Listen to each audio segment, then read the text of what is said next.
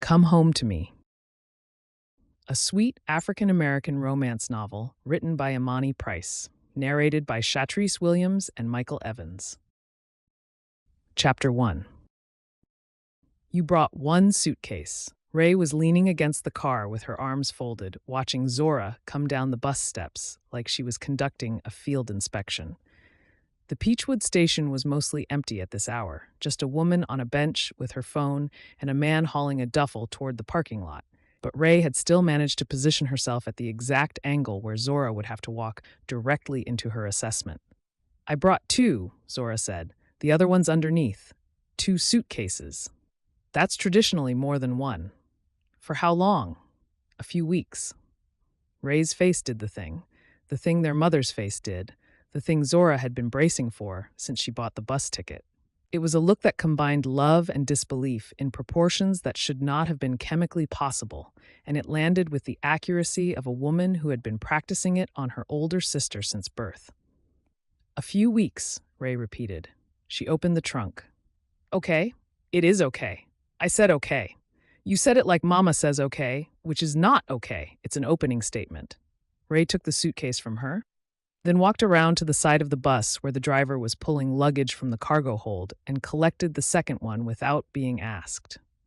She loaded both into the trunk with a care that was its own kind of commentary.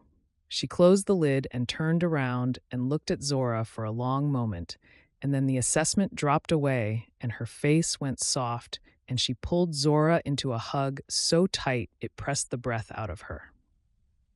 I'm glad you're here, Ray said into her shoulder. Even if you're lying about why. Zora closed her eyes and held on, and did not correct her, because correcting her would have required saying the true thing out loud, and the true thing was a shape she hadn't figured out how to carry yet.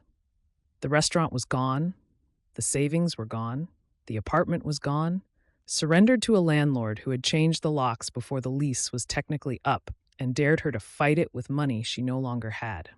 The closure had made 2 Atlanta food blogs, one of which had used the word collapse and the other of which had used the word shuttered, and Zora had opinions about both words but no platform from which to express them. She had a culinary degree, a bus ticket, and a story she had rehearsed 40 times on the ride from Atlanta. She was between opportunities. She needed a break. She was taking some time to figure out her next move. Sweetgum was temporary. She had said it so many times it had started to sound true, which was almost the same thing as being true, which was going to have to be enough. The drive into Sweetgum hit harder than she was ready for. She'd expected it to look different. Smaller, maybe, or faded, the way places from your childhood were supposed to look when you came back to them as an adult. She'd expected the distance she'd put between herself and this town to show up in the landscape, some visible evidence that she'd been gone long enough to have outgrown it. The pine canopy hadn't gotten that message. It rose up on either side of the road the way it always had, tall and green and cathedral thick, filtering the late afternoon light into gold columns that fell across the windshield like a welcome she hadn't earned. Ray drove through it without comment, her window down, her elbow on the sill, and Zora watched the trees go by and felt something loosen in her chest that she immediately tried to tighten back up. Don't, she told herself. This is temporary. Main Street appeared around the last curve the way it always did, suddenly and completely, the storefronts lining up on both sides like they'd been waiting. Roasted Beans on the corner with its bright awning and the chalkboard sign out front advertising the week's special blend. The watch shop with the gold lettering. Nerd Central with a hand-drawn poster in the window advertising a tournament Zora didn't understand. The diner, warm even from the outside, the kind of place that had been feeding the same families for longer than Zora had been alive. You're staring, Ray said. I'm looking. You're staring at Main Street like it's going to disappear. It looks the same. It is the same. That's kind of the point of a town. Zora turned away from the window. She had a system for this. She'd built it over 15 years of leaving and not looking back. You didn't let yourself get comfortable in the familiar. Comfortable was dangerous. Comfortable was how you ended up staying in a place you'd promised yourself you'd left behind. And Zora Harris had not spent a decade building a career in Atlanta just to come home and sink into Main Street like it was a warm bath she couldn't climb out of. Except, she hadn't built a career in Atlanta. She'd built a restaurant, and the restaurant had failed, and now she was riding through her hometown with everything she owned in 2 suitcases.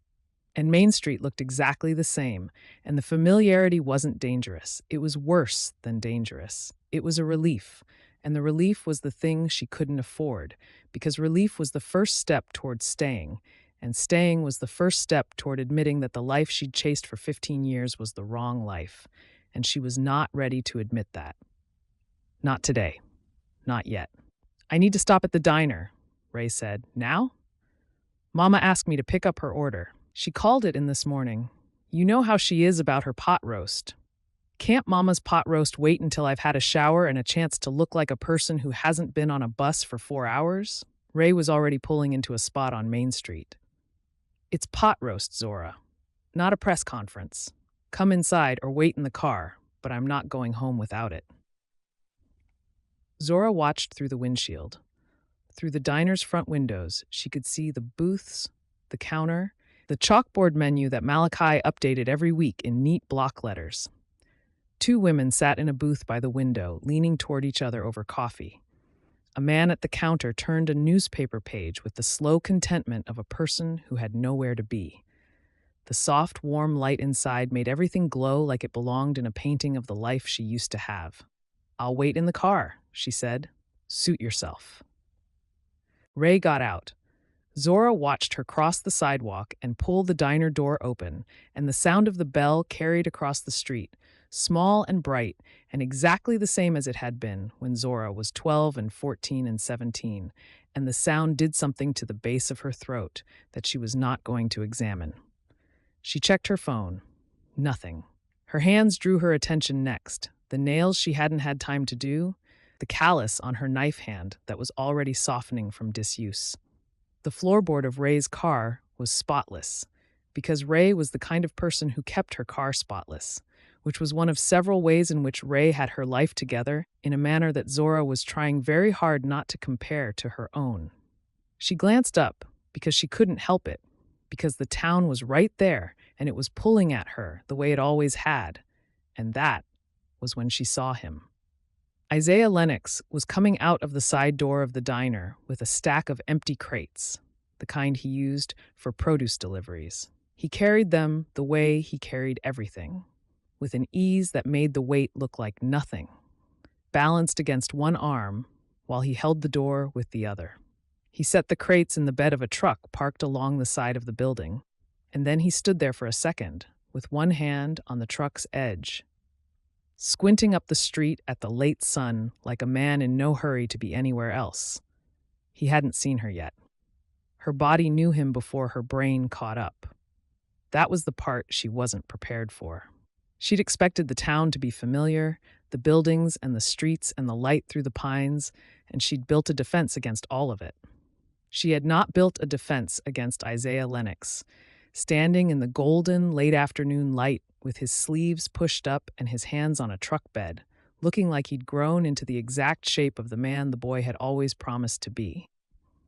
He was broader. That was the first thing she noticed, and she noticed it with a specificity that annoyed her. His shoulders had filled out in a way that came from years of real work, not a gym. And his forearms were the forearms of a man who spent his days in soil, and his hands on the edge of the truck bed were large and competent and gentle with the crates in a way that made her think of things she had absolutely no business thinking about in a parked car on Main Street after 4 hours on a bus. "Stop it," she told herself. "You filed this away. It's filed." But the file wouldn't close. It had never really closed.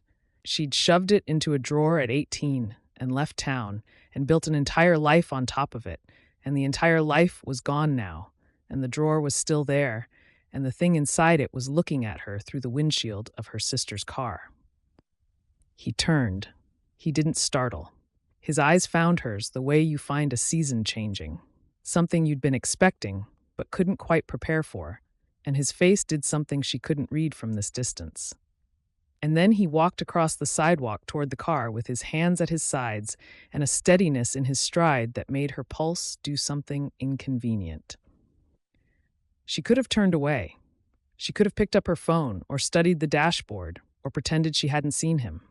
These were all reasonable options available to a grown woman sitting in a parked car.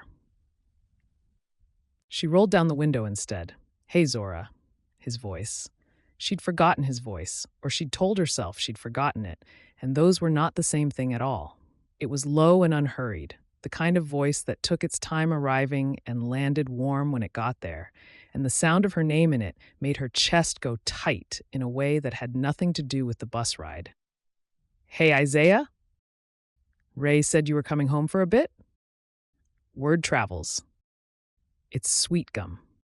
He leaned one hand on the roof of the car, easy, and the posture put him close enough that she could smell earth and clean sweat and something green underneath, something growing, and the combination was so specifically him that the drawer in her chest rattled on its hinges.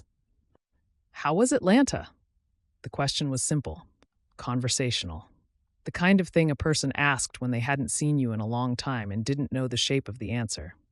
"Good," she said. "It was good." "Yeah? Yeah. Busy. Lots of changes." She heard herself building the story the way she'd built it on the bus, and the words tasted like nothing, flat and wrong, the culinary equivalent of a dish that presented well on the plate and had no flavor underneath. "I'm just taking some time." He nodded. He didn't push. He didn't ask the follow-up question that would have forced her to elaborate or lie more specifically. And the restraint was either kindness or the particular patience of a man who already knew more than he was saying. She couldn't tell which, and not being able to tell made her skin warm. "Well," he said, "it's good to see you." He said it plain. No performance in it, no angle. Just the words, delivered with a directness that left no room for misinterpretation, and his eyes held hers for a beat longer than the sentence required, steady and warm, and a little too much. And something passed between them that Zora did not have a name for and did not want to name and could not pretend she hadn't felt. "It's good to see you too," she said, and her voice came out softer than she'd intended, and she watched him hear the softness and watch something move behind his eyes. And then the diner door opened, and Ray came out with a bag, and the moment broke like a soap bubble. "Isaiah," Ray said, bright, unsurprised, the tone of a woman who had known exactly whose truck was parked beside the diner and had failed to mention it. "Fancy seeing you here." "Every Tuesday," Isaiah said, straightening up from the car. "Your mama's pot roast ready?" Malachi had it at the counter. Ray set the bag in the back seat and gave Zora a look so brief it was almost invisible, a flicker of assessment that cataloged Zora's expression and filed it away for future use. "You need anything from us?" "I'm good." He stepped back from the car. His eyes found Zora one more time through the open window, and his gaze had weight to it, a specific gravity she could feel against her skin. "Welcome home, Zora." "It's temporary," she said, and the words came out faster than she meant them to. Defensive, a wall going up in real time, and she saw him hear that too, and he just nodded, easy, like he'd heard it before, like he'd heard it a long time ago. "Sure," he said, "enjoy the pot roast." He walked back to his truck. Ray started the car. They pulled out of the spot and onto Main Street, and the town moved past the windows, the shops and the trees and the late gold light on the sidewalks, and Zora watched Isaiah's truck shrink in the side mirror and felt that old drawer rattle again, louder now, with a feeling she'd spent 15 years pretending didn't exist. Ray drove 2 blocks before she said anything. "So, don't." "I didn't say anything." "You said so. That is something." Ray turned onto the road that led to their parents' house, the road they'd walked 1,000 times as girls, lined with the same oaks and the same cracked sidewalk and the same houses with the same porches, and Zora watched all of it pass and felt the temporary story get a little thinner. "Your face," Ray said, carefully, like she was placing a word on a shelf where it might tip, when he said your name. "My face was normal." "Your face was not normal. Ray, I'm just observing." "Well, observe quieter." Ray turned into the driveway. Their mother's house sat at the end of it, unchanged, white siding and a porch with chairs their father refused to replace. The garden out back where their mother grew tomatoes that were never as good as the ones from the Lennox farm, but that she tended with a ferocity that dared anyone to comment. Ray parked. She turned off the engine. She sat for a moment with her hands on the wheel, eyes on the house, and then she turned to Zora with the expression of a woman who had been waiting for exactly this moment, who had been waiting for it for longer than Zora probably knew, and she didn't say a word. She didn't need to. The quiet said it for her. Welcome home. You're not fooling anybody, and this is going to be so much more than a few weeks. Zora picked up her bag and got out of the car and walked toward the porch where her mother was already standing in the doorway. And behind her, she could hear Ray pulling the suitcases from the trunk. And above her, the oaks were full and green and whispering in the warm spring breeze. And the whole town pressed in, close and soft around her like a thing she'd been running from that had simply waited, patient and unchanged, for her to come back. Temporary, she told herself. The word was getting quieter every time she said it. Chapter 2. You're up early. Gloria Lennox was standing on the farmhouse porch with her coffee and the particular stillness of a woman who had been watching her son for several minutes before announcing herself.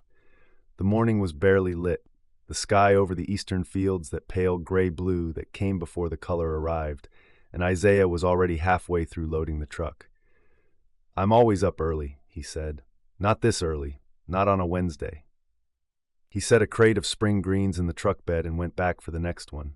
The walk-in cooler behind the barn was stocked from Monday's harvest, sorted and labeled the way he sorted and labeled everything, each crate marked with the destination. Diner, B&B, roasted beans, the weekly family orders. He had a system. The system ran on rhythm and routine, and the steady labor of a man who'd found out a long time ago that if you kept your hands busy, the rest of you stayed manageable. "Got an early run to the B&B, he said. "Benjamin wants the spring greens before the breakfast service." Benjamin's breakfast service starts at 7. It's 5:15.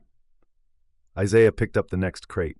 He didn't answer, because answering would require admitting why he'd been awake since 4, and he wasn't prepared to have that conversation with his mother on a Wednesday morning with the dew still on the grass. Gloria sipped her coffee. She was a patient woman, which was a dangerous quality in a mother, because it meant she could simply wait in the silence and let it do the work for her.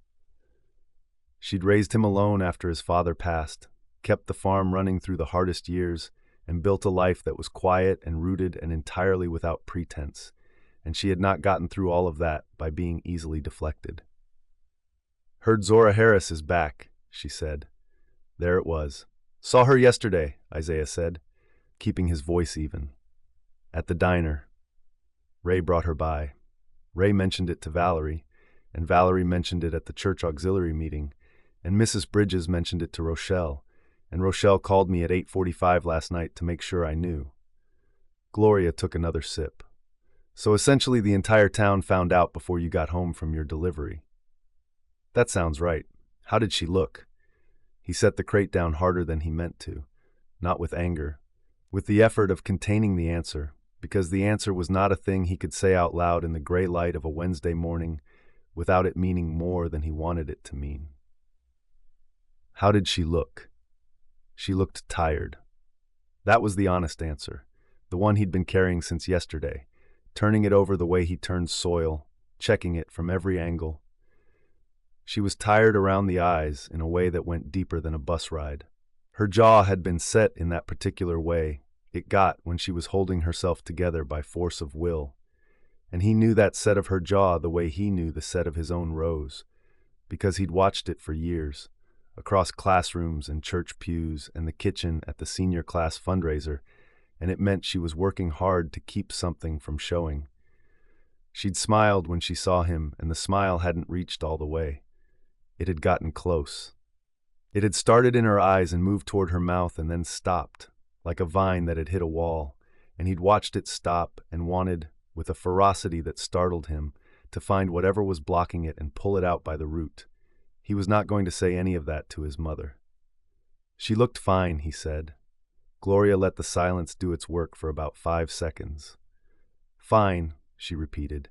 Yes, ma'am. You've been awake since before 4 on a Wednesday because Zora Harris looked fine. I've been awake because I have an early delivery. Isaiah, Mama. She set her coffee on the porch rail and came down the steps, her house shoes quiet on the packed earth. She stopped beside him at the truck and put one hand on the crate he was holding, not taking it from him, just resting her palm on the edge of it so he'd have to stop moving and stand still. That girl's been gone a long time, Gloria said. Her voice was gentle, which was worse than pointed, because pointed he could deflect, and gentle went right through him. It's good she's home. She says it's temporary. She can say whatever she needs to say.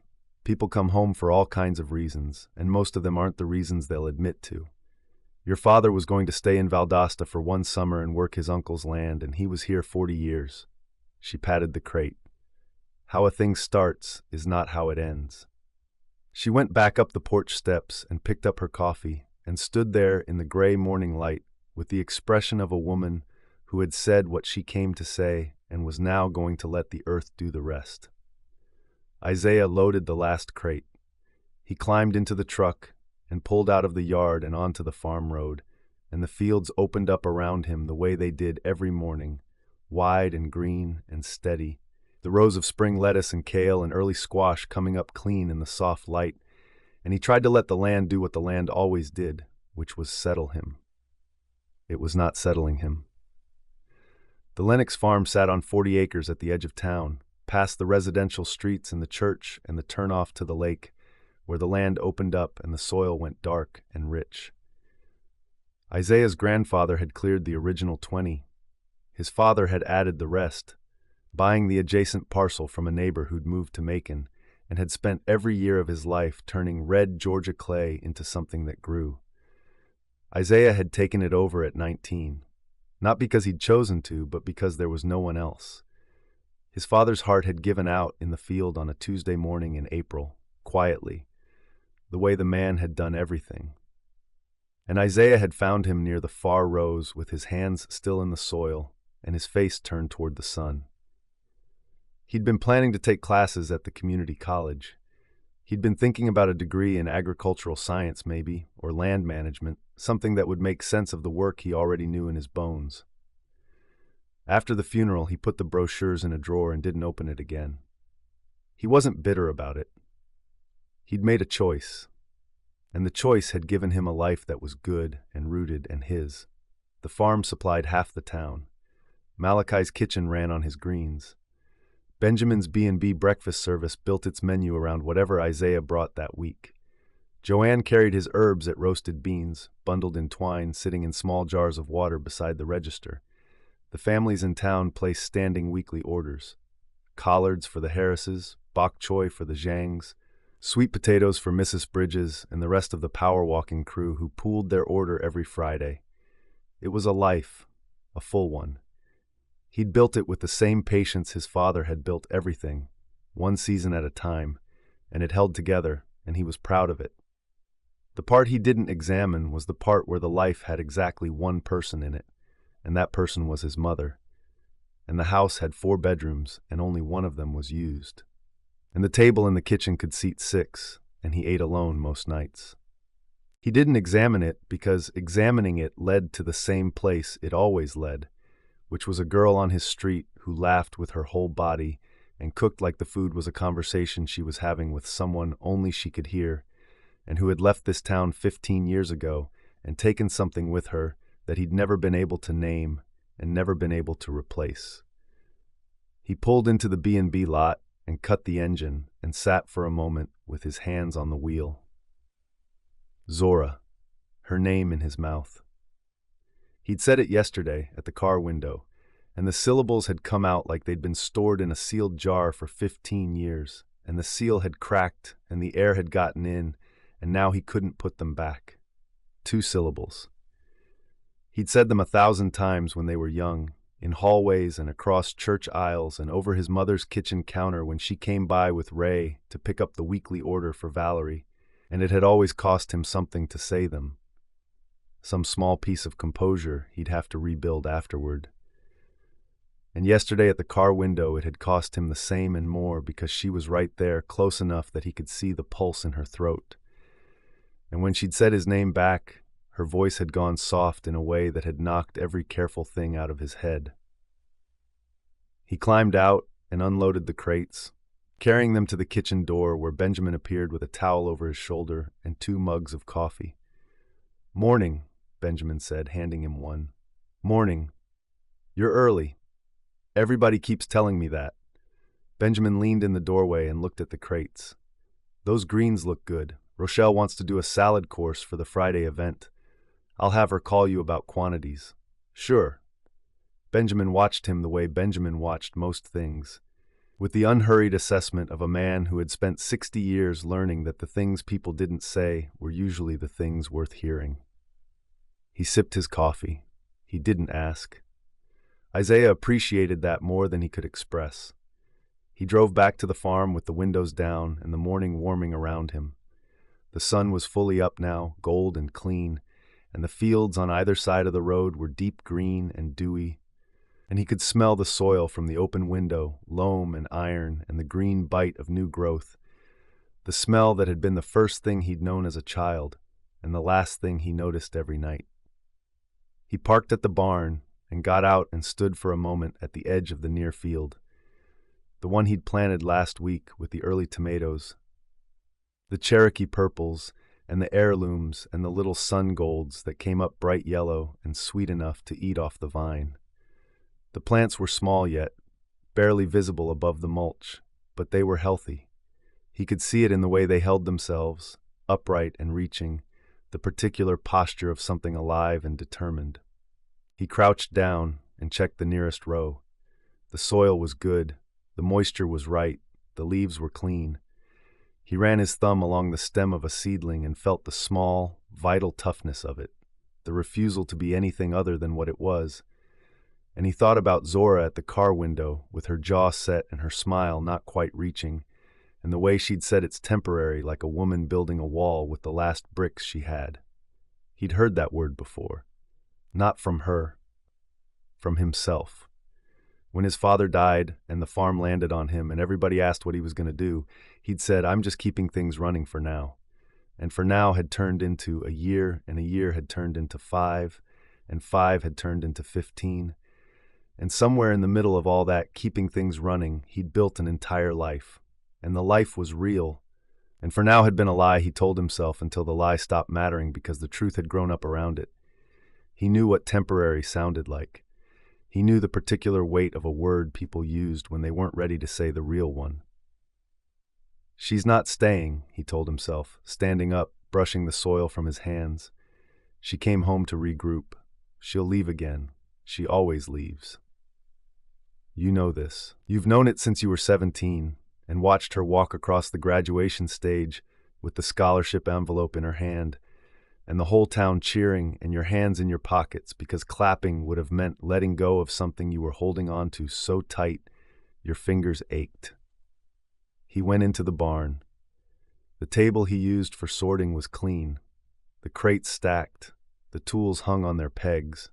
He pulled on his work gloves and went out to the east field where the sugar snap peas needed trellising, and he worked the rows in the warming morning with the sun on his back and his hands in the wire, and the quiet, steady focus of a man who knew how to tend a thing without rushing it. He'd always been this way. Unhurried when she didn't notice him in school, unhurried when she left, unhurried through every year after. The restraint had served him well, because it meant he'd never done anything stupid like call her at midnight or drive to Atlanta and walk into her restaurant and tell her that the girl who used to cook for the church fundraiser had built something extraordinary, and the boy who used to watch her from across the kitchen had never stopped watching, not for a single day, not for a single season, not once. Except he had driven to Atlanta. He'd done exactly that. He'd walked in and sat at a corner table and ordered 3 courses and tasted everything she'd built. He just hadn't told her he was there. He pushed the thought down and tied the next trellis wire. The peas were reaching for the support, small green tendrils wrapping around the wire with the blind, insistent trust of something that knew the hold would be there. Watching them curl and grip, he thought about whether there was a point where steadiness stopped being a virtue and started being a hiding place, and whether he'd crossed that line a long time ago. The sun climbed. The work continued. The farm was quiet except for the birds and the occasional low hum of a truck on the road beyond the tree line, and Isaiah Lennox worked his rows and told himself the old thing was old, and his hands disagreed, and his chest disagreed, and the two syllables of her name sat behind his teeth like something warm and unfinished. He heard the screen door and turned. Gloria was crossing the yard with a plate of biscuits and 2 bottles of water, her house shoes traded for the garden boots she wore between the porch and the field. "Break," she said. Not a suggestion. He pulled off his gloves and walked to the end of the row and took a biscuit and a water. They stood together at the edge of the field, mother and son, the farm stretched out in front of them, the rows clean and green and full of the steady, uncomplaining labor of growing things. Gloria ate her biscuit. She looked at the field. She looked at her son. "She'll need work," Gloria said. "If she's staying any length of time, a girl like that doesn't sit still." She said it was temporary. "I heard you the first time." Gloria brushed the crumbs from her hands. "I'm saying she'll need work, and Rochelle has been calling me about the B&B event calendar, and the farm has more coming in this season than you can move through your regular orders. I'm just saying that out loud, in case anyone was thinking about it." "I wasn't thinking about it." "Of course not." She patted his arm. The touch was brief and warm and carried about 40 years of knowing him better than he knew himself. "Eat your biscuit, baby." She walked back toward the house, her boots leaving soft prints in the soil between the rows. Isaiah watched her go, and then he stood alone in his field with the plate of biscuits and the warming morning and the peas reaching for the wire and the stubborn, undeniable truth that he had not been fine since 5:15 yesterday afternoon, and he was not going to be fine again for a while, and the word temporary was a lie when she said it the same way it had been a lie when he said it, and the only question left was what either of them was going to do about it. The sun warmed his shoulders. The tomato seedlings reached for the light, and the season, as seasons do, kept moving forward whether he was ready for it or not. Gloria's screen door closed behind her, and the sound carried across the quiet field like punctuation. Chapter 3. I have a proposition for you, and I need you to hear the whole thing before you say no. Rochelle was standing beside Zora's booth at the diner, with a glass of sweet tea, and the particular posture of a woman who had already decided how this conversation was going to end. Mrs. Jang was behind her, holding a plate of eggs she had apparently been eating at the counter before being recruited for whatever this was. It was Friday. Zora had been in Sweetgum for 3 days, and she'd spent those 3 days sleeping in her old room, helping her mother in the garden, avoiding Main Street, and trying to update her resume on a laptop so old the spacebar stuck every 4th word. She'd come to the diner for breakfast and a quiet hour with the Wi-Fi, because the Wi-Fi at her parents' house was a theological concept rather than a functional service, and she had not anticipated being ambushed before she'd finished her first cup of coffee. "Rochelle," she said, "it's 8 in the morning. I'm aware of the time. I've been up since 5:30 planning this." Rochelle slid into the booth across from her, uninvited, with the confidence of a woman who considered every seat in this diner hers by birthright. Mrs. Jang took the spot beside Rochelle and set her eggs down and folded her hands, a quiet, seconding motion. "The B&B is hosting a full calendar of events this summer," Rochelle said. "Dinners, brunches, a Founders' Day supper for the whole town. Benjamin and I have been handling the food ourselves, and I love my husband, but the man cannot season a chicken to save his life, and I'm too busy running the rest of the operation to spend 6 hours in the kitchen every weekend." "You need a cook," Zora said. "I need a chef. There's a difference, and you know it because you are one." "Rochelle, the pay is fair. The kitchen is good. I renovated it last year. New range, new convection oven, the works. The produce comes fresh from the Lennox farm, which means you'd be working with ingredients most restaurants in Atlanta would sell a kidney for. Rochelle paused, perfectly timed. All local, all seasonal, all Isaiah's. The name landed in the booth like a dropped glass. Zora picked up her coffee. She drank from it slowly, buying time, aware that both women across the table were watching her face with the patient, focused attention of birdwatchers who had spotted something rare. "I can see what you're doing," Zora said. "I'm offering you a job. You're offering me a job that happens to run through the farm of a man I grew up with, in a town I'm not staying in, and you're doing it in front of Mrs. Zhang, who I know for a fact reports everything she sees to the entire book club by Monday evening." Mrs. Zhang smiled serenely and ate a bite of her eggs. "The job is real," Rochelle said, and her voice shifted, the matchmaker warmth dropping into something more direct. "I'm not playing. We genuinely need someone, and you're the best cook this town has ever produced, and you're sitting in my diner updating a resume you don't want to send to people you don't want to work for. Am I wrong?" Zora opened her mouth, closed it. Rochelle wasn't wrong. And the fact that she wasn't wrong was the most annoying thing about this entire conversation. "How many events?" Zora asked. Rochelle produced a folded piece of paper from her purse with a speed that confirmed she'd had it ready before she walked over. The calendar was detailed. Founders' Day supper in mid-May, a brunch series on Saturdays through June, a Juneteenth dinner. 4th of July. Smaller gatherings threaded between. It was a full summer's worth of cooking, the kind of sustained creative work that would keep her hands busy and her brain engaged and her savings account from hitting zero. She stared at the calendar. She could feel the trap closing, warm and gentle, lined with exactly the things she needed. "I'd want to see the kitchen," she said, "and the supply. Benjamin's expecting us at 10. Rochelle folded her hands on the table. "And after the kitchen, I thought we'd drive out to the farm so you can see what Isaiah's growing this season.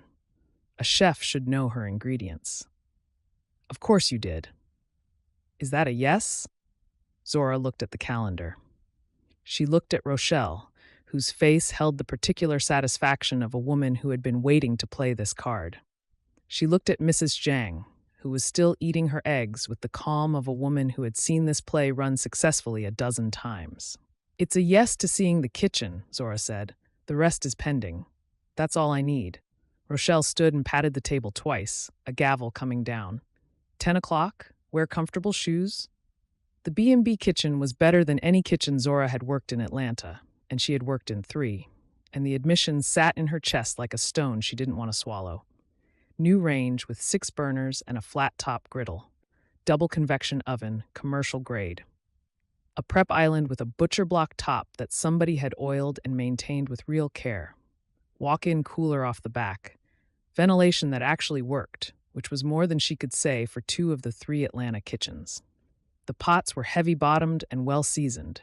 The knives were decent. "Rochelle," Zora said, running her hand along the prep island. "This kitchen is serious. Benjamin wanted the best. When we started doing events, he said, if we're going to feed people, we're going to feed them right."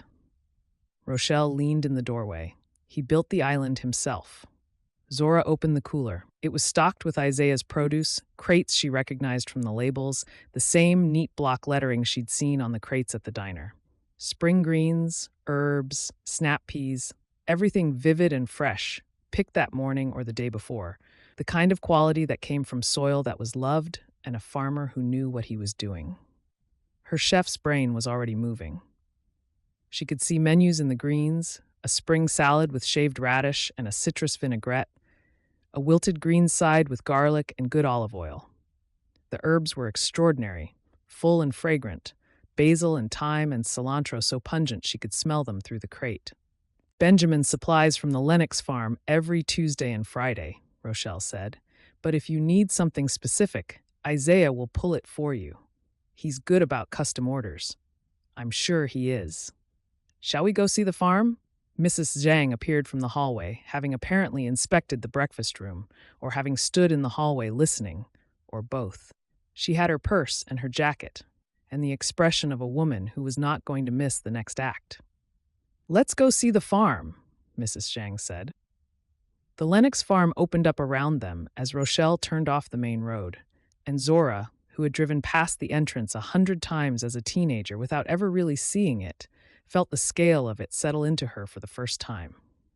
The field stretched wide on both sides of the drive, rows of green coming up clean in the late morning sun. She could see the lettuces and the kale, the pea trellises with their wire supports glinting, a section of what she thought was squash just beginning to push through the mulch.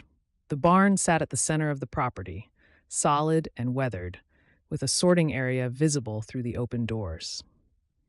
Beyond it, a cluster of fruit trees in the early stages of bloom, the small orchard Isaiah's family had maintained for years. And past that, a long, low structure with plastic sheeting over a frame that she recognized as a hoop house. Isaiah was by the barn when they pulled in. He was loading crates onto a handcart, and he straightened when the car appeared, and Zora felt her body do the inventory before her brain could intervene. The breadth of his shoulders, the ease in his stance, the way his hands rested on the cart handle, like the handle was just another thing that had grown accustomed to him. Not this again. "Isaiah," Rochelle called through the car window, bright as a bell. "I brought you a chef. I can see that."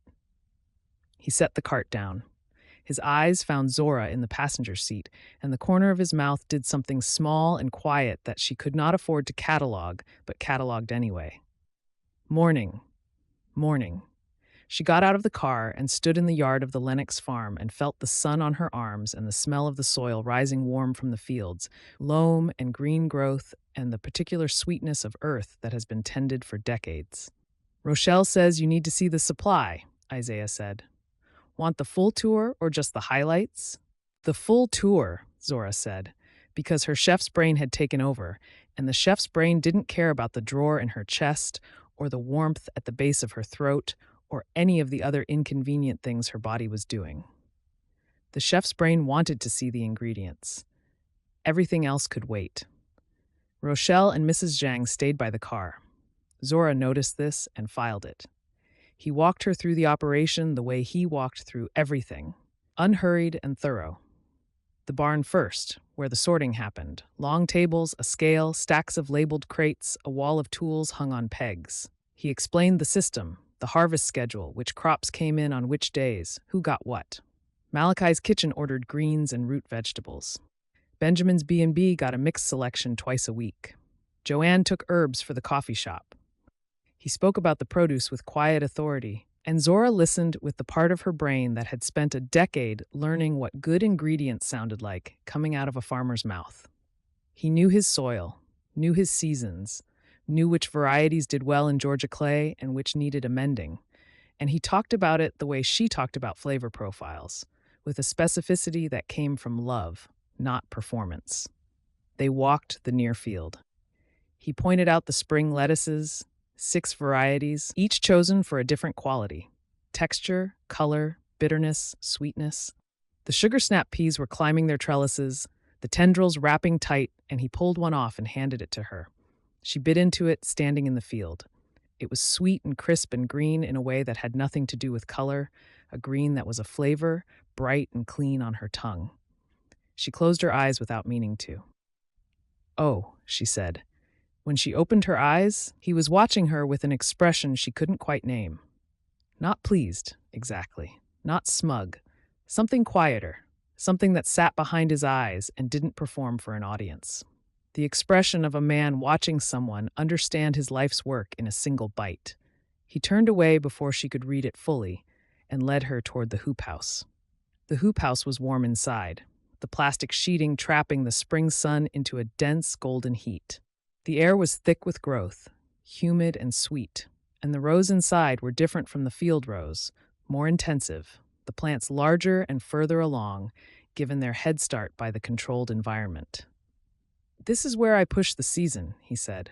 "Start things early, get the first harvest to market before the field crop comes in." The tomatoes were here.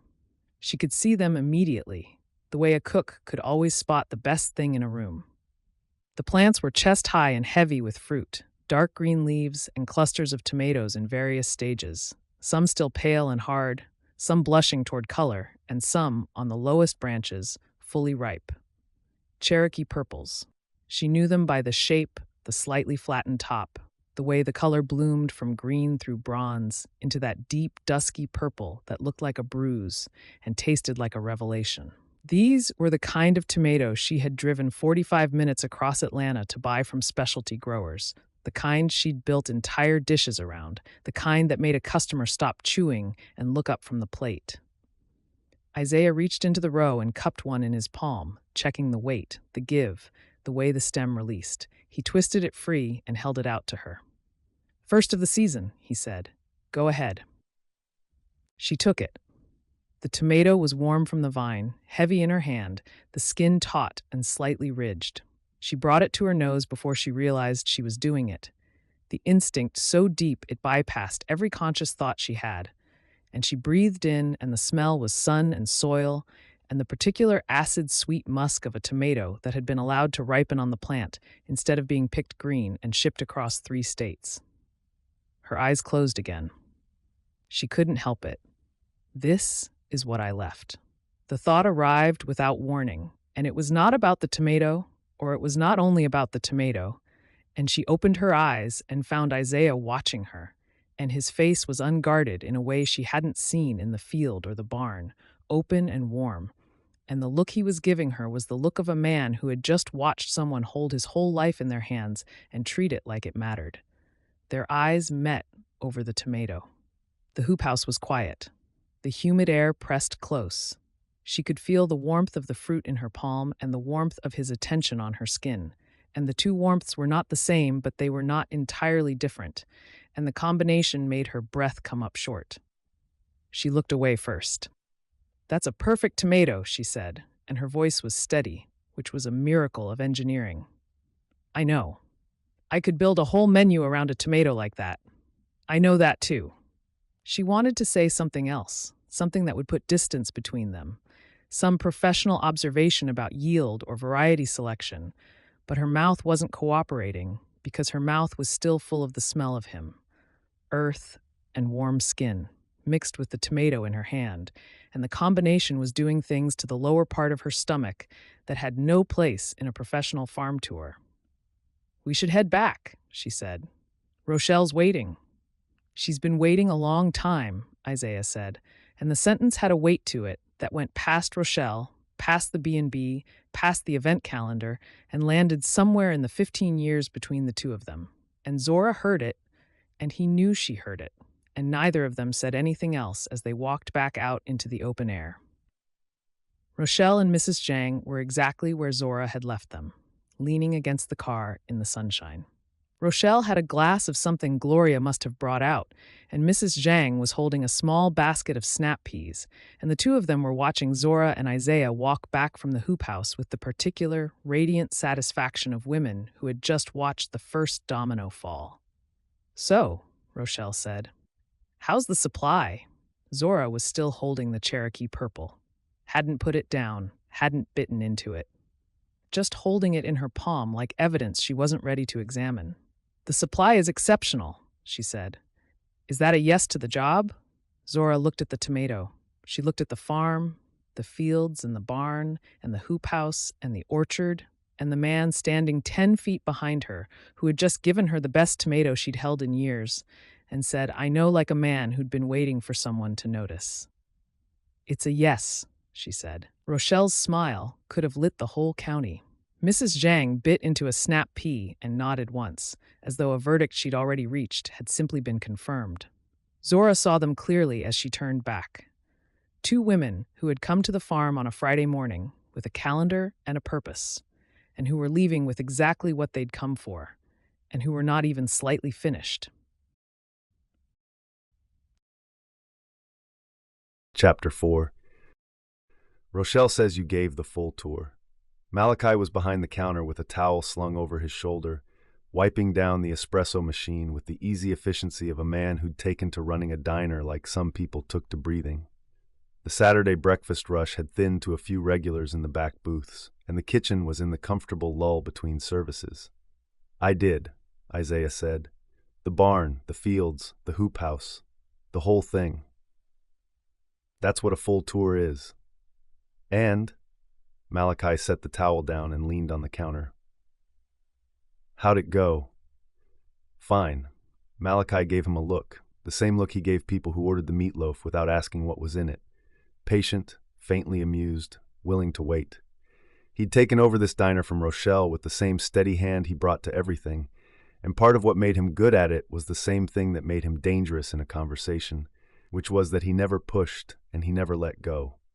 Fine, Malachi repeated. Yes. You gave a woman a 3-hour tour of your farm, and fine is the whole report. It wasn't 3 hours. Rochelle said it was close. Rochelle counts the driving time. Malachi poured Isaiah a coffee without being asked and set it on the counter with the particular courtesy of a man who understood that some conversations required caffeine before they could proceed. Isaiah took it. He drank. He did not elaborate, because elaborating would have meant saying the true thing, and the true thing was a territory he was not prepared to enter at 9 in the morning in the middle of a diner where Mrs. Andrews was 2 booths away, doing the crossword, and could hear a whispered confession from 30 feet. The true thing was that he had not slept well. The true thing was that he'd gone home after the tour and sat on his porch in the cooling afternoon and replayed every minute of it with a precision that bordered on pathological, and the replay had not helped, because every detail he revisited made the next one worse. She'd walked through his barn like she was reading a book. That was the image that had stayed with him longest. The one that had surfaced in the dark at 2 in the morning, while he stared at the ceiling and told himself to stop. Her hands on the crates, on the greens, on the bundles of thyme and cilantro.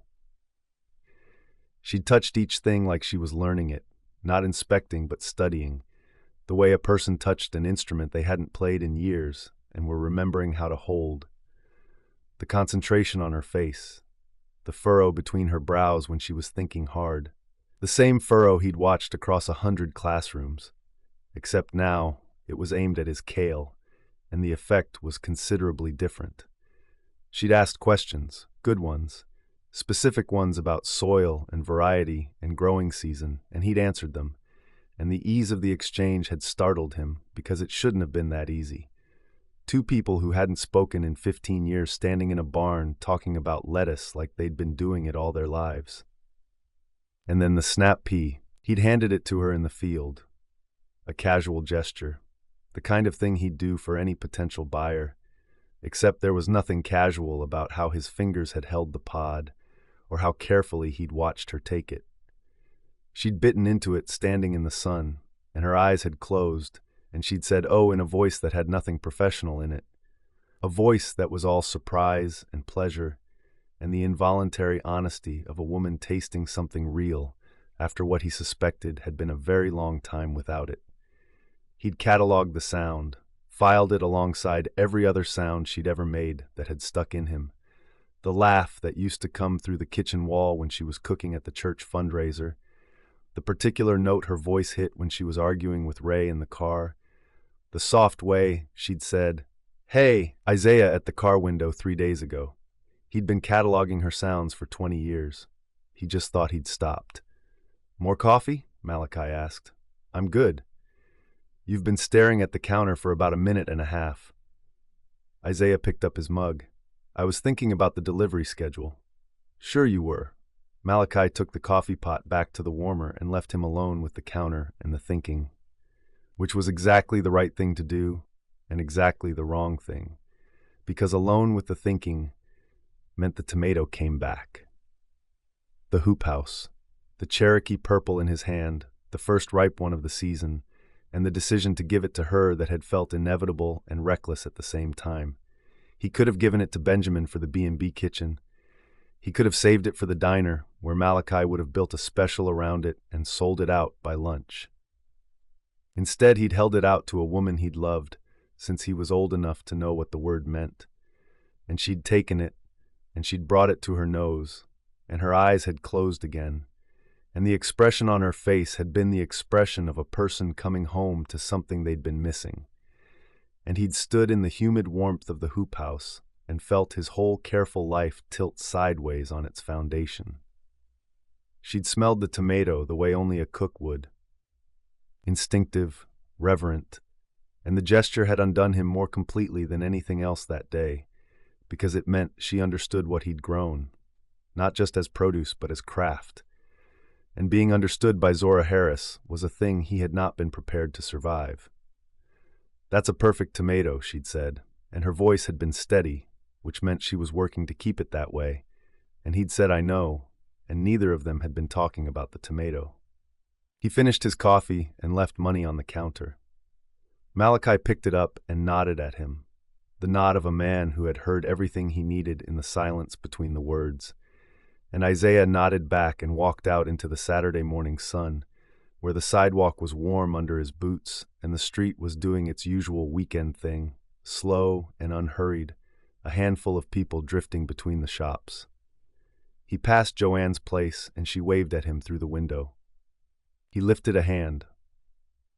Old Mr. Pruitt was on the bench outside the barber reading his paper, and he said, "Morning, Isaiah," without looking up, and Isaiah said, "Morning, Mr. Pruitt," without stopping, and the small, easy rhythm of it, the town knowing him and him knowing the town, was the thing that usually grounded him, and today it wasn't grounding him at all, because the whole walk to his truck he was thinking about her hands on his kale. Robert Harris pulled into the farmyard at 11, as he did every Saturday. Isaiah heard the truck before he saw it, the particular rattle of the engine that Robert had been threatening to fix for 5 years and never did. He set down the sorting tray he was working with and walked out of the barn to meet him, and Robert climbed out with the slow ease of a man who did everything at his own pace and had never been hurried by anything except his wife. "Morning, son." The word landed the way it always did, warm and heavy and undeserved.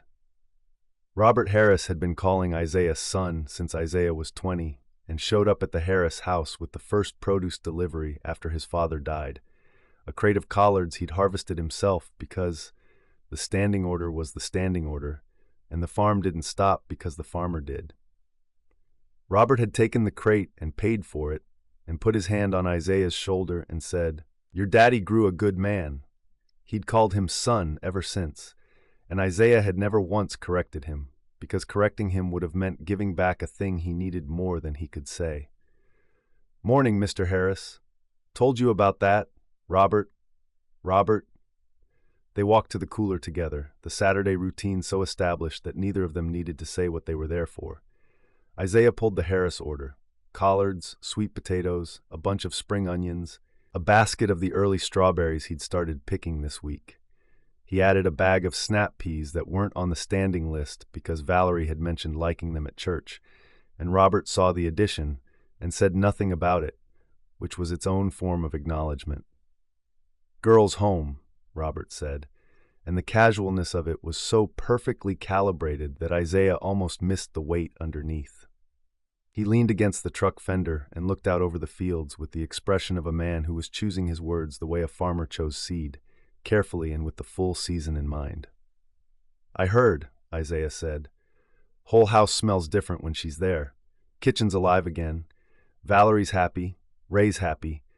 I'm happy because they're happy, which is the only kind of happy a man my age needs." He folded his arms. "She cooked for us last night. First time in 15 years I've had my daughter's food at my own table. She made a chicken with herbs from your crate, the thyme and the rosemary, and I sat there eating it and thinking, this girl got better at the thing she was already the best at." Isaiah's chest tightened. He said nothing. "She tell you what happened in Atlanta?" "No, sir." "She hasn't told us much either. Her mama knows more than she's letting on, but Val's waiting for Zora to say it herself, and I'm staying out of it because a father learns when to stay out of it, or he doesn't last." Robert closed the tailgate. He turned and leaned against it, looking at Isaiah with the direct, unhurried assessment that was his particular gift, the ability to see a thing clearly and say it once. "Appreciate you looking out for her, son. She won't say she needs it." Isaiah's hands went still on the cooler door. "I'm not looking out for her. Rochelle set up the cooking arrangement. I'm just providing the supply." "I know what Rochelle set up. I also know you put the good basil in the B&B crate when you didn't have to because your mama mentioned it last night at dinner, and your mama doesn't mention things by accident." Robert's eyes crinkled. You've been good to this family, every week for a long time. Don't think we don't see it. Every week, for a long time. 15 years of standing orders. 15 years of collards and sweet potatoes and whatever was in season, delivered or picked up on Saturday mornings without a single interruption. He'd kept the order going through lean harvests and heavy rains, and the year the early frost took half his crop, and he dipped into his own reserves to fill it, because the Harrises were on the list, and the list was the list. He'd never framed it as anything other than business. It was business. It was also something else, something he wasn't willing to examine, a way of tending a family that belonged to the woman he couldn't stop thinking about, a substitute for a closeness he'd never earned and never asked for and couldn't seem to stop needing. It's just produce, Robert. Robert pushed off the tailgate. Just produce, every Saturday, for 15 years, through the drought and the freeze. And that year you had the shoulder surgery and your mama said you drove the delivery one-handed because you didn't want to miss a week. He put his hand on Isaiah's shoulder, the same spot, the same weight, the same gesture from 15 years ago. Whatever it is, son, it's not just produce. Isaiah didn't answer. Robert didn't need him to. I'll tell Val you said hello. Robert climbed into his truck.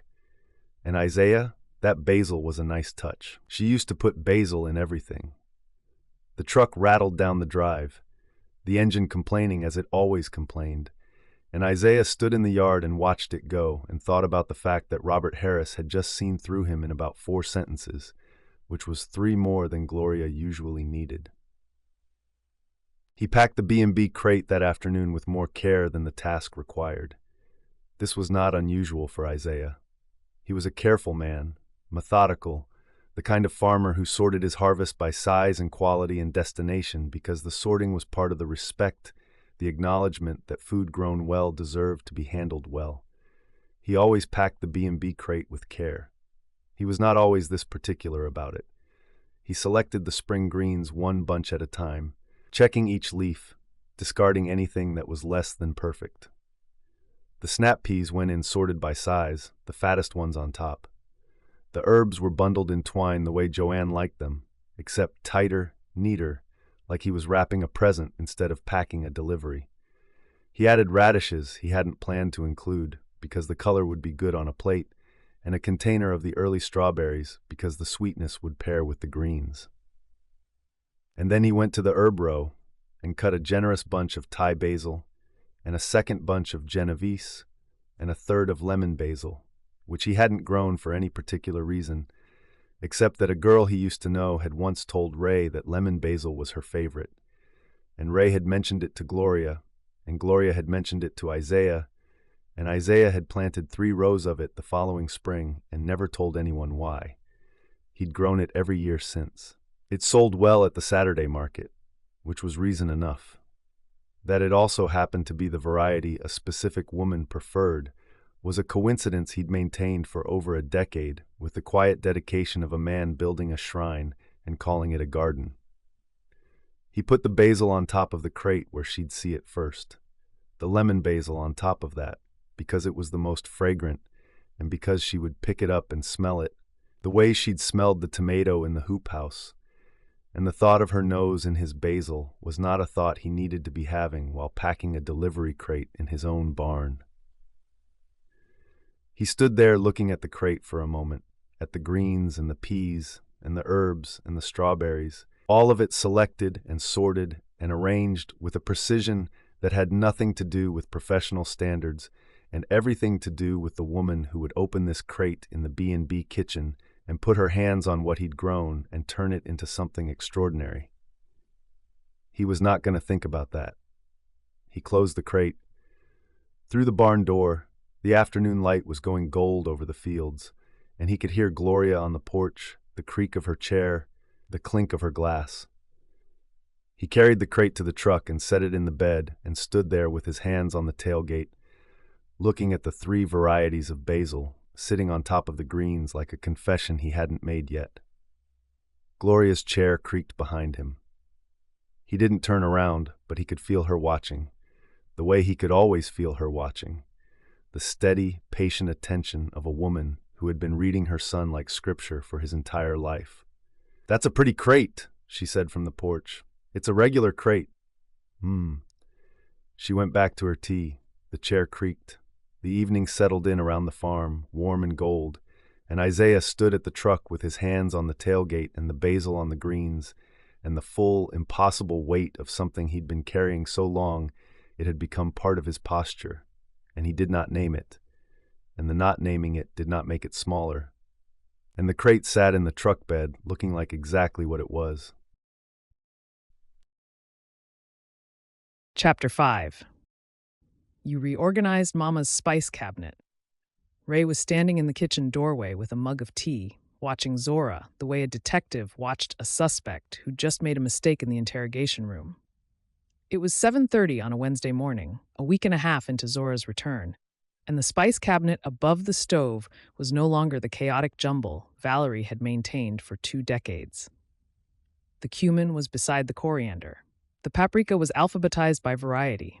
There was a small jar of za'atar that had not existed in this kitchen before Zora arrived, and that Valerie would certainly not have purchased on her own. "It needed reorganizing," Zora said. "It needed reorganizing 15 years ago, and you didn't do it then because you were leaving." "I'm still leaving." "You alphabetized the paprikas. There are 3 of them. You bought za'atar. Za'atar is a staple. It is not a staple in this house. It is a staple in a house where somebody is planning to cook, and somebody who is planning to cook is somebody who is planning to stay." Ray took a sip of her tea. "How long, Zora?" The question landed in the kitchen like a pan dropped on tile. Zora turned from the counter, where she'd been slicing bread for toast, and looked at her sister, who was leaning in the doorway with the same patient, implacable expression their mother wore when she was about to get an answer to a question nobody wanted to answer. "How long what? How long are you going to keep calling this temporary? You've been here 10 days. You took a job. You reorganized a spice cabinet. You made Daddy's chicken the other night, and he cried into his plate and pretended it was the pepper, and nobody said anything because we were all too busy being happy you were home." Ray set her mug on the counter. "You went grocery shopping yesterday and bought lemons. 4 of them. A woman who is leaving does not buy 4 lemons. Lemons keep. Zora. What do you want me to say? I want you to say the truth. Whatever it is. I don't care if it's messy." Ray's voice went quieter, which in Ray was a sign that the conversation had moved past the sparring and into the real thing. "I'm not asking to be difficult. I'm asking because Mama's not going to ask, and Daddy's not going to ask. And I'm the one who watched you leave the first time, and I need to know if I should be getting ready to watch you leave again." Zora's throat tightened. The bread knife stilled in her hand. "I don't know," she said. It was the truest thing she'd said since she got on the bus. Ray was quiet for a moment. Then she crossed the kitchen and took the bread knife gently from Zora's hand and finished slicing the bread herself, shoulder to shoulder at the counter, the way they used to stand when they were girls and their mother assigned them both to breakfast prep. "Okay," Ray said. "You don't know. That's better than what you've been saying, which is a lie both of us can hear." "Ray, I'm done. For now." She put 2 slices in the toaster and pushed the lever. "Go to work. Cook something beautiful. We'll be here when you get back." The toast popped up. Ray buttered it and handed Zora a slice and said nothing else, and the silence between them was not empty. It was the silence of a sister who had said enough and was choosing to wait, and it sat in Zora's chest alongside the za'atar and the spice cabinet and the growing, terrible suspicion that she had stopped leaving the moment she arrived and just hadn't told anyone yet, including herself. She walked to Roasted Beans for a coffee before heading to the B&B because she needed the air and because the walk down Main Street was becoming a habit she was not examining.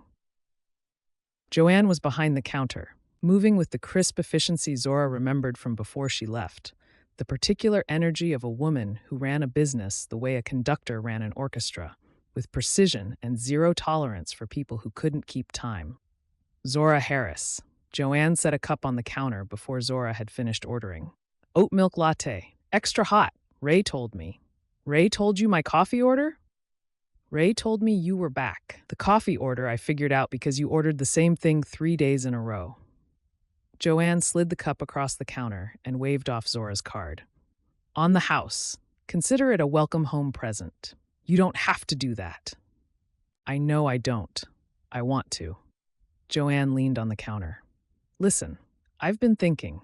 When you get settled into the B&B kitchen, if you're ever interested in doing pastries for us, I'd love to talk. Xavier and I have been saying for a while that our baked goods need an upgrade. Your stuff would be a different level. The offer was professional, straightforward, and delivered without a trace of pity, which made it infinitely harder to deflect than kindness would have been. Joanne wasn't being nice. Joanne was being a businesswoman who recognized talent, and the recognition landed in Zora's chest like a warm hand on a bruise. I'll think about it, Zora said, and meant it more than she expected to. No rush, the offer's standing. Joanne wiped the counter with the brisk efficiency of a woman who couldn't stand still for more than 40 seconds. And Zora? For what it's worth, I'm glad you're home. This town missed having someone who actually knows how to cook. She took her coffee and walked, and the morning was warm and green-smelling and full of the particular quality of light that Sweetgum had in early May, gold and soft and slightly too perfect, the kind of light that made you want to sit on a porch and never move again. The bookstore window had a new display that Darius was arranging, his concentration visible through the glass. The watch shop caught the sun on its gold lettering. 2 kids on bikes swerved around her on the sidewalk, hollering about something she couldn't quite catch, and an older man sitting outside the barber tipped his hat as she passed. The town kept touching her. That was the problem. Every smile, every wave, every casually offered kindness was another finger pressing gently on a wound she hadn't known was there, and the wound was loneliness. And the loneliness had been there long before Atlanta, had been there in the restaurant and the apartment, and the life she'd built that had looked right from the outside and tasted like nothing on the inside. At the diner, she stopped to drop off a menu draft for Rochelle. Malachi was behind the counter, and a woman Zora recognized as Mrs. Bridges was at the community table with 2 friends, their walking shoes still on, a half-eaten plate of eggs between them. Zora Harris, Mrs. Bridges called across the diner. Get over here and let me look at you. There was no polite way to refuse. Zora went. Mrs. Bridges took her hands and held them and looked at her face with the frank assessment of a woman who had watched Zora grow up and felt entitled to an opinion about the result. We were so proud when we heard about your restaurant. Rochelle showed us the article online, the one with the photographs. That kitchen. Mrs. Bridges squeezed her hands. Beautiful work, baby. Just beautiful. The past tense. We're so proud. Heard about the restaurant. Mrs. Bridges didn't say what happened next. She didn't need to. In Sweetgum, the information that traveled fastest was the information nobody said out loud, and the space where the rest of the sentence should have been was louder than anything she could have added. Thank you, Mrs. Bridges, Zora said, and her voice held, which was a victory, and her eyes stung, which was not. You cooking for the B&B now? For the events. Yes, ma'am. Good. That's good. This town needs a real chef. Mrs. Bridges released her hands and patted them twice. You let me know when the first dinner is. The girls and I will be first in line. Zora smiled and said she would and walked out of the diner into the bright morning feeling cracked open in a way she couldn't close because the kindness was worse than pity, exactly as she'd feared. Pity she could have deflected. Pity would have been a wall she could push against, something to be offended by, a reason to leave. But Mrs. Bridges hadn't pitied her. Mrs. Bridges had been proud of her, and then gentle with her, and then practical about the future. And the combination had bypassed every defense Zora had and gone straight into the place where she kept the question of whether she deserved to be here.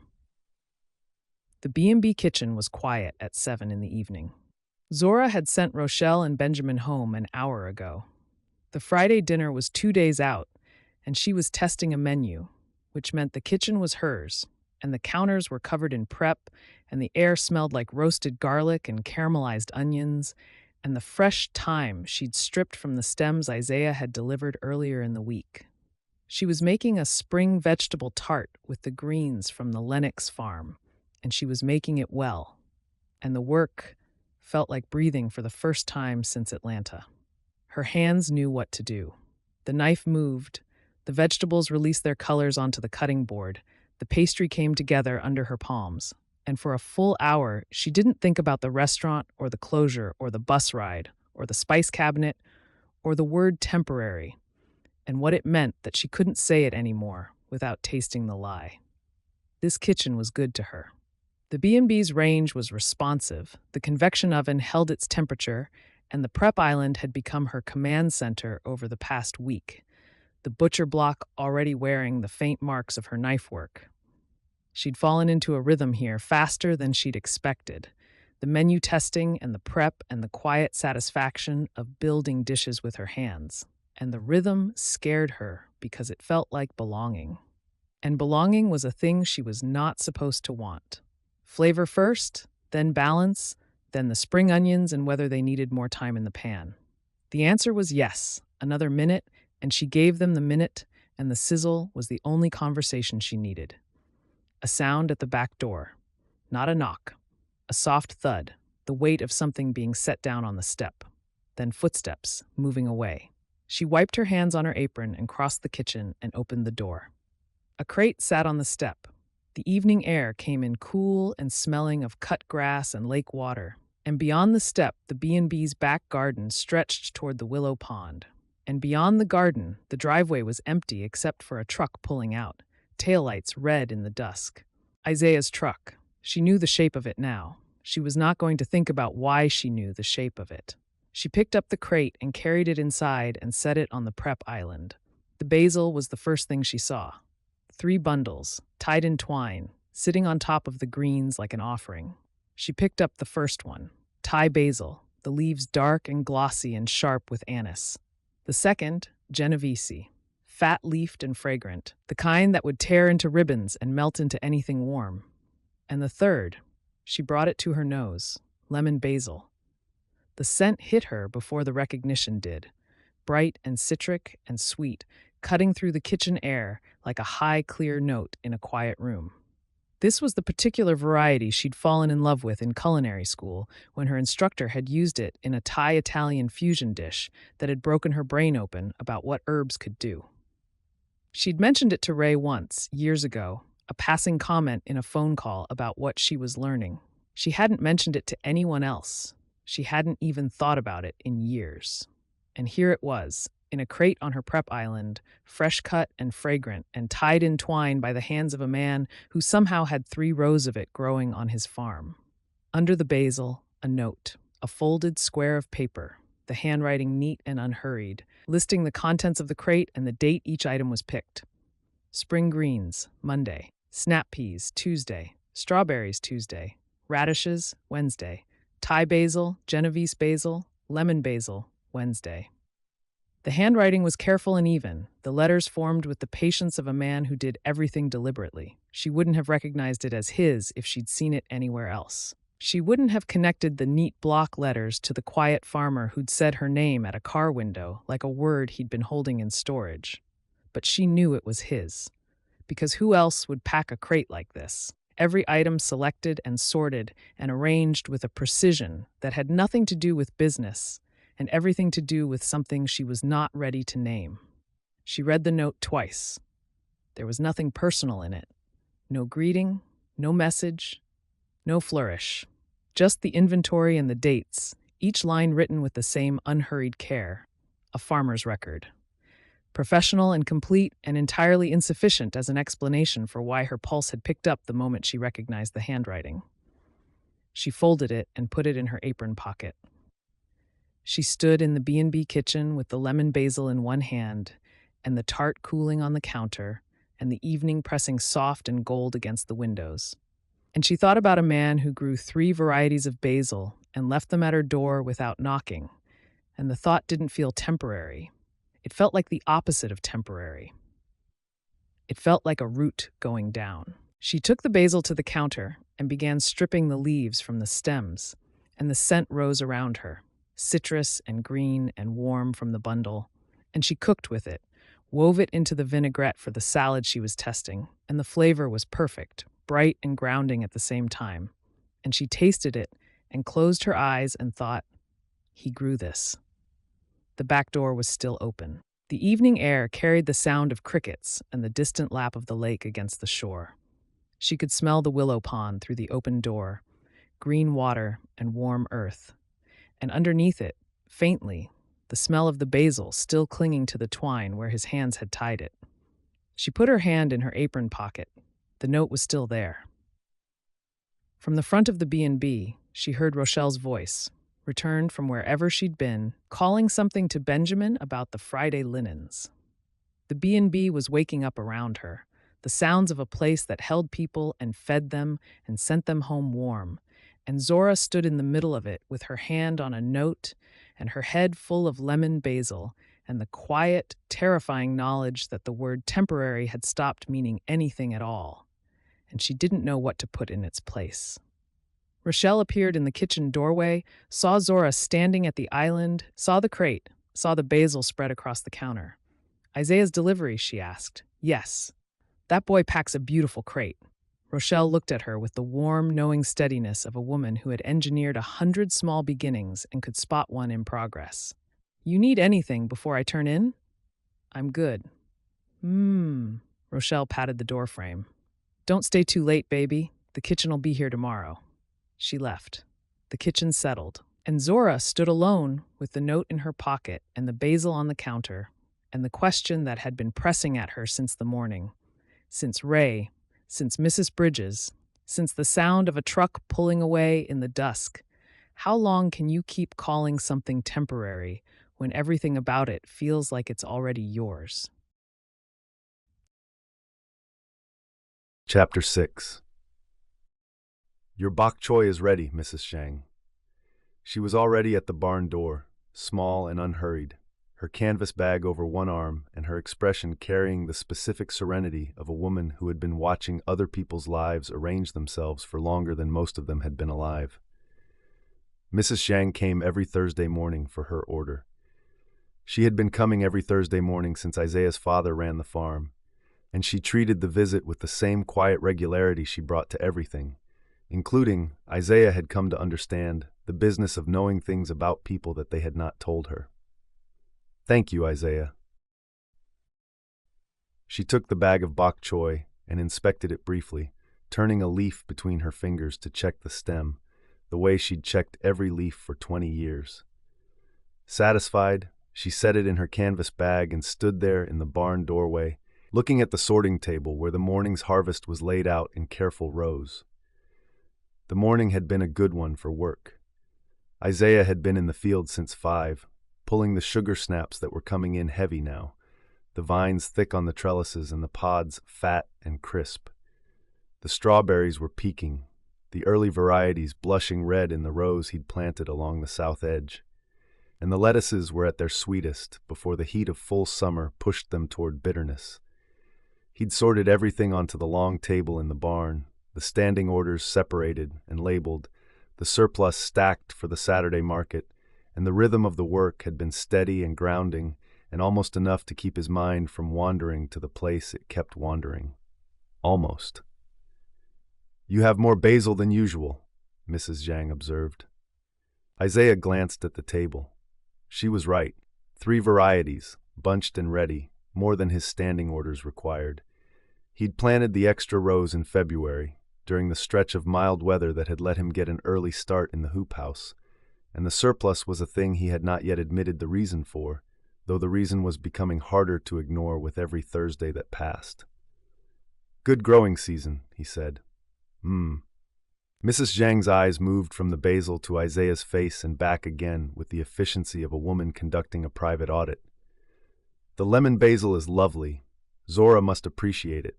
He stilled. Not visibly. Not in a way anyone else would have caught. But Mrs. Zhang was not anyone else, and the fraction of a second where his hand stopped moving on the sorting tray was a fraction she noticed and catalogued with the precision of a jeweler examining a stone. It's part of the B&B delivery, he said. Of course it is. She adjusted her canvas bag on her arm. She looked at the fields beyond the barn, the rows of spring produce coming up green and abundant in the morning light, The pea trellises, the squash just starting to push through, the hoop house at the far end where the early tomatoes were ripening in their protected warmth. "You know," she said, "Mr. Zhang and I have been married 41 years. When we were young, before we came to Sweetgum, he used to leave oranges on my windowsill. Every morning. He never said why. He never attached a note." She paused. "He didn't need to. An orange on a windowsill is not a mystery. It is a declaration." Isaiah said nothing. "You've been carrying that a long time, baby." Her voice was gentle, the gentleness of a woman who had earned the right to say exactly what she meant.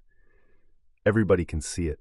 We've seen it for years. Nobody talks about it to be cruel. We just see it, the way you see a tree that's been growing toward the light since it was a seedling.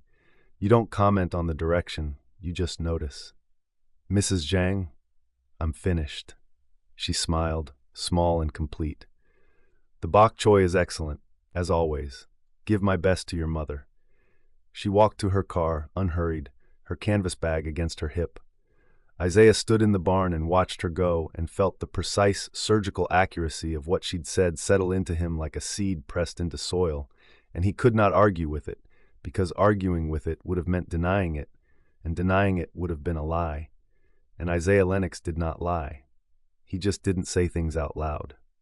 He went back to the sorting table and picked up the basil and tied the next bundle and tried not to think about oranges on windowsills. Rochelle's car pulled into the farmyard at 11:15 with the certainty of a woman who had scheduled this visit in her planner and underlined it twice. She got out carrying a clipboard, which was the first warning sign. Rochelle with a clipboard was Rochelle with a plan, and Rochelle with a plan was a force that the town had learned to either align with or get out of the way of, because resistance was not so much futile as irrelevant. "Morning, Isaiah." She crossed the yard with her church meeting stride, purposeful and bright. "Benjamin said I should come by and review the supply for the Founders' Day dinner. He usually handles the farm runs, but I told him I'd take this one since I had some thoughts about the menu." "Benjamin handles the farm runs because Benjamin handles the farm runs," Isaiah said. "He was here Tuesday." "I'm aware. I have additional thoughts." She stopped at the barn door and looked at the sorting table with the practiced eye of a woman who had spent her life feeding people and knew exactly what she was looking at. "Your spring greens are spectacular this year. The lettuces are beautiful, and these herbs." She picked up a bundle of Thai basil and held it to her nose. "Extraordinary. Thank you. Zora's been doing incredible things with your produce. The test menu she ran this week was exceptional. Benjamin and I tasted everything, and I'm telling you, Isaiah, that woman has a gift." She set the basil down. "The B&B guests have been asking about her. Somebody posted about the dinner online. We've had 3 calls about future events. That's good. It's better than good. It's the beginning of something." Rochelle set her clipboard on the sorting table and turned to face him with the particular directness she deployed when she was about to say the thing she'd actually come to say. "I've been thinking about this farm-to-table concept. Not just for the B&B events. Something bigger. A recurring dinner series, open to the community, maybe twice a month. Your produce, her cooking, a real experience. This farm has the space for it. The barn could seat 20, maybe 30 if you built it out. And Zora." She let the name hang in the air for a beat. "Zora is not going to stay if all she's doing is catering B&B brunches. She needs something that challenges her. Something she can build." Isaiah set down the bundle he was tying. He looked at Rochelle, who was watching him with the focused intensity of a woman who was not asking a question so much as presenting a conclusion she'd already reached. "Rochelle," he said, "you're talking about something that would take months to build. She said she's here temporarily. She also reorganized her mama's spice cabinet and bought za'atar, Ray told me." Rochelle raised an eyebrow. "Temporary is a word people use when they're not ready to say the real one. You of all people should know that." The sentence landed with a precision that told him Rochelle knew exactly what she was doing, and the fact that she was right did not make the conversation easier. "The problem is that you have a farm that could host the best dining experience in 3 counties, and a chef who could run it, and neither of you is going to do anything about it unless somebody pushes. She held up the paperwork like evidence. I'm pushing. I can see that. So think about it. Talk to her about it. Or don't talk to her about it and let me talk to her about it, which I'm going to do anyway, so your participation is optional but preferred. She tapped the pages against her palm. The Founders' Day dinner is in 10 days. That could be the proof of concept. The whole town in one place, eating food grown on this farm and cooked by that woman. And if it works, and it will work, then you have something real. She left the papers on the sorting table, a deliberate move he recognized from years of watching Rochelle operate. You didn't leave paperwork behind by accident. You left it so the person had to think about it, and thinking about it was the first step toward doing the thing Rochelle wanted you to do. Thank you for the produce review, Rochelle said, already walking back to her car. The greens are perfect. Don't change a thing. She drove away. Isaiah stood in the barn with the morning sun coming through the open doors and picked up what she'd left. A proposed schedule, monthly dinners, June through September, venue, Lennox Farm Barn, chef, Zora Harris, produce, Lennox Farm. Below the schedule, in Rochelle's decisive handwriting, this is a real thing. Don't let it not happen. He set the page down. He went back to work, but he didn't throw it away. The afternoon was quiet. The deliveries were done. The sorting was finished. The fields stretched out in the late light, gold and green, the rows of spring produce standing clean and full in the warming air. A mockingbird was working the fence line, cycling through its borrowed songs, and the sound of it threaded through the stillness like something stitched. Isaiah sat on the porch steps with his boots off and his feet on the packed earth and thought about the crate he'd left at the B&B door. He'd driven out Wednesday evening, after the regular delivery schedule, with a crate he'd packed that afternoon with a care that embarrassed him in retrospect. He'd pulled into the B&B lot and seen the kitchen light on through the back windows, warm against the dusk, and he'd known she was in there, working, building flavors from the things he'd grown, and the knowing had done something to his chest that he'd been trying to undo since last night without success. He hadn't knocked. He'd set the crate on the step, quiet, and walked away with the particular deliberateness of a man who was trying not to run. He'd heard the kitchen door open behind him as he reached the truck, and he hadn't turned around, because turning around would have meant seeing her in the doorway with the kitchen light behind her, and seeing that would have ended him, and he was not ready to be ended on a Wednesday. The note, he'd written it 3 times. The first version had said, "I hope the basil is what you need," which was true but said too much. The second version had said, "Thinking of you," which was honest and catastrophic, and he'd crumpled it before the ink dried. The third version was the one he'd sent. The inventory, the dates, nothing else. A farmer's record, professional and complete. He wondered if she'd kept it. The lemon basil, when he'd cut it that morning with the dew still on the leaves, had smelled bright and citric and almost unbearably sweet, and he hoped that was what she'd found when she opened the crate.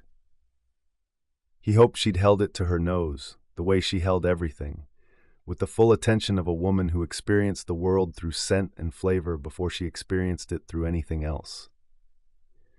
He hoped the note, with its dry farmer's inventory, hadn't made her think less of him for not having the courage to say what the second version had said, the crumpled one, the honest one, the one that started with 2 words and ended in the trash, because the truth of them had scared him more than the silence.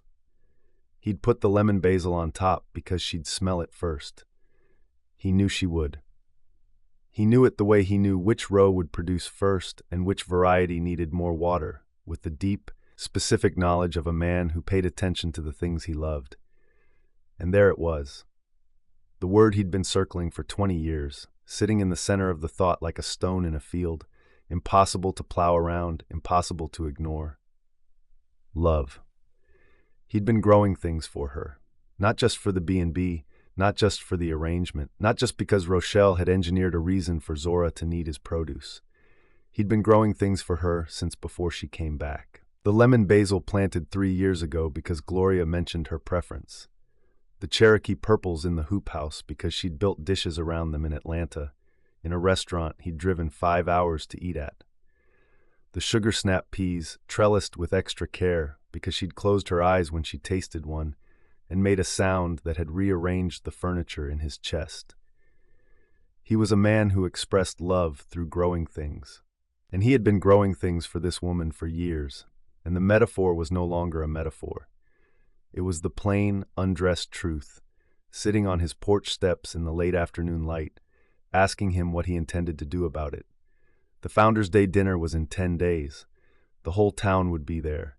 Zora would be cooking, he would be supplying, and Rochelle's schedule was on his sorting table, a plan that went through September, and September was a long time from now, and a long time from now was not temporary, and the distance between a farm-to-table dinner series and the thing he actually wanted was shrinking with every crate he packed and every note he didn't write.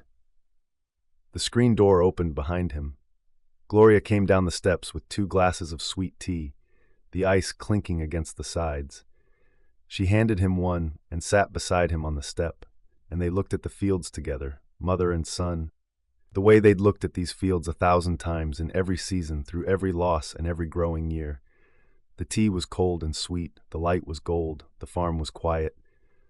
"You know," Gloria said, her voice easy, conversational, carrying nothing but the exact truth, "that girl's not going to be here forever, not unless somebody gives her a reason." Isaiah took a drink of his tea. The glass sweated against his palm. "Mama, I'm not telling you what to do. I'm telling you what I see." She looked at the fields, at the rows of green, at the hoop house where the tomatoes were ripening, at the barn where Rochelle's schedule sat on a table with a plan that went through September. "I see a man who's been planting for somebody who isn't here, and now she's here, and he's still planting instead of talking." She patted his arm and stood, picking up her glass. At the top of the steps she turned back, and the porch light caught her face, and she looked like his father for a moment. The same patient certainty, the same willingness to name a thing and then let it grow on its own schedule. Then she went inside, and the screen door closed behind her with the soft sound it always made, a sound he'd heard 10,000 times, and it had never sounded like punctuation before. But tonight it did. Isaiah sat on the porch with the tea sweating in his hand and the sun going down over his fields and the full, impossible weight of a thing he'd been carrying so long it had become part of his posture. And he thought about the word he'd finally let himself think, and the note he'd written 3 times, and the schedule on the table, and the woman in the B&B kitchen who closed her eyes when she tasted something real. And he did not know what he was going to do about any of it. But for the first time in 15 years, he knew that doing nothing was no longer an option. The fireflies came out over the near field, small lights in the darkening air, and the season kept moving, and the tea kept sweating, and Gloria's porch light came on behind him, like a lamp left burning for someone who hadn't come home yet. Chapter 7. Basil.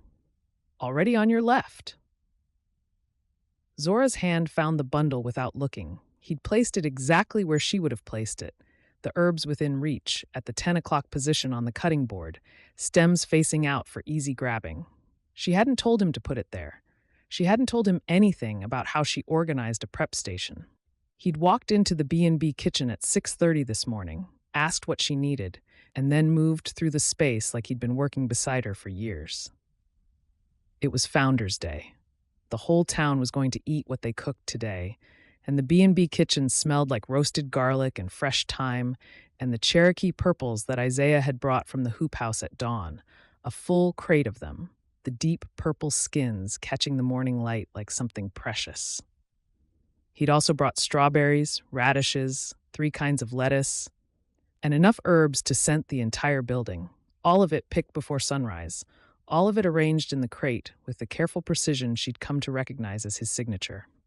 "I need the tomatoes blanched and peeled in 10, she said, then seeded and rough chopped. Keep the juice. How rough? Rough enough to hold their shape in the tart. Not so rough they cook unevenly."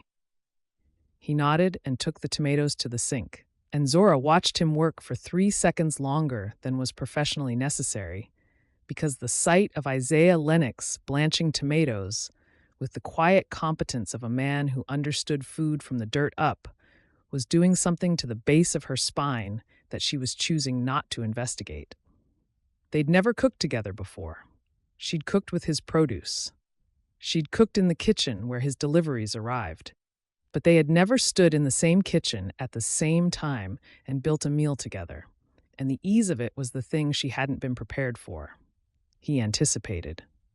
That was the word for it.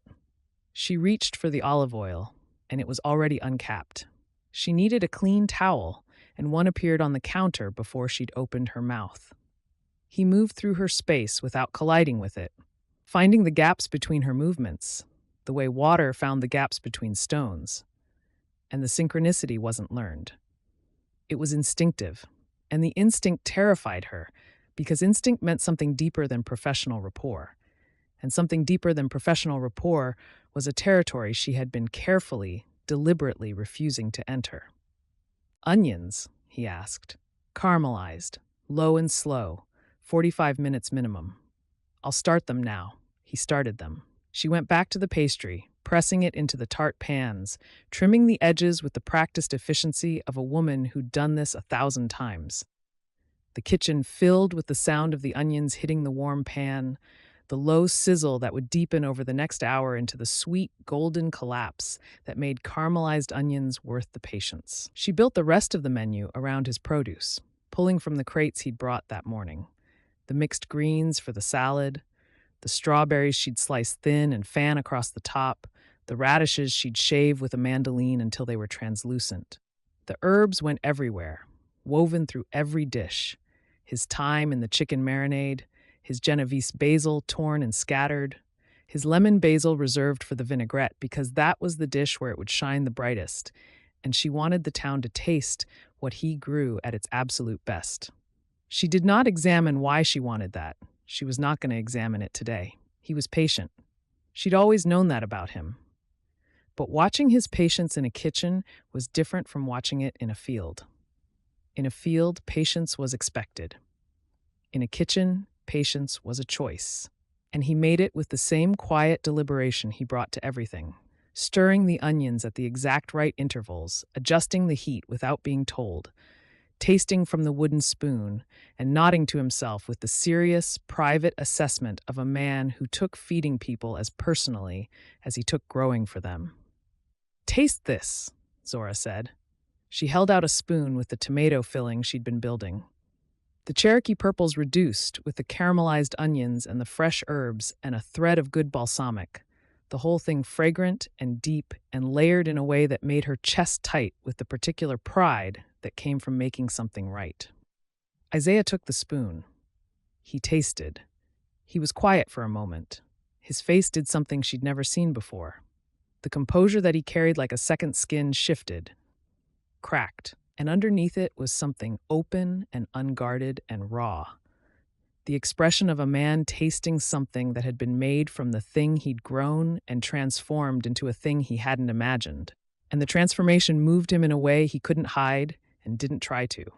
Zora, he said, and her name in his mouth had a different weight than it had ever carried, heavier, fuller, loaded with something that had nothing to do with tomatoes and everything to do with the fact that she had just taken his life's work and made it sing. "Is it good?" she asked, though she knew the answer, because the answer was on his face, but she wanted to hear him say it. "It's extraordinary." She turned back to the stove before her own face could give anything away. The Founders' Day dinner was set up in the town square. The long community tables arranged end to end under the string lights, the gazebo at the south end draped with bunting. The evening was warm and gold, the kind of May evening that felt like a promise, and the whole town came. Rochelle had outdone herself with the logistics. The plates were real, not paper. The linens were borrowed from the B&B. Mrs. Zhang had contributed fresh gardenias from her garden for the centerpieces, and the power walking crew had set up a drink station near the gazebo that Mrs. Bridges was running with the efficiency of a woman who had been organizing community events since before most of the attendees were born. Zora watched from the serving line as the first plates went out. The spring vegetable tart with the Cherokee purples and caramelized onions. A salad of mixed greens from the Lennox farm with strawberries and shaved radish, and the lemon basil vinaigrette she'd been perfecting since Isaiah's crate arrived at the B&B door. Herb-crusted chicken with the Genovese basil and thyme. Roasted spring vegetables, every one of them from the farm. Every one of them selected by a man who grew things with the kind of love that showed up in the flavor. The table went quiet when the first people tasted the tart. The specific, holy quiet that fell over a room when food was so good it interrupted conversation. And Zora knew that quiet because she'd chased it her entire career. And hearing it here, in Sweetgum, at a table under string lights with the whole town present, was different from hearing it in Atlanta. In Atlanta, it had been validation. Here it was recognition. Here it was the sound of a place she'd come from, tasting what she'd become, and finding that the two things fit together, and the fitting was the thing that broke her open. "Who made this?" somebody asked, and 3 people pointed at Zora at the same time. "Where'd the tomatoes come from?" somebody else asked, and 3 more people pointed at Isaiah, who was standing near the drink station with a glass of sweet tea, pretending to be casual and failing at it comprehensively. The town ate. The town talked.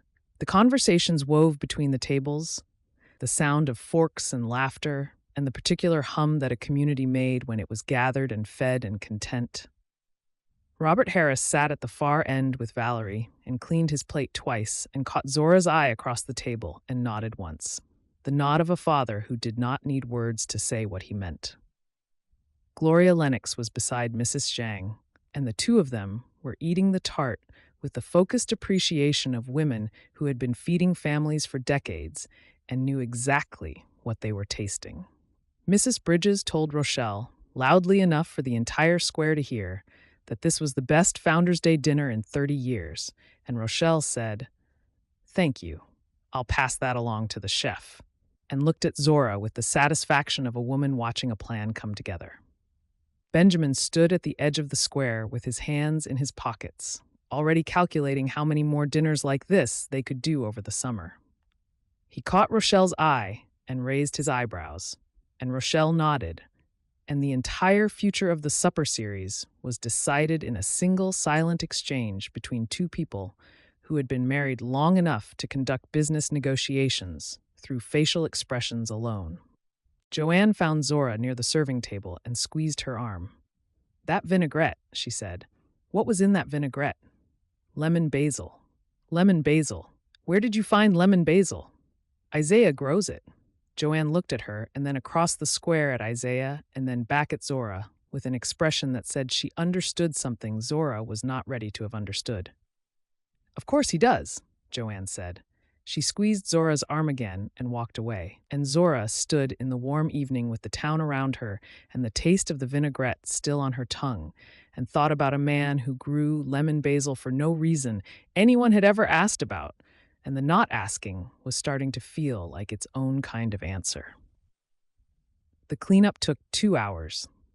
The square had been cleared by volunteers, the tables folded, and the string lights left burning for the people who wanted to stay and talk in the soft May air. The food was packed into containers, the leftovers distributed with the practiced efficiency of a town that wasted nothing. Zora carried the serving equipment back to the B&B kitchen in 3 trips, and on the second trip Isaiah appeared beside her and took the heaviest bin without asking and carried it the rest of the way. And they walked side by side down Main Street in the last of the evening light and said nothing, and the silence was full. "Good dinner," he said, as they reached the B&B steps. "Good produce," she said. He held the door. She walked through. The ordinary courtesy of it shouldn't have felt like anything, but she was aware of the space she passed through, the air between his arm and the doorframe, the proximity of his chest as she angled past him with the bin, and the awareness was not ordinary. It was specific and electric, and it didn't fade once she was inside. The B&B kitchen was warm from the day's cooking, the residual heat of the ovens and the stove trapped in the small space. They washed the serving dishes together, side by side at the double sink, their arms moving in the rhythm that had established itself that morning and had not broken all day. She washed, he dried. The system was simple and unspoken, and it worked. The kitchen got smaller as the work went on. That was Zora's experience of it, at least. The actual dimensions didn't change, but the space between them seemed to contracting with each dish, each handoff, each moment where his fingers brushed hers as he took a wet pan from her grip. By the time they were down to the last stack of tart pans, she was aware of his proximity with an acuity that bordered on the clinical, a full-body inventory of exactly how far away he was at every second. And the inventory was not reassuring because the answer was not far enough and also not nearly close enough. And the contradiction was making it hard to think about anything except the sound of his breathing and the heat coming off his forearms, and the way the kitchen light caught the line of his jaw when he turned to set a pan on the rack. He reached past her for the drying towel. His arm brushed her shoulder. Bare skin, where her sleeve had slipped during the hours of work, the fabric pushed off the curve of her shoulder by the motion of reaching and carrying and plating and serving. And she hadn't noticed it was bare until his forearm crossed the exposed skin with a friction so slight it could have been accidental and so specific it couldn't have been anything else. The contact lasted less than a second. A graze, nothing more. The kind of incidental touch that happened in kitchens 100 times a day between colleagues who thought nothing of it. She was not thinking nothing of it. The heat of it settled into her shoulder and spread, not outward but inward, a slow, deep warmth that pooled at the base of her throat and the backs of her knees and the soft place behind her ribs where she kept the things she was afraid to want. She felt every point where his skin had touched hers, a line of sensation as precise as a knife cut and as persistent as a bruise. And she did not move, and he did not apologize. And the kitchen was very quiet except for the water running in the sink and the sound of two people not talking about what had just happened. He stepped back and dried the pan slowly, the towel moving over the surface with the same deliberate care he brought to everything, and set it on the rack without looking at her. She picked up the next pan and washed it, and her hands were not steady and she did not look at him, and the shoulder where his arm had been was a live wire, buzzing, refusing to cool, and she thought, I am in so much trouble. They finished the last of the dishes in silence. The kitchen was clean. The leftovers were in the walk-in cooler. The counters gleamed. There was nothing left to do, no reason to stay. And the absence of a reason felt worse than any reason would have, because leaving meant walking away from the warmth of his proximity, and the warmth had become, in the space of one evening, a thing she did not want to live without. A knock on the kitchen door. Ray's voice. You need help in there?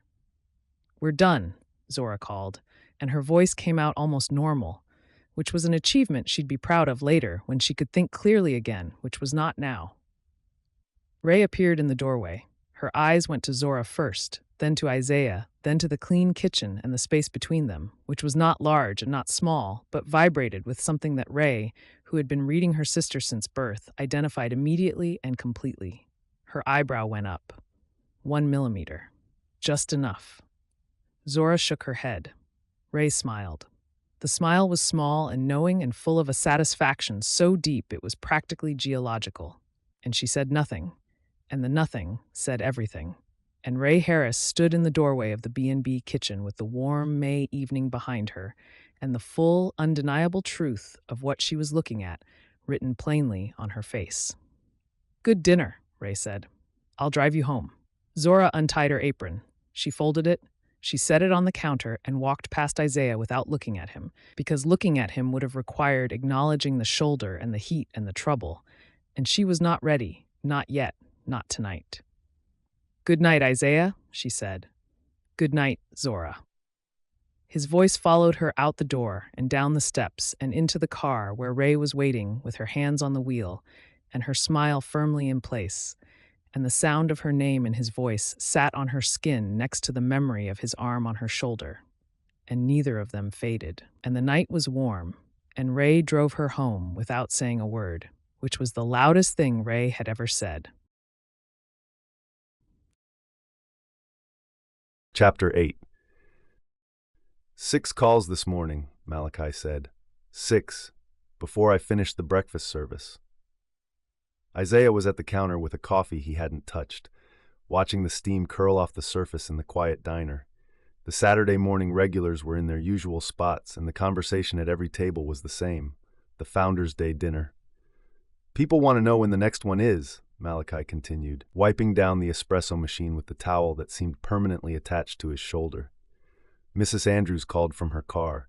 She was on her morning walk, and she pulled over to call me from her car. She wants to reserve a table for 4. "There aren't tables," Isaiah said. "It was a community dinner." "I know that. She doesn't care. She wants a table for 4, and she wants the tart." Malachi set the towel down. "That tart, man. I've been doing this a long time, and I've never seen food stop a conversation like that." The whole square went quiet. Isaiah had seen it too. He'd been standing near the drink station, trying to look like a man who was just attending a dinner, and not a man who had spent the previous 12 hours in a kitchen with a woman who moved through his produce the way a musician moved through a melody, pulling flavors out of things he'd grown and making them say things he hadn't known they could say. He'd watched her all day. That was the truth of it, the thing he'd taken home with him and sat with on the porch in the dark while the fireflies came out and the tea went warm in his hand. He'd watched her in the kitchen that morning, the concentration on her face as she built the tomato filling, the furrow between her brows when the balsamic was a thread too heavy, the way she'd tasted and adjusted and tasted again with the absolute precision of a woman who understood that the distance between good and extraordinary was measured in fractions. He'd watched her plate the tarts for the serving line, stepping back after each one to assess the composition with the fierce, private satisfaction of a person who knew she'd made something perfect and didn't need anyone else to confirm it. And he'd watched her at the sink afterward, in the warm, close kitchen, when the dinner was done and the town had gone home, and it was just the two of them and the dishes and the silence. The arm brush. He hadn't planned it. He'd reached for the drying towel because the drying towel needed reaching for, and his forearm had crossed her shoulder, the bare curve of skin where her sleeve had slipped, and the contact had been so brief and so specific that his body had recorded it with the precision of a seismograph, every nerve cataloging the warmth and the texture and the particular softness of skin that had been working all day and was warm from the stove. She hadn't pulled away. That was the detail he kept returning to, the one that had kept him up until 2 a.m, staring at the ceiling with his hands folded behind his head and his chest full of a feeling that had no name and no off switch. She hadn't flinched, hadn't stepped sideways, hadn't done any of the things a woman did when a touch was unwelcome. She'd gone still, the way a person went still when something significant had happened and they needed a moment to absorb it, and the stillness had told him more than any word could have. "Isaiah." Malachi was watching him with the particular patience of a man who had asked a question and not received an answer. "I asked if you've talked to Rochelle about doing more." "Not yet." "You should. The demand is real. People aren't just being polite. They're asking with their wallets, which is a different thing entirely." Malachi poured himself a coffee and leaned on the counter across from Isaiah, and the posture was casual, but the attention behind it was not. "You know, I was here when she left, when Zora left, the first time." Isaiah's hand stopped on his mug. "I was working weekends at the diner for Rochelle back then. Summers. 16 years old, bizzing tables, trying not to drop the sweet tea." Malachi's voice was easy, conversational, carrying the story the way he carried everything, with a competence that made it look effortless. "I remember that fall after she was gone. You came in for your delivery every Tuesday like always, except you were different, quieter, which for you is saying something because you weren't exactly loud to begin with." "Malachi, I'm just talking. Rochelle noticed too. She asked your mama about it, and your mama said you'd planted a whole new section. 3 new rows, peppers and squash, right through the heat of August." He looked at Isaiah over the rim of his mug. "You worked that field dawn to dark the rest of the summer. I could see you from the diner parking lot some evenings when I was closing up. Still out there at 8, 9 o'clock, the light almost gone, and you were still working." Isaiah said nothing. The coffee was cooling in his hands. The diner murmured around them, the comfortable sound of forks and conversation. And Malachi stood behind the counter and let the silence hold, because Malachi was good at silence the way some people were good at music, knowing when to let the note ring. A man doesn't plant 3 new rows in August unless he's trying to turn something into something else, Malachi said quietly. I didn't say anything then because it wasn't my business. I'm saying it now because she's back, and the food you two made last night was the best thing this town has eaten in years. And you're sitting at my counter at 7 in the morning, looking like a man who got hit by a truck made of tomato tart. And I think maybe it's time to stop planting rows and start saying words. The sentence settled over Isaiah like weather. He set the mug down, done pretending he was here for the coffee, because Malachi had just described the last 15 years of his life with a precision that left no room for deflection. 3 rows in August, dawn to dark. A man trying to outrun something. He hadn't thought of it that way at the time. At the time, he'd told himself he was expanding the operation, diversifying, being smart about the season. But the season hadn't needed 3 new rows, and the farm hadn't needed the extra labor, and the work had been for himself. A way to keep his hands occupied so his mind didn't drive him to a bus station with a ticket to Atlanta and a speech he'd never rehearsed. The touch came back again. It kept coming back. Not the mechanics of it, which were simple, but the aftermath, the way she'd frozen in place, and how that pause had told him she'd felt it too, and the understanding that had arrived in the silence afterward, clear and irreversible, that the line between them had shifted and was not going to shift back. He'd stood there with the drying towel in his hand and his pulse doing things that had nothing to do with the dishes, and he'd known. Thank you for the advice, Malachi. It's not advice, it's an observation. Malachi took his mug to the sink. Rochelle's going to call you about the dinner series. Say yes. Benjamin was at the farm by 10. He came alone without Rochelle, which told Isaiah this was a business conversation and not a matchmaking operation, and the distinction, while subtle, mattered. Benjamin was the steadier of the two, the quiet infrastructure behind Rochelle's considerable force of personality, and when he came to talk, it was because the talking had a purpose, and the purpose had a number attached to it. They stood in the barn. Benjamin looked at the sorting table, at the crates, at the hoop house through the open doors. He'd been coming to this farm for years for the B&B supply, and the routine was comfortable, but today the visit had a different weight.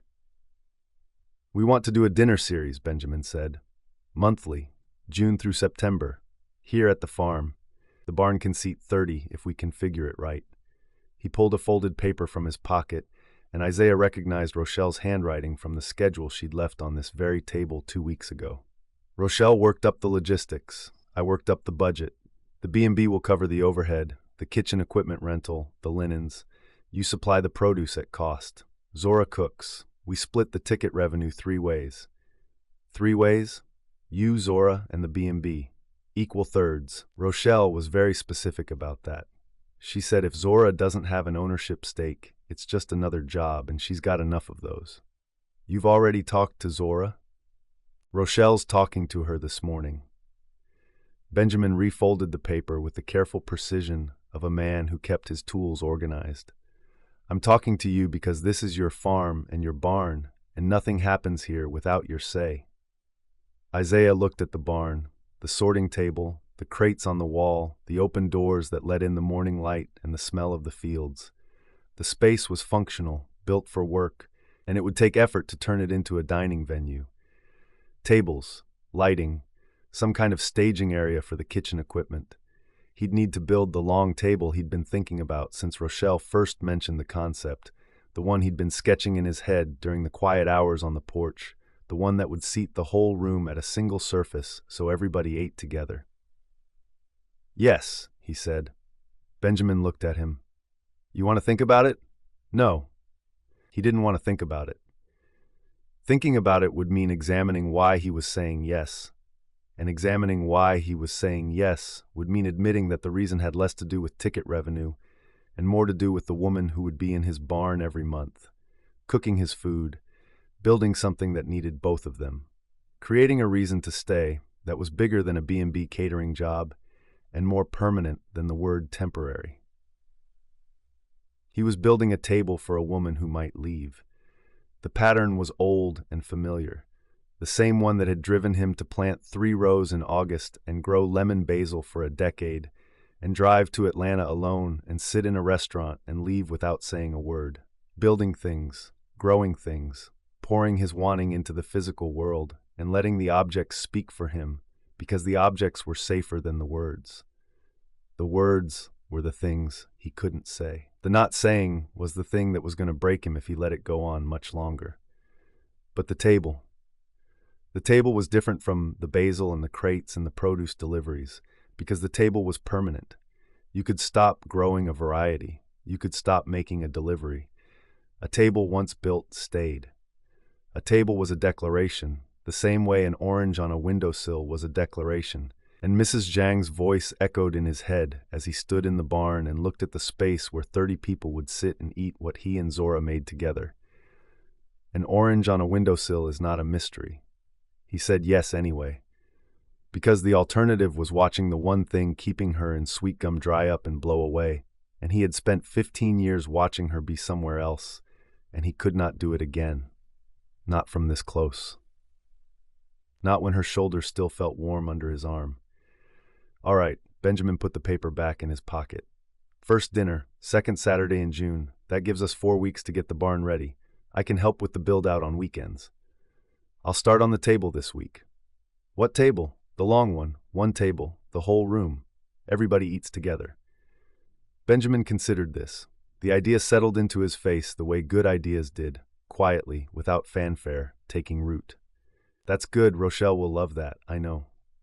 They stood in the barn together, 2 men who communicated best through logistics, and the silence between them was the silence of a plan taking shape, and the plan was real, and the table was going to be real, and the woman who would cook at it was real, and Isaiah was going to build the whole thing with his hands the way he built everything, with care and patience and the full, impossible weight of a love he hadn't yet spoken out loud.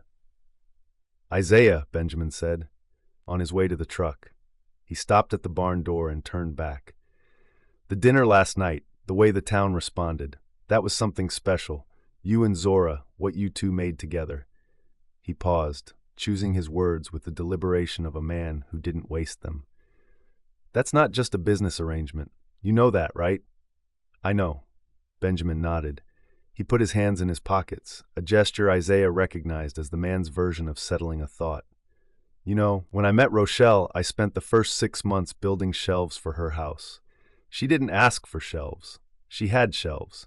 I just kept building them because it was easier than telling her what I actually wanted. He walked to his truck. He drove away. Isaiah stood in the barn and looked at the space where the table would go. The long center aisle between the sorting stations. The open floor that could hold 30 chairs and a single table built from reclaimed wood. And he could see it already, the string lights and the linen and the plates of food and the faces of people he'd known his whole life, eating what he'd grown and she'd cooked. And the image was so vivid and so right that it hurt. Because rightness was the most dangerous thing in the world when you weren't sure you could keep it. He went to the wood pile behind the barn and selected the first boards, running his hands along the grain the way his grandfather had taught him. Checking for warps, for splits, for the particular flaws that would weaken a joint over time. The wood was reclaimed oak from the old loft, seasoned by decades in the barn, and it would sand down to a surface as smooth as river stone if he took his time with it. He would take his time. He would build this table the way he built everything. With care, with patience, with the full attention of a man who understood that the things you made with your hands carried the truth of your intentions, whether you wanted them to or not. The sawhorses went up first, steady on the barn floor. Then the first board, laid flat, the grain catching the light from the open doors. The measuring came next, pencil to wood, the numbers clean and precise, and the table was going to be 8 feet long and 3 feet wide. And he was going to sand it until the grain glowed. And the whole time he worked, he would be thinking about the woman who would stand at the end of it, and put plates of extraordinary food in front of people who loved her, and whether the table would be enough to make her stay, or whether he was going to have to find the words. Outside, the fields were bright with mid-morning sun, the rows of spring produce standing green and full, the hoop house shimmering with heat, the whole farm humming with the particular energy of a season at its peak. The first dinner was 4 weeks out. 4 weeks to build the table, configure the barn, set up the lighting. 4 weeks of crates packed and delivered, of notes written and rewritten, of standing beside a woman in a kitchen and trying not to touch her shoulder again while wanting nothing more than to touch her shoulder again. The table wasn't going to build itself, and the words weren't going to say themselves either. But the table was where he'd start, because the table was a thing he knew how to do, and the words were a thing he was still learning. Chapter 9. You're smiling at a piece of paper. Ray was in the kitchen doorway again, tea in hand, the position she'd apparently claimed as her permanent surveillance station. It was a Tuesday morning, 2 weeks after Founder's Day, and the kitchen table was covered in menu drafts, ingredient lists, and a hand-drawn seasonal calendar Zora had built from the Lennox Farm's planting schedule. "I'm not smiling," Zora said. "I'm planning." "You're planning with your whole face. There is a visible difference between planning and whatever is happening on your face right now." Zora put the pen down. The truth was that she'd been at this table since 6, working through the first supper series menu, and the work had a quality to it that she hadn't felt in years, a momentum that was half creative and half something else. Something that had to do with the ingredients themselves and the man who grew them, and the barn where 30 people would sit down together in 2 weeks and eat what she made. The menu was taking shape the way her best menus always did, not from recipes, but from ingredients outward. Each dish built around what the land was producing at that exact moment in the season. She'd learned this approach in culinary school, but had never been able to practice it fully in Atlanta, where the supply chain ran through distributors and the produce arrived in boxes from farms she'd never visited. Here, she knew the soil. She'd walked the rows, she'd held the tomatoes in her hand and tasted the snap peas off the vine. And the intimacy of that knowledge was changing the way she cooked, making the food more specific, more grounded, more hers. Rochelle had presented the supper series proposal to her the morning after Founder's Day, with the brisk confidence of a woman who had already decided the answer. Monthly dinners, June through September. The Lennox farm barn. Equal thirds on the revenue, which meant Zora had an ownership stake, which meant this wasn't a job. This was a venture. This was the kind of thing you built a reputation around, the kind of thing that could become an identity if you let it. She was letting it. The excitement was the problem. Excitement meant investment. Investment meant roots. Roots meant staying.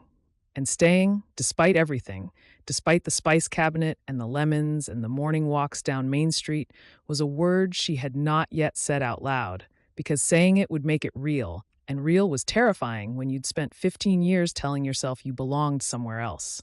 "The first dinner is June 14th, she said, redirecting. "I'm building the menu around what's coming in from the farm that week. The last of the strawberries, early summer squash, spring greens before the heat pushes them out. And Isaiah's hoop house tomatoes will be in full production by then." She heard the name leave her mouth and kept going, because stopping would have been worse. The matchmaker campaign had been escalating for days, and Zora was beginning to understand how a person could be loved to death by a small town. It started at the diner on Monday when Rochelle, setting down a plate of meatloaf Zora hadn't ordered, said, "You know, the barn is going to need some lighting work. Isaiah's handy, but he could use a second opinion on placement. You should go out there and take a look. Spend some time. See how the light moves through the space in the evening. Rochelle, I can plan the lighting from the menu specs." "You could, but being there in person is better. You should go." She patted the table. "Have some meatloaf." It continued at roasted beans on Tuesday morning when Mrs. Zhang appeared at the counter beside her and said without preamble, "The Founder's Day dinner was wonderful. The food was beautiful. You and Isaiah work very well together." She paused, the pause dense with meaning. "Very well. Thank you, Mrs. Zhang. Have you been back to the farm since the dinner?" "Not yet." "You should go. The orchard is lovely this time of year." It reached a new level at the bookstore when Darius, who Zora had never known to have an opinion about anyone's romantic life, said, "Hey, if you're looking for cookbooks on farm to table, I just got a shipment in," and then added, with an innocence that was transparently manufactured, "Isaiah was in here last week looking at the same section." And it reached its peak on Tuesday afternoon when Zora's phone rang and it was Valerie, her own mother, calling from the garden. "Baby, I have a question." "Okay. Is that Lennox boy seeing anybody?" "Mama?" "I'm just asking. Gloria and I were talking after church auxiliary, and she mentioned he hasn't had anyone over for dinner in a long time. And I thought, well, that's a shame. A man that good-looking who can grow a tomato like that. And I told Gloria that you've always liked a man who could grow things, and she said, 'Mama, stop. I'm just making conversation.' You are not making conversation. You are conducting a military campaign with Mrs. Zhang and Rochelle as your lieutenants, and I need you to stand down." Valerie went quiet for exactly 2 seconds, which in Valerie was the equivalent of a tactical pause. "I don't know what you're talking about, sweetheart. I was just asking a question." Zora hung up and found Ray on the porch with the expression of a woman who had been listening through the screen door and was not even slightly ashamed about it. "The whole town is trying to set me up with Isaiah Lennox," Zora said, sitting down hard in the porch chair. "Rochelle, Mrs. Zhang, Darius at the bookstore, Mama, probably Mrs. Bridges, for all I know. They've coordinated this. There's a group text somewhere, Ray. I am convinced of it." "There is not a group text. There is a group text or a phone tree or a semaphore system because these people are hitting me in sequence, and the sequence is deliberate." Ray sipped her tea and said nothing, which in Ray was encouragement to continue. "It's inappropriate," Zora continued, gaining steam. "Isaiah and I are colleagues. We're building a business together. The supper series is a legitimate professional arrangement, and I am not going to let a bunch of well-meaning matchmakers turn it into something it's not, because I am not staying in this town, and I am definitely not getting involved with a man who, yes, is talented and kind and grows extraordinary produce and has a voice that could, I don't know, melt cast iron. But that is beside the point, because the point is that I'm leaving, and the fact that Mama called me from her garden to ask if he's single does not change the fundamental reality of the situation." She stopped. Ray set her tea on the porch rail. "You've mentioned his name 11 times since you sat down," Ray said, "and I haven't brought him up once." The silence that followed was the loudest silence Zora had ever experienced. She could hear the crickets, the distant sound of a car on the road, the creak of the porch chair under her weight, and underneath all of it, the unmistakable sound of her own denial cracking down the middle like a plate dropped on tile. "That's not fair," she said. "I didn't count on purpose. It just happened." Ray picked up her tea. "Also, a voice that could melt cast iron is not something you say about a colleague. I'm going to the farm. I know you are." The Lennox farm in late May was a different place than the farm she'd toured in April. Everything had filled out. The rows that had been neat lines of young plants were now thick with growth, the lettuces and greens giving way to the heavier summer crops. The squash was spreading, the cucumber vines were running, and the tomato plants in the field, the ones that had been barely visible seedlings when she first visited, were now knee-high and staked and reaching for the wire supports with the determined upward energy of things that knew where they were going. Isaiah met her at the barn. The sorting table had been pushed to the side, and in the center of the floor sat the beginnings of something that stopped her in the doorway. A table. Long, wide, the reclaimed oak already glowing under a first pass of sanding. The sawhorses were sturdy underneath it, and the tools were laid out on a cloth beside it, and the whole thing smelled like fresh-cut wood and linseed oil, and the particular sweetness of labor done with care. Sawdust clung to the boards where he'd been working, and a pencil with a worn point sat on the edge, and the sight of the table, unfinished and already beautiful, did something to her that she hadn't expected. He was building this. with his hands from the wood of his own barn for the dinners they were going to cook together. He was building a table the way he grew things, with attention, with patience, with the quiet conviction of a man who believed that the physical world could hold the things he couldn't say. "You're building it," she said, and her voice came out softer than she intended. "Started last week." He ran his hand along the surface, checking the grain. "Reclaimed oak from the old loft. It needs 3 more passes with the sander and then a finish coat, but the bones are right." She walked around the table slowly, taking in the proportions. It was 8 feet long and wide enough for plates and elbows and the kind of passing that happened when people ate together. Bowls and bread, and reaching across. She could see the dinners already, the faces and the food and the candlelight on the wood, and the image was so vivid it ached. This table was going to anchor the room. This table was going to be the heart of something. "It's beautiful," she said. He didn't answer immediately. He was watching her hand, she realized, because her hand was on the table, resting on the surface, the way you'd rest your hand on something alive. And she hadn't meant to touch it, but the wood was warm from the sun coming through the barn doors, and the grain was smooth under her palm. And the act of touching what he'd built felt like touching something private, something meant for her, even though that was a thought she had no right to think. She pulled her hand back. "Show me the fields," she said. "I need to see what's coming in for June." They walked the rows. He explained the rotation, what was peaking and what was coming in and what would be finished by July. The strawberries were producing their last heavy flush and would taper in a week. The summer squash would be ready by the first dinner, yellow crookneck and zucchini, the plants already flowering. The cucumbers were 2 weeks out. "What about the beans?" she asked, pointing to a section she didn't recognize from April. "Green beans, planted in early May. They'll be producing by mid-June. Enough for the first dinner if the rain holds." He crouched beside a row and turned a leaf over, checking the underside. "I also put in some heirloom pole beans, the Kentucky Wonders. Your dad used to ask for them back when my father grew them.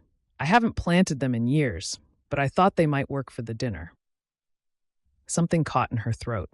Her father's beans, grown on this farm, for a dinner she was cooking. The threads between the families were older and deeper than the arrangement Rochelle had engineered, and the more time she spent here, the more she saw them.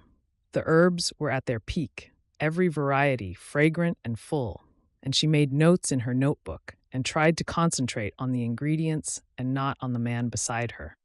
The low rhythm of his voice in the open air, the way his hands moved when he pointed out a particular variety, gentle and sure on the stems, never pulling, always guiding. He led her to the orchard last. The peach trees were heavy with developing fruit, small green globes clustered on the branches, weeks away from the blush of color that would signal ripeness.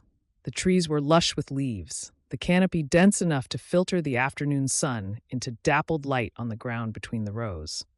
"These are the Alberta," he said, cupping a cluster of green peaches in his palm. "Late June, early July, depending on the heat. I've got a second variety, the Belle of Georgia, that comes in a few weeks after. Between the two, we'll have peaches through August." Part of her was listening, genuinely listening, building menus in her head. Peach galettes with a brown butter crust for the July dinner. Grilled peach salads with arugula and goat cheese. A bourbon peach compote that would make the August dinner something people talked about for weeks. The professional part of her brain was doing what it did best, assessing supply, mapping flavors to season, building the architecture of a meal from the raw materials in front of her. The rest of her was watching his hands on the branches, his fingers around the small green fruit, cupping without squeezing, the touch of a man who understood that growing things required presence without force. His thumb moved along the stem, checking the attachment, and the gesture was so tender and so specific that her brain short-circuited and produced, unbidden and fully formed, the thought of those hands on her skin. Not gradually, not as a question, as a statement, arriving complete the way a dish arrived when all the flavors were right and the balance was perfect, and the only thing left was to serve it. She wanted his hands. On her face, on her shoulders, on the bare skin of her arms. She wanted the same gentleness he gave the fruit, the same patience, the same attention. The wanting was a physical thing, a heat that started in her chest and spread outward through her arms and her stomach and the backs of her knees, and she had to look at the trees to keep it off her face, had to stare at the green peaches with an intensity that probably made her look unhinged and definitely did not make her look professional. The Alberta has a firmer flesh, he was saying. Better for grilling. The Belle is softer, sweeter, better for preserves and pastry. Good, she said. That's good. Her voice was level. Her hands were in her pockets. Her face was aimed at the peaches. And inside her chest, the thing she'd been filing and denying and calling temporary was standing up and refusing to sit back down. And it had his name, and it was not going away. He drove her back to the road when they were done.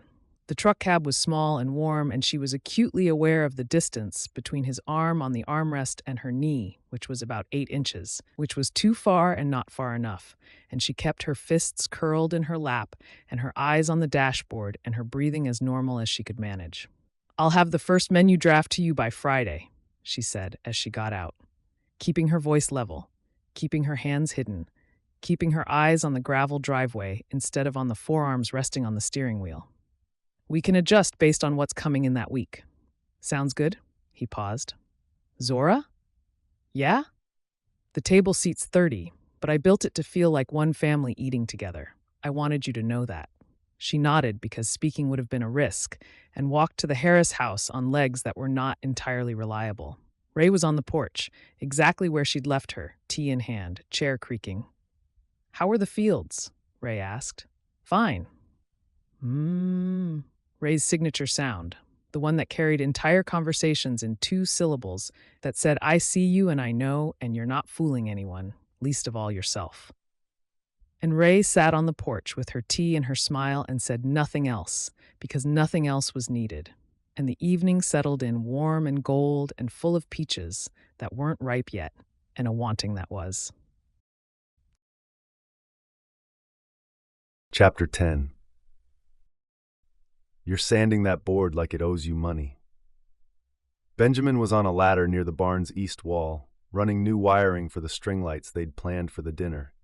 He'd been at the farm since 8, quiet and steady, working through the electrical with the same methodical precision he brought to the B&B, and he'd said almost nothing for 2 hours, which made the observation land with extra weight. Isaiah looked down at the board under his hands.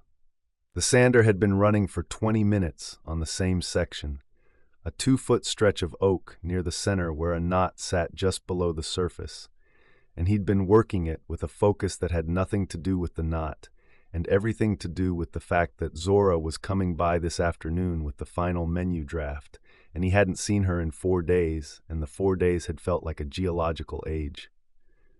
"The grain's tight here," he said. "It needs the extra pass." Benjamin descended the ladder and stood back to survey the wiring. "I've renovated 12 rooms at the B&B. I know what a man sanding with purpose looks like, and I know what a man sanding with feelings looks like. That's feelings." Isaiah turned the sander off. The barn went quiet, the sudden absence of the motor's hum leaving a silence that felt too large. The barn was transforming around them. What had been a working agricultural space, all sorting tables and crate stacks and tool pegs, was becoming something else. Benjamin had cleared the east wall for the lighting. They'd swept the floor and sealed the concrete. The old hay doors at the north end had been propped open permanently, framing a view of the orchard, and the fields beyond that would serve as a backdrop for the dinners, and the effect, even unfinished, was striking. The barn had good bones, high ceilings, weathered beams, the kind of honest structure that didn't need decoration, because the structure itself was the beauty. And at the center of it all, the table. The table was taking shape. 2 weeks of work, every evening after the farm day was done, and every weekend morning before the heat built. And the boards had come together the way good wood always did when you treated it right, each joint flush, each edge true. He'd run the sander over the full surface 3 times now, bringing the reclaimed oak from its rough, weathered state to something approaching the surface he wanted. Smooth enough that a hand could run the length of it without catching. warm enough that the color of the wood came through, alive enough that you could see the grain moving like a river under glass. It would seat 30. One surface, no breaks, the whole room eating together. He'd widened it from the original 3 feet to 3.5 because Zora had mentioned, during her visit last week, that she wanted room for shared platters in the center, family-style serving, everybody reaching across, and the modification had added 2 days of work, and he had not minded for a single second. Benjamin climbed back up the ladder. The wiring's set. I can hang the lights this weekend if you want to do a test run with the layout. I'll have the table finished by then. The table and the chairs? I'm not building 30 chairs, Benjamin. We're renting those. Rochelle was hoping you'd build the chairs. Rochelle can hope. Benjamin grinned, a rare expression from a man who kept his amusement close. Fair enough. I'll tell her you said that, and then I'll leave the county. The morning continued. Benjamin worked the lights. Isaiah worked the table. The barn filled with the parallel sounds of their labor, the whine of the sander, the click of wire connectors, the occasional exchange of words that was not quite conversation and not quite silence, the particular rhythm of 2 men working toward a shared goal who didn't need to talk about what the goal meant. At 11, Benjamin packed his tools and came over to the table and looked at it. Really looked, the way he looked at a renovation when it was close to done, with the assessing eye of a man who could tell the difference between finished and almost. That's a beautiful piece of work, Isaiah. Thank you.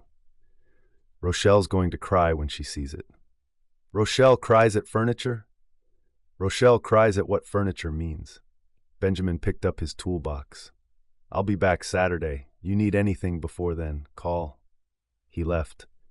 The barn settled into the deeper quiet of a man working alone, and Isaiah picked up the sander and went back to the board with the knot, and the work was good, and the wood was responsive, and the morning sun came through the doors in long slats of gold, and he let the rhythm carry him the way it always did, the physical repetition of labor done with intention, the meditation of making something with your hands.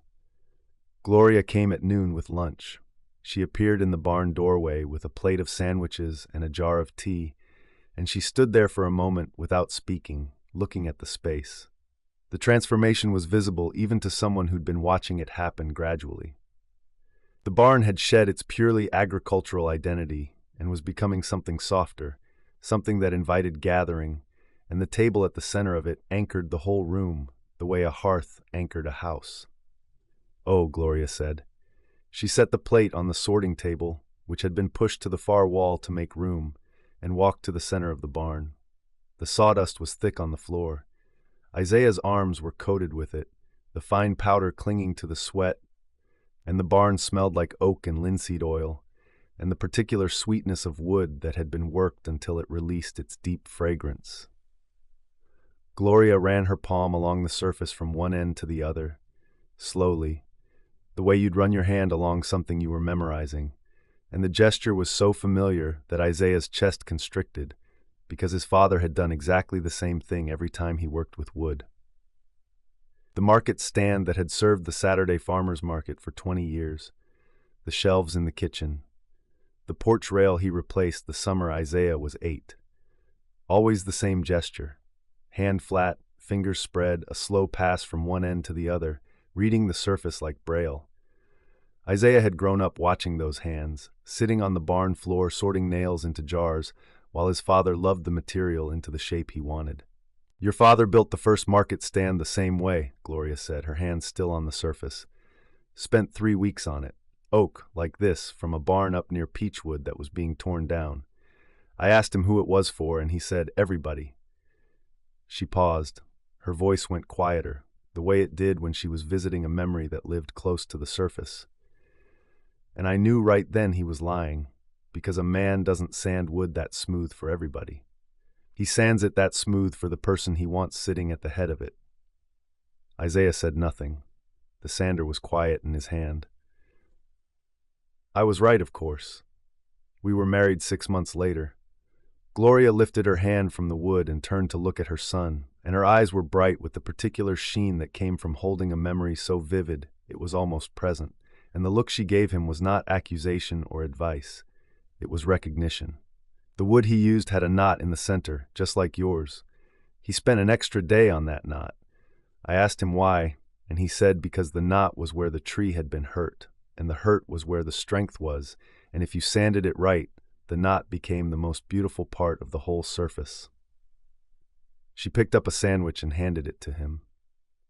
Eat your lunch, baby. You've been at this since dawn. She walked back to the house. Isaiah sat on the edge of the sorting table and ate the sandwich and looked at what he was building and thought about his father, who had sanded wood smooth for a woman and called it for everybody, and about himself, who was sanding wood smooth for a woman and calling it for the dinner series. And the distance between those two lies was 0, and the knot in the center of the oak was exactly where he'd been working all morning. And he hadn't thought about why until now. Zora arrived at 3. He heard her car in the drive and had exactly enough time to set down the sander and brush the worst of the sawdust from his arms before she was at the barn door, a folder in one hand and a cup from roasted beans in the other. And the sight of her in the afternoon light, with the fields behind her and the sun catching the line of her collarbone where her shirt had shifted, did the thing it always did, which was rearrange his internal architecture without asking permission. Menu draft, she said, holding up the folder. Final version, pending your sign-off on what's available the week of. Come in. She walked into the barn, and her eyes went to it immediately, the way they had last week, except this time the surface was different. The sanding was nearly done. The surface had the beginning of the glow he'd been working toward, the deep amber of aged oak brought back to life, and the grain was visible now, flowing from one end to the other like a current through still water. She set the folder and the coffee on the sorting table and walked to the long surface without speaking. She stopped at the center, near the knot he'd spent the morning on, and she put her hand on it. The gesture was identical to Gloria's. Palm down, fingers spread, a slow slide along the grain from the knot toward the edge, as if she were reading the surface through her skin. She did it unconsciously, the way she brought tomatoes to her nose and closed her eyes when she tasted something real, and Isaiah stood 3 feet away with the sander in his hand and watched her hand move along the wood he'd built for her, and had to set the sander down and close his own eyes and breathe. Because the image of her hand on his work, her palm on the wood he'd selected and cut and shaped and smoothed, was the closest thing to being touched he'd experienced since the arm brush at the sink. And his body responded to it with a specificity that left no room for professional language. You've been working on this, she said, her voice soft. The grain here, around this knot, it's incredible. You can feel the tree in it. The hurt is where the strength is, his father had said.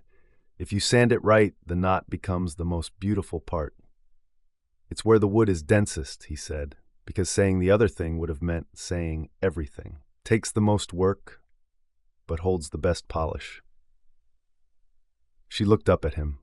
They were standing on either side of the table, her hand on the surface, his hands empty, and the table between them was both a bridge and a barrier, the physical manifestation of everything he'd been building and everything he hadn't said, and the air in the barn was warm and still and thick with sawdust and linseed oil and the scent of her coffee and the distant green smell of the fields.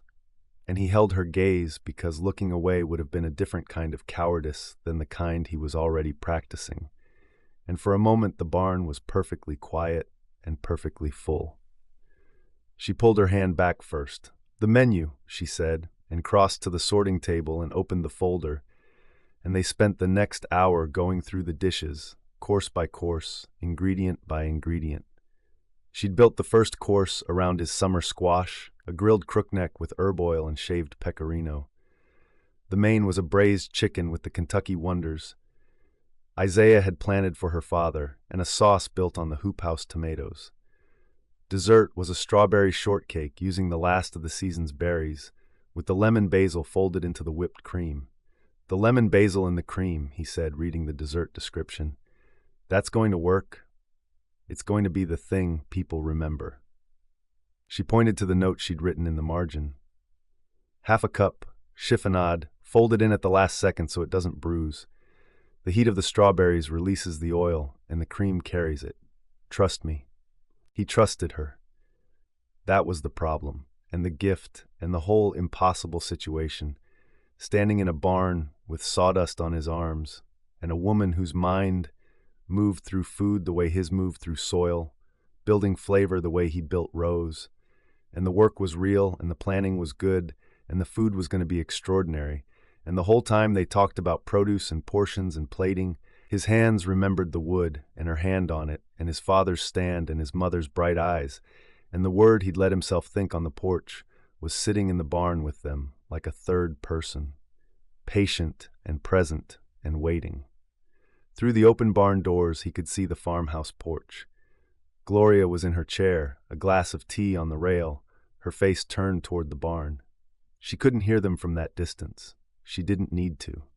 From the porch, she had a clear view of two people standing over a folder at a sorting table with a handmade surface between them, the careful distance between their bodies visible and deliberate. And the cost of that deliberateness would be obvious to a woman who had raised a son who expressed love through the things he built and had married a man who did the same. Gloria knew exactly what a sanded knot meant. She was watching her son arrive at the same place his father had arrived, and the waiting was almost over. Isaiah walked Zora to her car when the planning was done. The afternoon had gone gold around them, the light thick and warm on the fields, the kind of June light that made everything it touched look like a painting of itself. The barn behind them held the table and the string lights and the beginnings of something that felt, for the first time, permanent. 2 weeks, she said, leaning against the car door. 2 weeks. The menu is solid. If the beans come in on schedule and the tomatoes hold, we're in good shape. She paused, looking past him at the barn, at the doors framing the fields, at the whole scope of what they were building. Isaiah, this thing you've done with the barn, the way you've opened it up, it's going to feel like eating inside the farm. People are going to walk in and understand where their food comes from. That matters. That's the idea. It's a good one. She met his eyes, and the look held for a beat longer than business required, and in the beat he could see the same thing he'd been seeing for weeks. The awareness and the wanting and the careful restraint, and the combination was as familiar as his own reflection because he wore the same expression every time he looked at her. It's going to be good, Isaiah. I know. She got in the car. She drove down the farm road, the dust rising behind the tires in the golden air, and he watched until the car turned onto the main road and disappeared behind the tree line. And then he stood in the drive with the sun going down, and the sawdust on his arms, and the ghost of her hand on his wood. And through the quiet, he could hear Gloria's chair creak on the porch, steady and rhythmic, the sound of a woman who had been watching and waiting and who was going to let the season take its course. Because that was how things grew in this family, slowly and with great care, and the harvest always came if you were patient enough to tend it. Chapter 11. You need more ice? Isaiah was at the edge of the food tent with a cooler in each hand, his arms doing the thing they did when they were carrying weight, which was look like they'd been designed specifically for the purpose of making Zora Harris lose her train of thought in the middle of a public event. I'm fine, she said. The bins are full. You sure? I can make another run. Isaiah, the ice is fine. Go enjoy the celebration.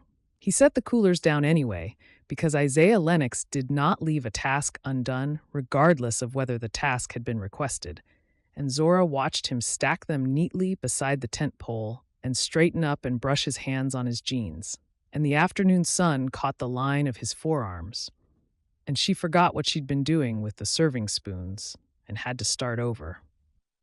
It was Juneteenth. The whole town was in the park adjacent to the town square, the celebration spreading across the green in a sprawl of food tents and folding tables and music coming from a speaker setup near the gazebo. Rochelle had organized the logistics with military precision. The cooking stations were assigned, the volunteer schedule was posted on a clipboard by the main tent, and the power walking crew was managing the drink station with the focused efficiency of women who believed hydration was a civic duty. Zora had been assigned the main food tent, a role that had landed in her lap after Founder's Day and the first supper dinner with the inevitability of a woman who had cooked for the whole town twice and impressed them both times. She was grilling chicken and vegetables on a long charcoal setup, the smoke rising into the warm June air, the smell mixing with the cut grass and the music, and the particular sweetness of a community gathered in celebration. Isaiah was everywhere. That was the problem. He wasn't assigned to a specific role. He was the kind of man who showed up and made himself useful wherever a gap appeared, which meant he was carrying coolers and setting up chairs and helping the older residents to their seats and lifting children onto their father's shoulders for the games. And every single one of these activities required the use of his arms, and his arms were a problem she had been unable to solve for weeks. She caught herself watching him carry a folding table across the green, his grip easy and sure, the muscles in his shoulders shifting under his shirt with the casual efficiency of a body that worked for a living. And she made herself look away and concentrate on the chicken, which was not going to grill itself, while she cataloged the way a man lifted furniture. "That chicken smells incredible," said Joanne, appearing at the tent with 2 cups of lemonade. "Xavier wanted me to ask if you're doing the bourbon sauce from the supper dinner." "Different sauce today. Honey mustard with the thyme from Isaiah's farm." "Of course it's from Isaiah's farm." Joanne set one of the lemonades beside Zora's station.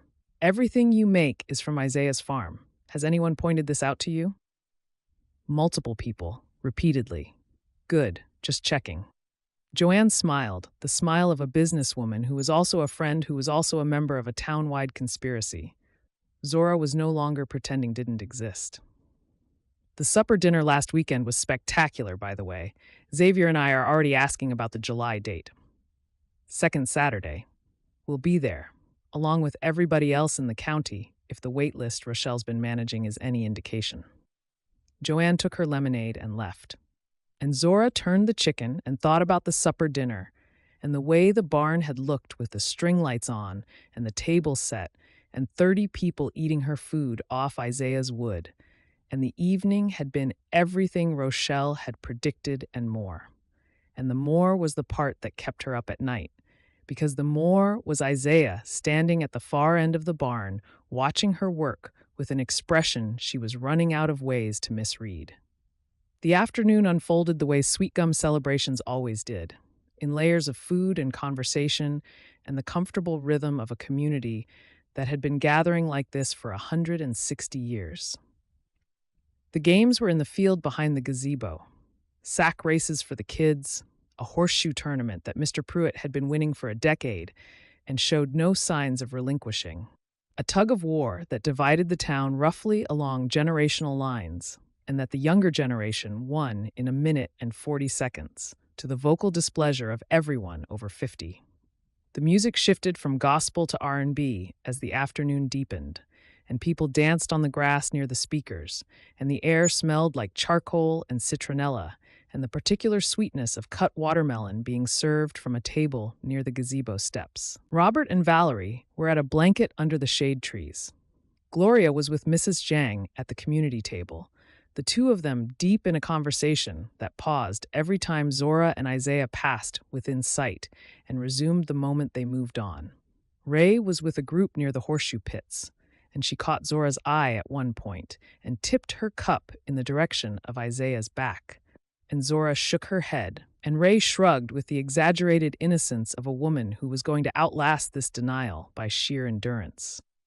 The first supper dinner, 5 days ago, had changed the town's energy around Zora. Where before people had been welcoming her back with gentle kindness, now they were welcoming her as someone who belonged to a thing. The dinner had been extraordinary, the barn full, the food received with the same reverent quiet that had fallen over the Founder's Day table. And the morning after, Rochelle had called to say the July dinner was already half sold, and they hadn't even announced the menu. The venture was real. The venture was working. And the venture had Zora's name on it alongside Isaiah's, and the town had noticed. "You two were something else at that dinner," Mrs. Bridges had told her at church on Sunday. "The food, the barn, the table, the whole thing. like you'd been doing it forever. Zora moved through the Juneteenth celebration with one eye on the food and the other, against her will and every remaining scrap of self-discipline, on Isaiah.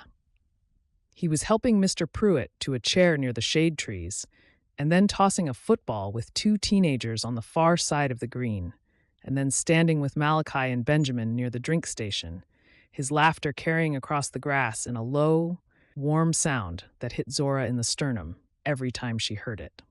The man moved through the celebration the way he moved through everything, making himself necessary without making himself the center. And the town folded around him with the easy familiarity of a place that had always had him in it. She leaned toward him when they talked. She'd noticed this about herself 3 weeks ago and had been unable to stop it since.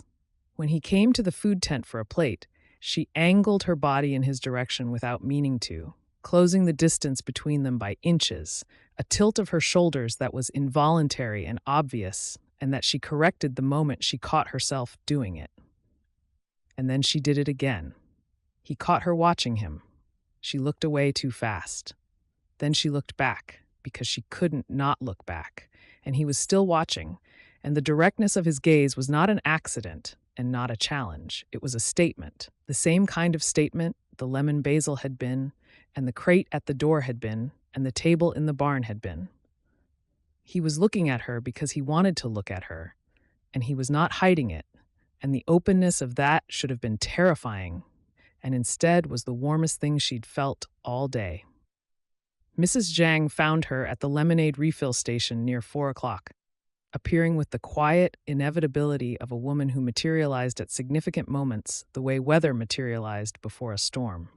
"Beautiful day," Mrs. Zhang said, filling a cup. "It is.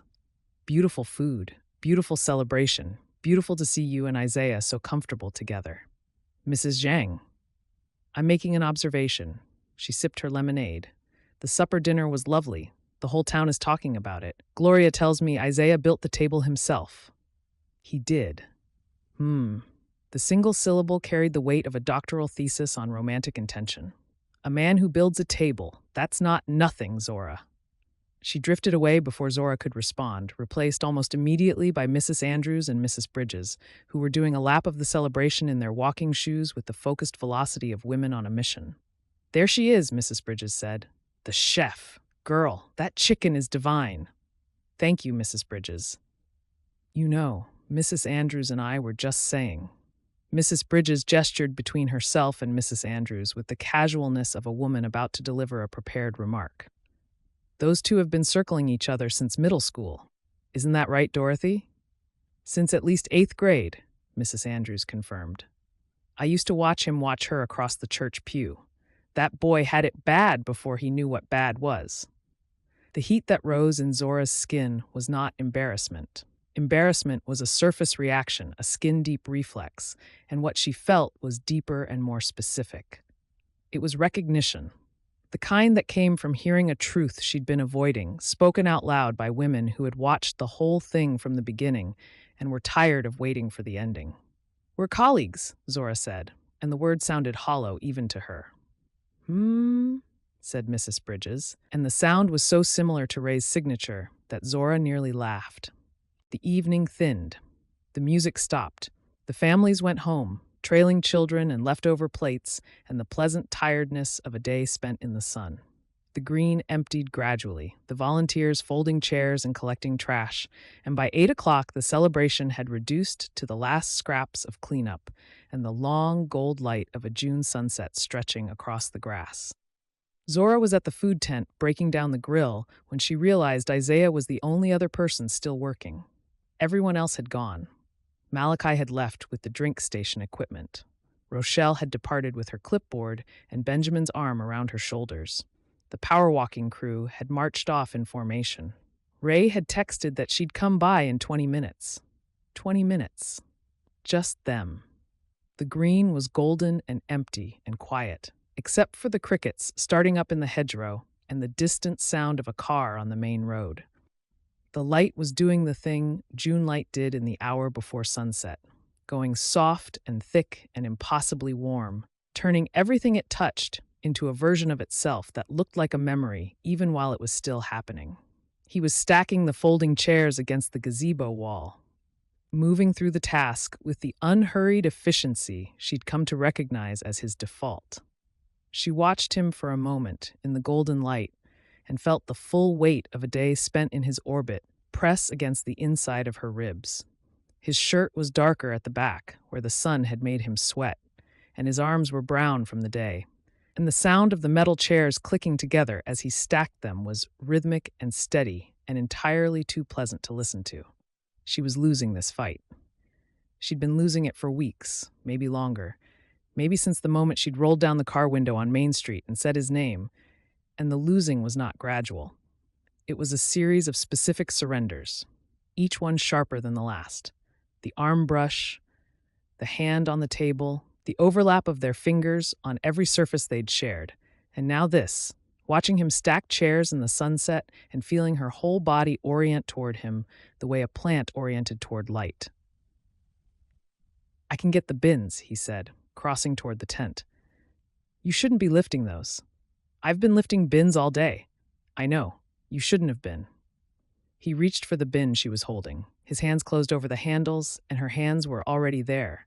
And for a beat, one full heartbeat, their fingers overlapped on the plastic grip, his knuckles against the backs of her hands. The contact warm and solid and entirely different from the arm brush at the sink, because this time they were facing each other, and this time their eyes met, and this time there was nowhere to look, except at the person on the other side of the bin. Neither of them moved. The evening was gold. The green was empty. The bin sat between them, like a prop in a scene they hadn't rehearsed.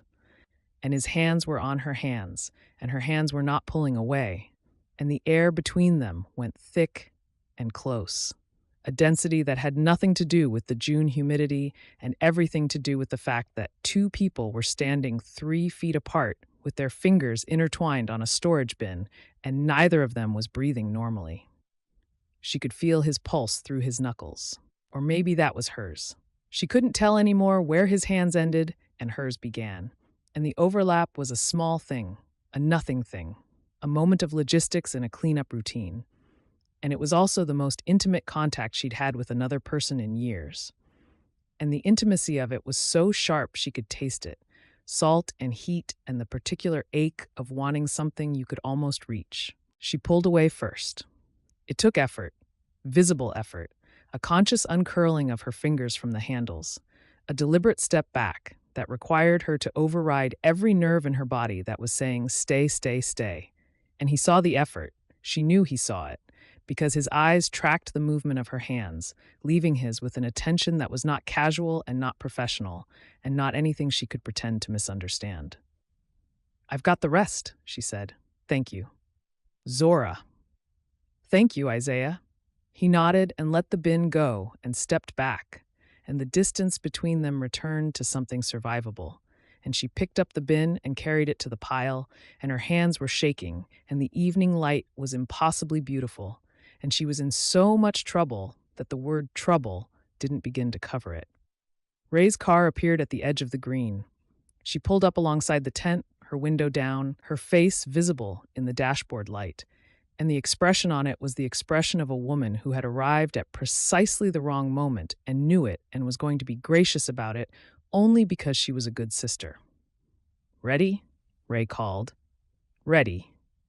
Zora got in the car. She did not look back at Isaiah, who was standing by the gazebo with the folding chairs and the last of the light and the air between them still thick with everything they hadn't said. Ray pulled out of the park and onto the road, and the silence in the car was so full of meaning it practically had a pulse. "Don't," Zora said. "I didn't say anything. You were about to. I was about to say that your hands are shaking." Zora looked down. Her hands were, in fact, shaking. She put them in her lap and pressed them together, and the pressure did nothing because the shaking was not in her muscles. It was in the part of her that had spent the last 3 minutes touching Isaiah Lennox's hands over a storage bin and was now expected to sit in a car and act like a person who was fine. Ray drove her home without another word, and the quiet between them held everything, and the evening was warm, and Zora's hands did not stop shaking until she was inside the house with the door closed and her back against it, breathing. And even then, the ghost of his knuckles against her skin stayed, precise and persistent, a line of warmth that the door and the distance could not erase. Chapter 12. Daddy threw his back out again. Ray was standing at the barn door with the Harris family's canvas bag over her arm, and the particular mix of exasperation and affection that appeared on her face whenever she discussed her father's relationship with heavy lifting. He was moving a bookshelf for Mama, didn't ask for help. 40 years of marriage, and the man still thinks he's 25. "Is he all right?" Isaiah asked. "He's on the couch with a heating pad and strict instructions not to move, which means he'll be up and rearranging furniture again by Thursday." She held up the bag. "I'm on produce duty this week. Mama sent a list." It was a Saturday morning, a few days after Juneteenth, and the farm was in the full momentum of early summer. The fields were heavy with produce, the summer squash coming in faster than Isaiah could harvest it, the cucumbers running wild on their vines, the beans finally producing in the rows he'd planted in May. He'd been sorting since dawn, the standing orders lined up on the barn table, and the work had been good and steady and had almost for a few hours kept his mind from returning to the storage bin and the overlapping hands and the visible effort it had taken Zora to let go. "Almost. Collards," Ray said, reading from the list. "Sweet potatoes, whatever herbs you've got extra. And Mama wants peaches if you've got any coming in yet. Alberta's another 2 weeks. I can give her some of the early strawberries, the last of the season. That'll work." Ray set the bag on the sorting table and watched Isaiah pack the order, her arms folded, her posture easy. She had Robert's directness and Valerie's patience, which made her a formidable conversational opponent, because she could wait for exactly the right moment and then deliver a sentence with the precision of a surgeon. They'd known each other forever, the way everybody in Sweetgum knew everybody, but the knowing had deepened since Zora came back. Ray stopped by the farm more often now, sometimes for produce, sometimes with a question about the supper series, sometimes for no stated reason at all. Isaiah understood what she was doing. She was taking his measure, the way a sister took the measure of any man who circled her family, and the measuring was thorough and ongoing and not entirely subtle. He didn't mind. If anything, he respected it. The Harris women protected each other with a ferocity that expressed itself through tea and doorways and direct questions, and being on the receiving end of their scrutiny meant being inside their circle, and being inside their circle was a proximity to Zora that he valued even when it came with the uncomfortable sensation of being read like an open book. Isaiah did not know that the right moment was about to arrive. "The Juneteenth food was amazing," Ray said. "Zora was up at 5 that morning prepping the chicken. She takes those events personally now, like the town is her kitchen. She's good at it. She's more than good. She's home." Ray paused, the pause so brief it could have been a breath. "She just hasn't said it yet, but her cooking says it. You can tell, right? When somebody cooks like they belong somewhere." Isaiah added the herbs to the bag. He did not answer, because answering would have required engaging with the premise, and the premise was a territory he didn't trust himself to enter with Ray Harris standing 3 feet away, reading his face with the acuity of a woman who had been watching him watch her sister for months. "I've been thinking about something," Ray said. Her tone shifted, not dramatically, just enough that Isaiah's hands slowed on the sweet potatoes. "About Zora's restaurant in Atlanta, the one that closed."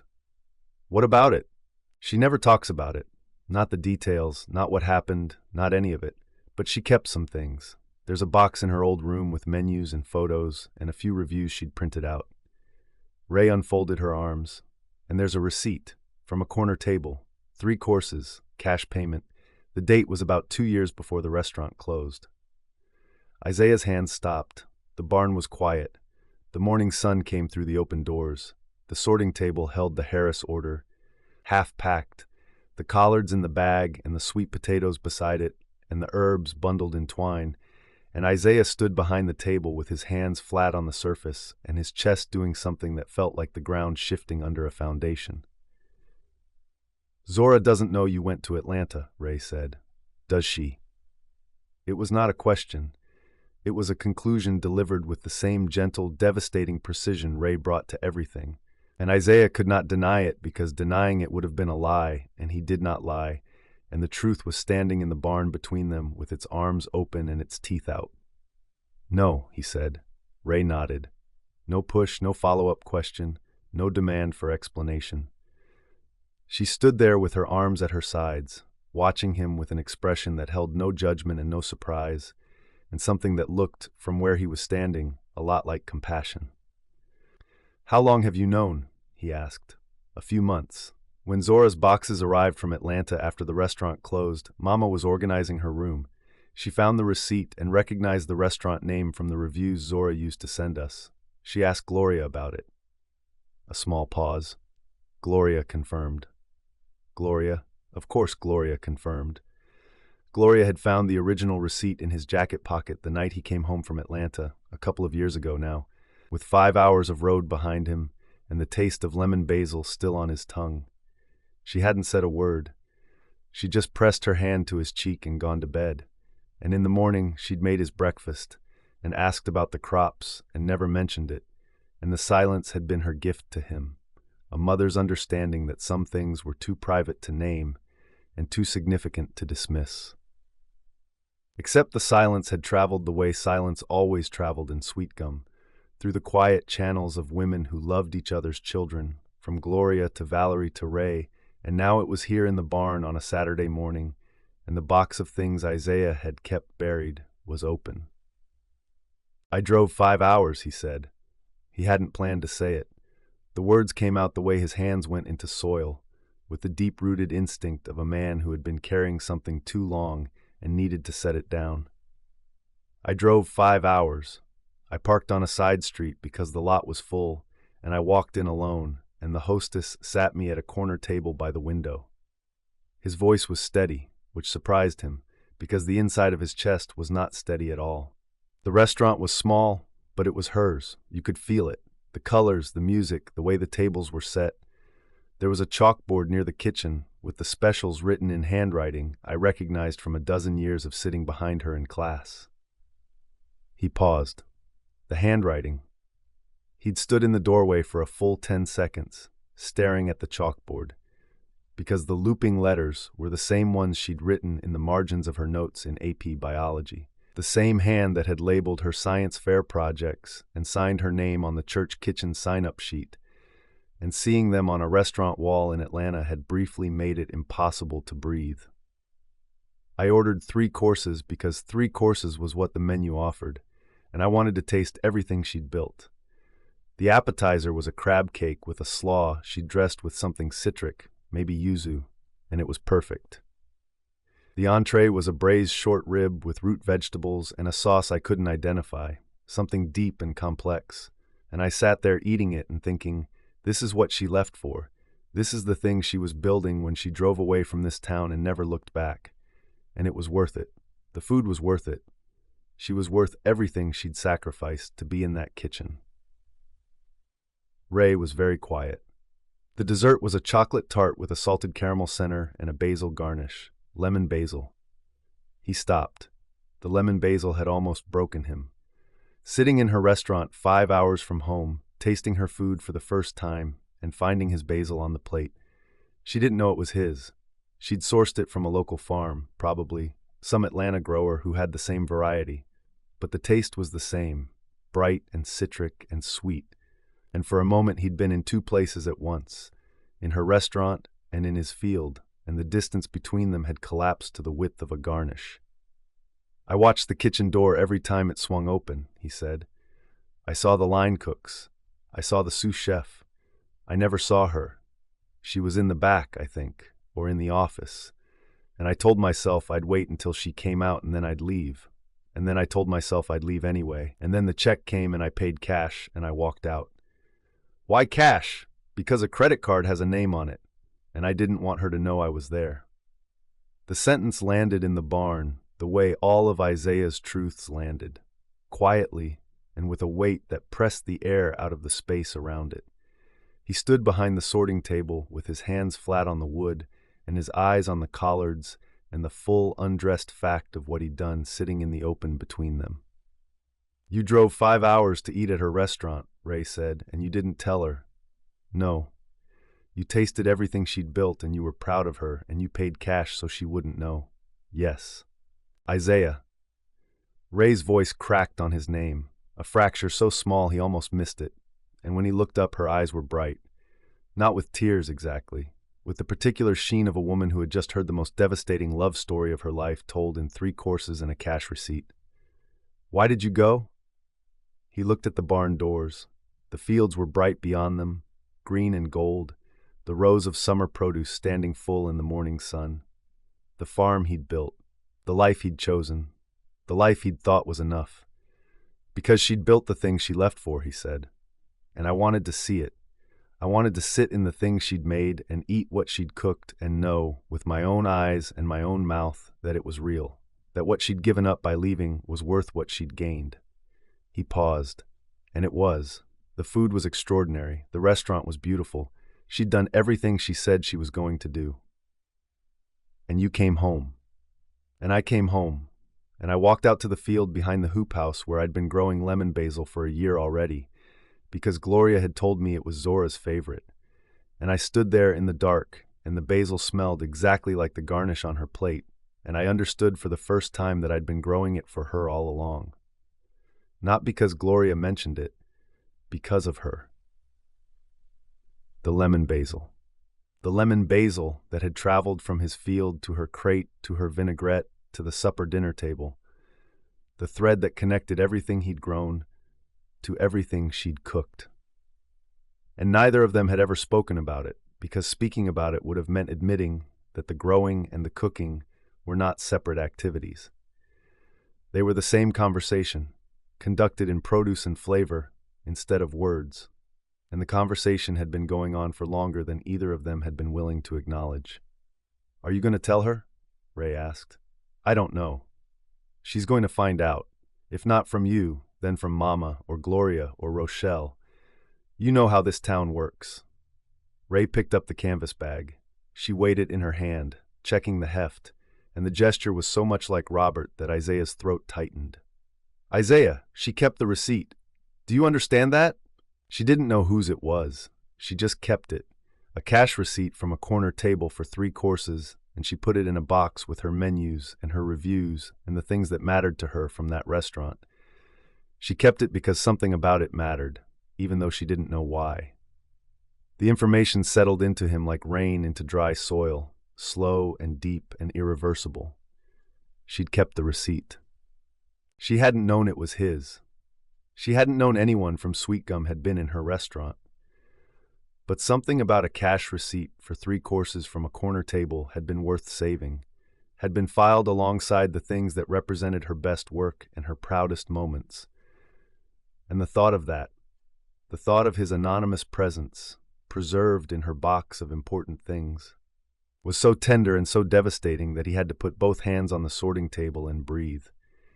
He thought about the receipt. He could picture it, a small slip of paper, printed by a register, listing the crab cake and the short rib and the chocolate tart with the lemon basil garnish. His meal. The record of the night he sat in her restaurant and tasted her dream, and drove home in the dark with the flavor still on his tongue and the shape of her handwriting burned into his memory. She'd kept it, not because she knew what it meant, but because it meant something anyway, the way a seed meant something before you knew what it would grow into. The potential was in the object. The truth was waiting to be discovered, and now Ray was going to tell her. Or Valerie was, or Gloria was, or Isaiah was going to have to do it himself, which was the only version of this that didn't feel like a betrayal, because the receipt was his and the trip was his and the truth should come from his mouth if it was going to come from anyone's. "I have to finish packing your order," he said. "I know." Ray set the bag down. She put her hand on his arm, briefly, the way Robert put his hand on Isaiah's shoulder, the Harris family gesture of wordless solidarity. "Take your time." She walked to the barn door and stood there looking at the fields, giving him the space, and Isaiah packed the rest of the order with hands that were not entirely steady, the collards and the sweet potatoes and the herbs and the last strawberries of the season, and the truth was coming whether he was ready for it or not. "Ray," he said when the bag was packed. She turned in the doorway. The morning light was behind her, and she looked like her sister for a moment. The same set of the jaw, the same steady gaze, the same willingness to stand in a hard place and not flinch. "Don't tell her yet," he said. "Let me." Ray studied him for a long moment. Whatever she saw in his face, the earnestness or the fear or the resolve or whatever compound of all three was written there, was enough, because she nodded once. The nod of a woman who had been holding two people's secrets and was willing to hold them a little longer. "Don't wait too long," she said. "She's been waiting 15 years for somebody to stop being careful and start being honest. She just doesn't know it's you she's waiting for." She picked up the bag. She walked to her car. The morning was bright, and the fields were green, and the season was turning toward July, toward the second dinner, toward the next time he'd stand in the barn and watch her cook. And Isaiah stood alone with the empty sorting table and the full, terrible, exhilarating weight of a thing that was no longer a secret. And his hands were shaking the way Zora's had been shaking over a storage bin 3 nights ago. And for the first time, the shaking felt like the beginning of something instead of the end. Chapter 13. Where did you find this? Ray was holding the receipt between 2 fingers, the small slip of paper printed on thermal stock that had yellowed at the edges. She was sitting on Zora's bed in the room that still smelled like the lavender sachets their mother had put in the closet a decade ago, and her face had gone completely still, the way Ray's face went when something significant had just landed and she was deciding how much of a reaction to let through. In the box. Zora nodded toward the open cardboard box on the floor, the one she'd shipped from Atlanta when the restaurant closed, the one containing menus, photographs, the printed reviews she'd framed behind the bar, and the small collection of receipts she'd saved from the tables that mattered. Opening night. The night the Atlanta magazine reviewer came, the night she served her 100th cover. And this one, from a corner table, 3 courses, paid in cash, dated about 2 years before the end. She'd pulled the box out looking for a sauce recipe she'd scribbled on the back of a menu. She'd found the receipt instead, tucked between 2 menus like it had been waiting, and something about it had stopped her. The way certain objects stopped you when you picked them up and felt them hold more weight than their size could explain. She'd turned it over in her hands for 10 minutes, reading the items listed, the timestamp, the server's note at the bottom, before she called Ray.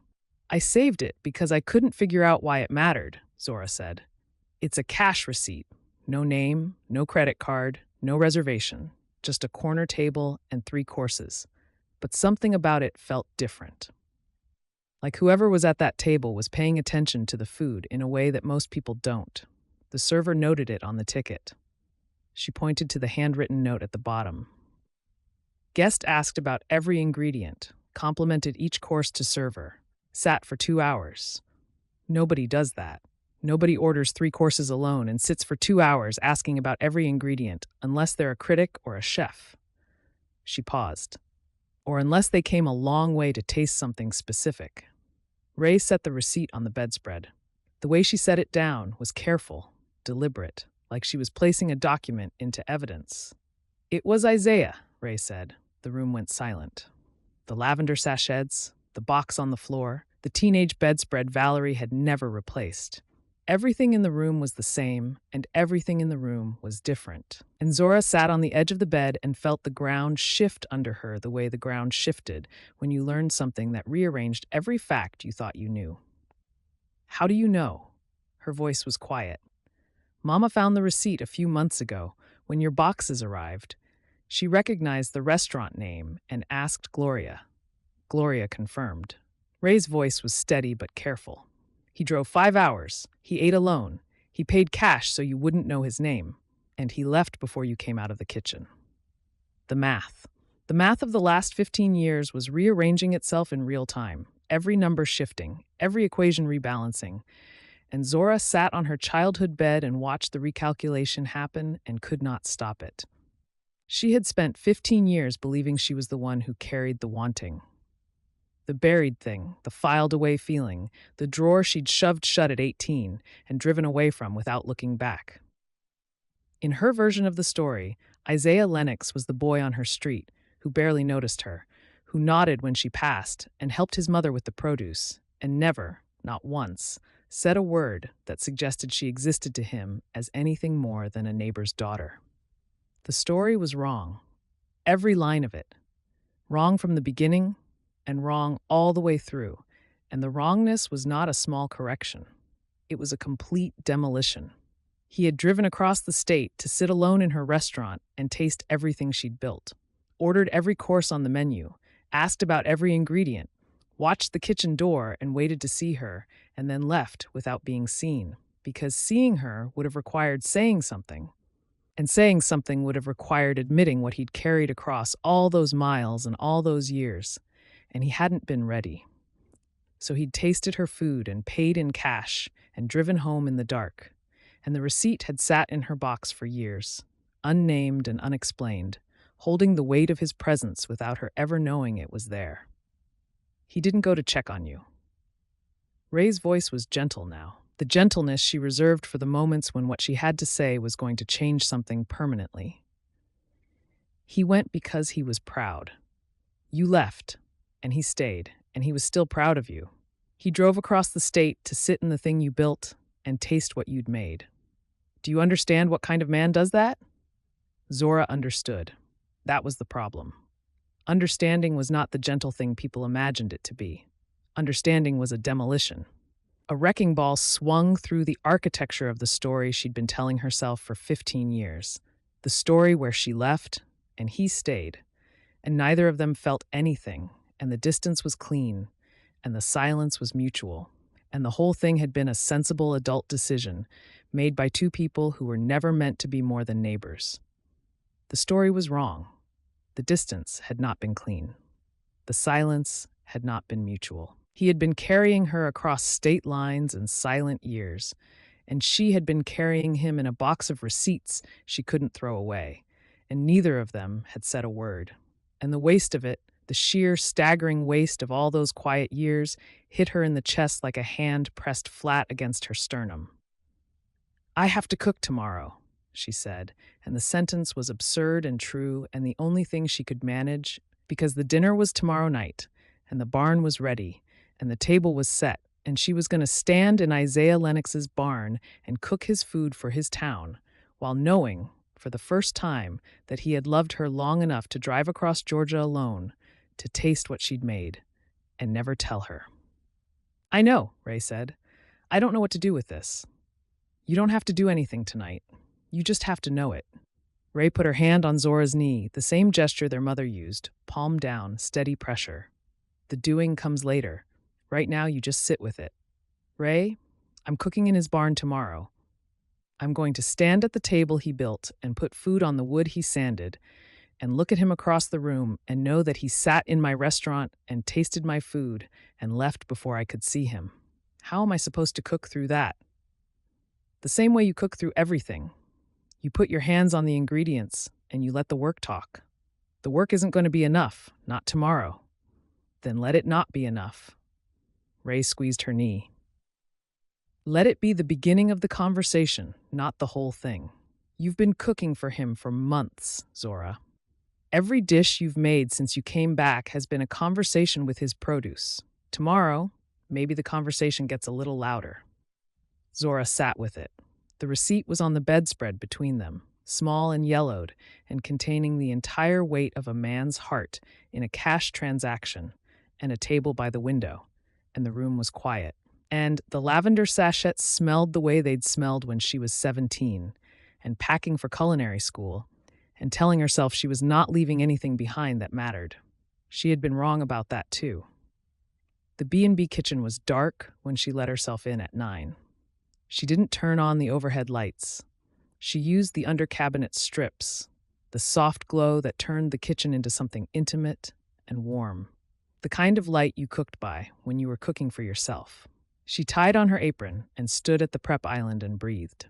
The kitchen had become hers over these months. Not legally, Not officially, but in the way a space became yours when you poured your best work into it. When the cutting board carried the ghosts of 100 preparations and the stove responded to your hand the way an instrument responded to a musician who'd played it long enough to know its moods. She knew which burner ran hot, which corner of the oven baked unevenly, where to set the cooling racks so the cross breeze from the back door dried the herbs evenly.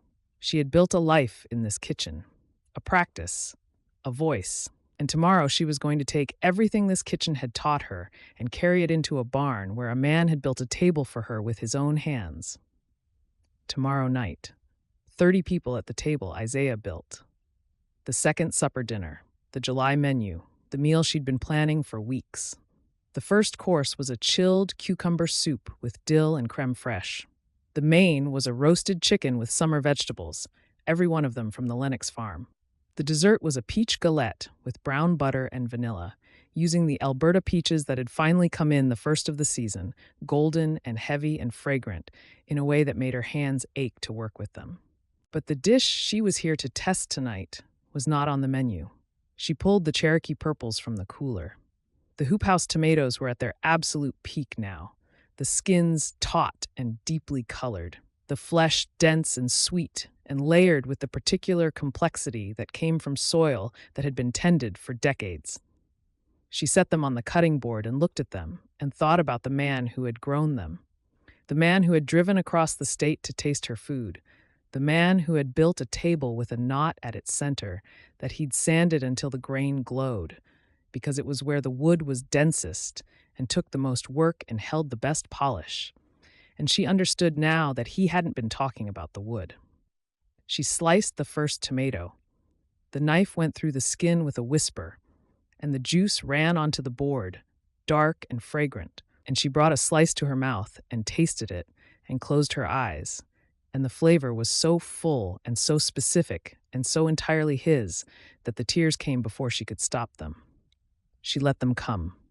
She stood in the dark kitchen and tasted his tomato and cried, quietly, the tears tracking down her face and falling onto the apron, because the flavor was the last piece of evidence, the thing that completed the picture.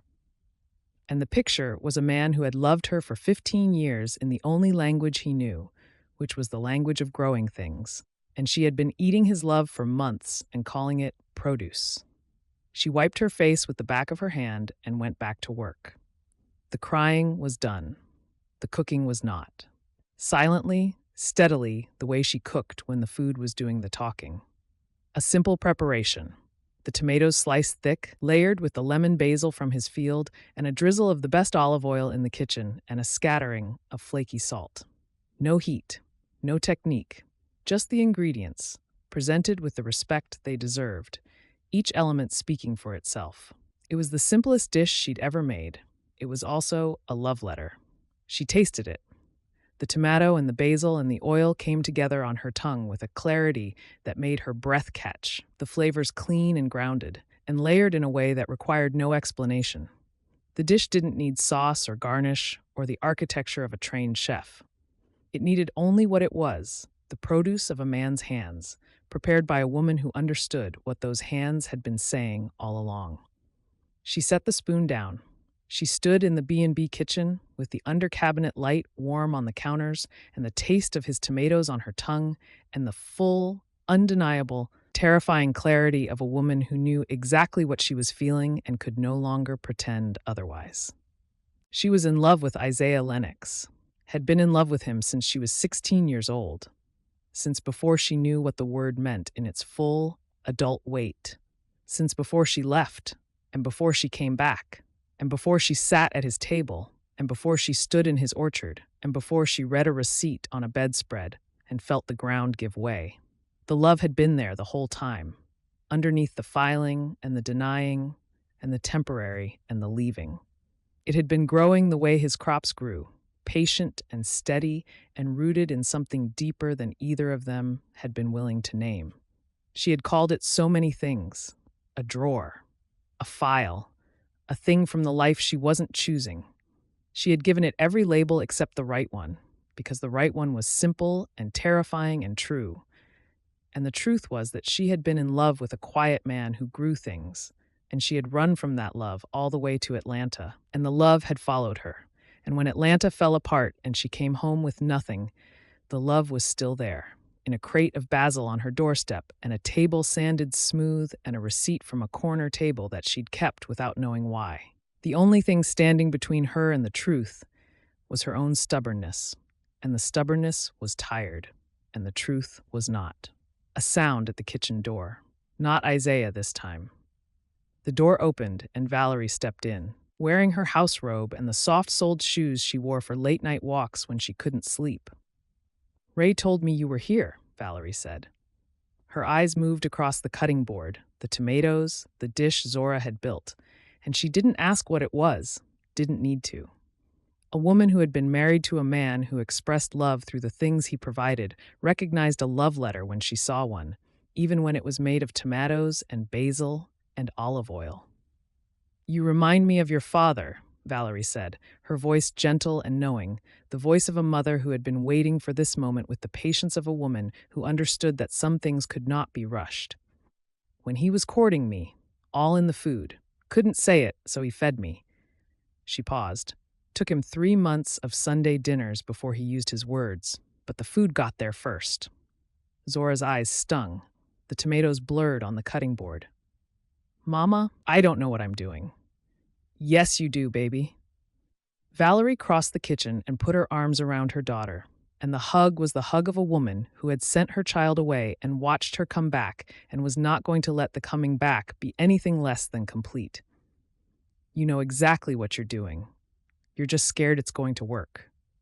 Zora held on.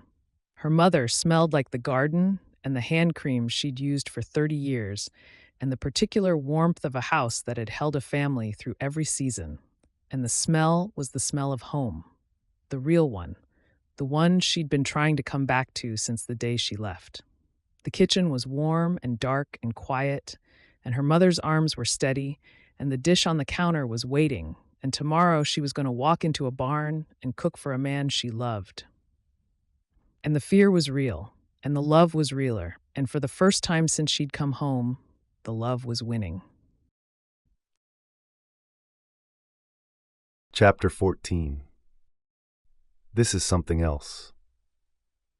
Benjamin was standing in the barn doorway with his hands in his pockets, surveying the space with the quiet pride of a man who had helped build something and was seeing the finished version for the first time.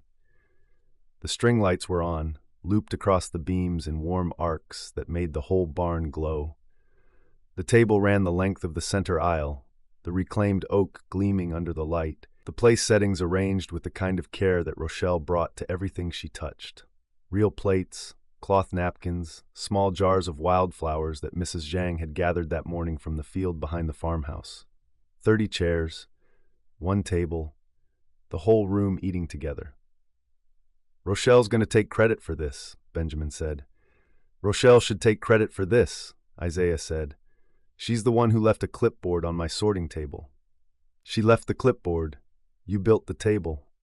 Benjamin clapped him on the shoulder once, firm and warm, and walked out to the yard where the first headlights were turning down the farm road. The evening was July warm, the air heavy with the sweetness of cut grass and ripe earth, and the distant green scent of the orchard where the Alberta peaches were finally coming in, golden and fragrant, the first of them picked that morning for tonight's dessert. The barn doors were propped open at both ends, the north doors framing the orchard and the south doors framing the drive, and the cross breeze carried the evening through the space in a slow current that made the string lights sway. The barn smelled like linseed oil and fresh-cut wildflowers, and the faint residual sweetness of oak that had been sanded and sealed and polished to a glow. He'd spent the morning wiping down the table and the chairs and sweeping the floor and arranging the last details, and the work had been precise and focused and had not prevented him from checking the clock every 15 minutes to see how much longer until Zora arrived. She'd been in the kitchen staging area since 3, prepping the chicken and the galette and the cucumber soup, and he'd heard her through the wall, the sound of her knife on the cutting board, the low hum she made when she was concentrating, the occasional exchange with Ray about serving order. He hadn't gone in. He'd stayed on his side of the wall and done his work and let the anticipation build, because anticipation was the thing he knew how to do, the thing he'd been doing since she left. And tonight the anticipation had a different quality, an electric hum that ran through his hands every time he touched the wood. Isaiah straightened a napkin that didn't need straightening. He aligned a fork. He stood at the head of the table and looked down the long surface he'd built, the wood glowing in the light, the knot at the center smooth and dark and polished to a finish that caught the reflection of the nearest string light like a small, burning eye. The guests were arriving. He could hear cars in the drive, doors opening, the rise of voices and laughter as people crossed the yard in the evening light. Rochelle was at the south doors greeting people with the efficiency of a woman who had been hosting her entire life, her clipboard nowhere in sight for once, replaced by a warmth that said this was not an event she was managing, but a thing she had helped create. Mrs. Bridges and the power-walking crew arrived in formation. Mr. Pruitt was helped to his seat by his grandson. Joanne and Xavier came with a bottle of wine that Joanne presented to Isaiah with a nod that said more than the wine did. Robert and Valerie Harris walked in together, and Robert caught Isaiah's eye across the barn and gave him the nod, the one that carried the full weight of 15 years of Saturday produce orders and a single word that meant more than it should: son. And then Zora walked in from the kitchen. She was wearing an apron over a shirt that left her collarbones visible, and her hands were dusted with flour from the galette prep. And she moved through the doorway between the kitchen staging area and the barn with the focused energy of a chef entering service. And Isaiah looked at her and knew immediately that something had changed. It was in her eyes. The way she looked at him across the barn was different from every other time she'd looked at him. And the difference was not subtle. There was no deflection in it, no looking away, no catching herself, no performing composure. She looked at him the way you looked at something you had finally allowed yourself to see fully, and the fullness of the seeing was raw and unguarded and devastating. And Isaiah understood, in the space between one heartbeat and the next, that she knew. She knew about Atlanta. He didn't know how. Ray, or Gloria, or the receipt he'd paid in cash, or the chain of mothers who held each other's children's secrets with the porous fidelity of a small town. The mechanism didn't matter. What mattered was the look on her face, which was the look of a woman who had just learned that the ground she'd been standing on since she was 18 was not the ground she thought it was, and who had decided to stand on it anyway. She didn't say anything. She turned back to the kitchen. The service was starting. The dinner was extraordinary. Isaiah sat at the far end, not because anyone had assigned him the seat, but because the seat was at the end nearest the kitchen, and the kitchen was where Zora was, and the proximity was a thing he could no longer pretend he didn't need. The dishes came out in courses, carried by Ray and a teenager from the church who'd volunteered to help serve, and each one landed with the precision and beauty of a woman operating at the full height of her talent. The chilled cucumber soup. Light, clean, the dill and creme fraiche balanced so finely the flavor seemed to hover on the tongue. The roasted chicken with summer vegetables, every one of them from the fields visible through the barn's open doors. The peach galette for dessert, the Alberta golden and caramelized in the brown butter, the crust shattering under the fork in a way that made Mrs. Bridges close her eyes and say, "Lord," under her breath. And between the main course and the dessert, a dish that was not on the printed menu. Zora carried it out herself. She didn't let Ray serve it. She walked the length of the room with a long platter, and on the platter was the simplest thing Isaiah had ever seen come out of her kitchen. Cherokee purple tomatoes, sliced thick, layered with lemon basil leaves and drizzled with olive oil and scattered with flaky salt. Nothing else. No heat, no technique, no architectural ambition. Just the produce, presented with a clarity that said this is what was grown for you, and this is how it should be eaten, and the rest is between us. The room went quiet. The particular quiet that Isaiah had heard twice before, at Founder's Day and at the first supper dinner, but this time deeper, because this dish was not trying to impress. It was trying to tell the truth. The tomato and the basil and the oil came together on the tongue with a transparency that left nothing to hide behind, and the flavor was the flavor of the farm, his soil, his rose, translated by her hands into something that made 30 people stop talking and taste. Mrs. Zhang ate hers with the slow deliberation of a woman who understood what she was tasting. Robert cleaned his plate and didn't speak. Gloria, sitting near the middle with Valerie, set down her fork and pressed her hand to her chest, and the gesture was so small and so private that Isaiah almost missed it. But he didn't miss it, because he had been watching his mother his whole life, and he knew what it meant when she pressed her hand to her heart. It meant she was seeing something she'd been waiting to see. Zora set the platter at the center of the table, near the knot, and looked at Isaiah, across the length of the oak, across the 30 people eating, across the string lights and the wildflowers and the years and the silence. She looked at him, and that was when he knew. Not from anything she said, not from Ray, not from Gloria, not from any whispered phone call or overheard conversation. From the look itself, which carried a weight it had never carried before, a depth and a directness that could only come from a woman who had learned something that rearranged everything she thought she knew. She looked at him the way you looked at someone whose secret you had discovered, not with accusation, but with tenderness. The tenderness of finally understanding the shape of something you'd been feeling in the dark. She knew about Atlanta. The knowledge was not a barrier. It was a bridge.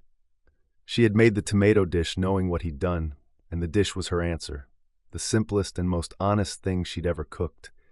And the answer was yes, I see you too. He held her gaze. The barn was full and loud with the sound of people eating and talking and living, and in the middle of it all, across the table he'd built, 2 people looked at each other and said nothing and said everything. The cleanup was quiet. The guests had gone in waves. The first wave was the families with children, folding strollers and carrying sleeping toddlers to cars. The second was the older couples, moving slowly, complimenting the food at the door, Mrs. Bridges declaring to anyone within earshot that the tomato dish had changed her understanding of what a vegetable could do. The third was the friends, the lingering ones, the people who stayed to finish the wine and talk in the warm night air until Rochelle gently suggested they take the conversation home. The plates were stacked.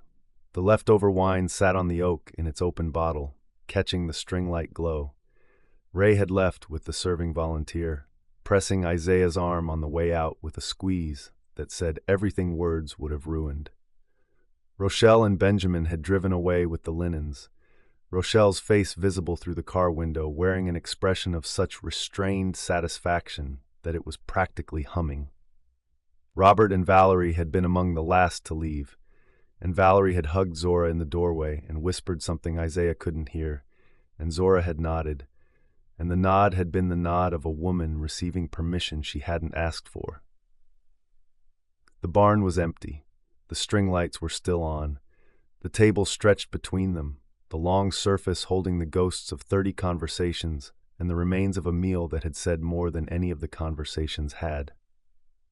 Zora was at the kitchen end, packing the last of the serving equipment into a bin. Isaiah was at the far end, gathering the wildflower jars.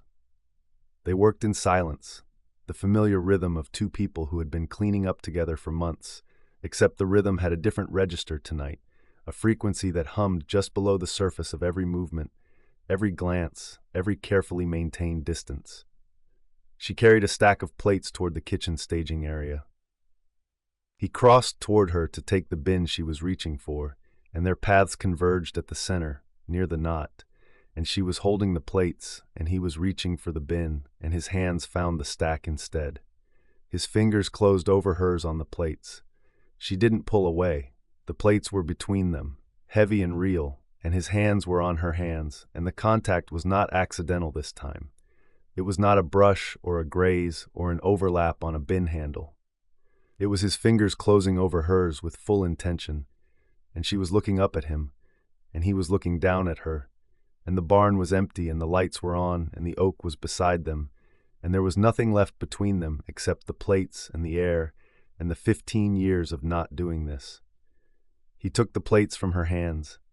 He set them on the surface beside him. The sound of porcelain on oak was quiet and final, and the space where the plates had been was empty, and the space between their bodies was not. The kiss was not a surprise. It was a mutual, gravitational, inevitable thing, the way a season arrived, the way fruit ripened, the way a root found water. Both of them moved at the same time, closing the distance together, and Isaiah's hands found her waist, and her hands found his jaw. And the first touch of her mouth against his was soft and specific and devastating. The contact of two people who had been holding themselves apart for so long that the coming together carried the full accumulated weight of every moment they hadn't done this. The kiss deepened. His hands tightened on her waist, pulling her closer, and her fingers slid from his jaw into his hair, and the barn and the string lights and the table he'd built were all around them. And the kiss was saying the thing the food had been saying, and the basil had been saying, and the receipt had been saying, and the crates had been saying, which was, I love you. I have loved you. I am not going to stop loving you. And the saying was not in words, because they had never needed words. They had always spoken in produce and flavor, and the things they built with their hands. And the kiss was the same language, the language of two people who had been having a conversation since before she left and had finally arrived at the part where the conversation required no translation. He pulled back, not far, an inch, enough to see her face, her eyes, the expression she was wearing that matched the one she'd given him across the room during the tomato course, except closer now, intimate, the expression of a woman who was done filing and done denying and done pretending that the thing she felt was temporary. Zora, he said. Her name. Just her name, the way he'd been saying it in his head every day since she came back. Except now it was warm from the kiss and full in a way it had never been full before, carrying the weight of every crate and every note and every morning spent growing things for a woman he'd never expected to touch. I know, she said. I know. The second word landed differently from the first. The first was acknowledgement. The second was everything else. The Atlanta trip and the receipt and the lemon basil and the table and the knot and the whole impossible shape of what they'd been building in silence, spoken in two syllables that held the same transparency as the tomato dish. No hiding, no architecture, just the truth. Her eyes were bright. Her hands were on his shoulders. The barn was quiet, and the string lights swayed in the cross breeze, and outside the night was warm and dark, and full of crickets and the distant sound of the last car pulling down the farm road, the headlights sweeping across the barn wall in a slow arc that lit them briefly and moved on. And the light touched them and left them, and they stayed where they were, in the center of the barn, holding each other in the space where the conversation had finally, after 15 years of growing, arrived at the word it had always been reaching for. Through the barn's open doors, the farmhouse porch light was on. Gloria's chair was empty, the glass of tea on the rail, the house quiet. She'd gone inside hours ago, but the porch light stayed on, the way it always stayed on, a lamp left burning for someone who hadn't come home yet, and tonight, for the first time, the someone was already here. Chapter 15. You're touching your mouth again. Ray was at the kitchen table with a bowl of cereal and the expression of a woman who had been waiting for this conversation since approximately the 7th grade. Zora pulled her hand away from her lips. She'd been doing it since she woke up, the unconscious gesture of pressing her fingertips to her mouth as if checking whether the kiss was still there, whether the physical fact of it had survived the night. And the answer was yes. It had. The memory of Isaiah's mouth against hers was as vivid at 7:30 in the morning as it had been at 10:15 the previous night. And the vividness was a problem because she was supposed to be making coffee, and instead she was standing at the counter with her hand on her face, like a woman who'd been kissed for the first time in her life. Which, in a way, she had. She'd been kissed before. She'd been kissed in Atlanta by men who were intelligent and attractive and who tasted like cocktails and ambition. But she had never been kissed by Isaiah Lennox in a barn full of string lights beside a table he'd built with his hands. and the two categories of kiss were so fundamentally different they barely qualified as the same activity. "I'm not touching my mouth," she said. "You've touched your mouth 6 times since you came downstairs. I'm counting." Ray took a bite of cereal. "Sit down. Tell me everything." "There's nothing to tell." "Zora Harris, you came home last night at 10:45 with your shirt untucked and a look on your face that could power a small city, and you went straight to your room without speaking, which is not behavior consistent with a woman who has nothing to tell." Ray set down her spoon. "Sit." Zora sat. The coffee she'd been failing to make remained unmade. The morning light came through the kitchen window, the same window she'd looked through at 16 when she used to watch Isaiah's truck pass the house on his way to the farm, and the memory of the 16-year-old girl watching through the window and the 33-year-old woman sitting at the table with a kiss still burning on her mouth were the same person, and the sameness was the thing that undid her. "He kissed me," she said. "And? I kissed him back." "And it was." She stopped. The vocabulary she had was not sufficient. The words she knew for describing good things, nice and lovely and pleasant, were insults to what had happened in that barn. It was like the tomato dish, the one I made last night, the Cherokee purples with the basil and the oil.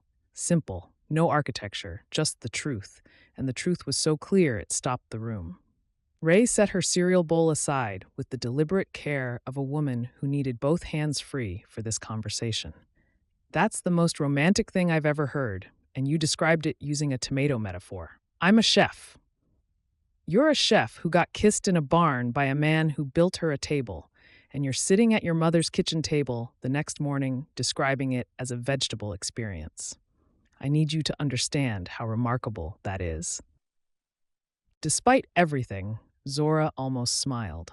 The almost smile was a crack in the composure she'd been trying to maintain since she walked through the door last night, and Ray saw it, and Ray's face did the thing, the specific thing where her eyebrows lifted and her mouth pressed together, and her whole expression arranged itself into a monument of vindication so towering it could be seen from space. She did not say, "I told you so." She said it with her face, which was worse, because "I told you so," spoken aloud, could be argued with, but "I told you so" written across your sister's entire body was irrefutable. "How was it?" Ray asked, her voice gentler now. "Really?" Zora looked at her hands on the table. The same hands that had been on Isaiah's jaw last night, the same fingers that had slid into his hair while his mouth was on hers and his hands were on her waist, and the barn was dark and golden and warm. "It was like coming home," she said, "except I didn't know I'd been away." Ray was quiet for a moment. Then she reached across the table and put her hand over Zora's, and the gesture was not teasing and not triumphant. It was the gesture of a sister who had been watching and waiting and who understood that the thing she'd been watching for had finally arrived. "Good," Ray said. "It's about time." They sat at the table in the morning light, and Zora told Ray the rest in fragments, not all of it. Not the specific physical details of what his mouth felt like, or the sound he made when she put her fingers in his hair, but the shape of it, the way the barn had emptied, and the plates had become the bridge, and the kiss had arrived not as an event but as a conclusion, something the whole summer had been building toward the way a meal built toward a final course. And then we stood there, in the barn, with the lights still on. Zora pressed her palm flat on the table. "He said my name, that's all, just my name, and I said I know, and that was enough. And then headlights came through the wall and we heard a car leaving and the moment broke. But it didn't really break, Ray. It's still happening. It hasn't stopped. It's not going to stop. I know that too." Ray picked up her cereal bowl, carried it to the sink, and rinsed it with the focused attention of a woman who was giving her sister one last moment of privacy before the rest of the world found out. Because the rest of the world was going to find out.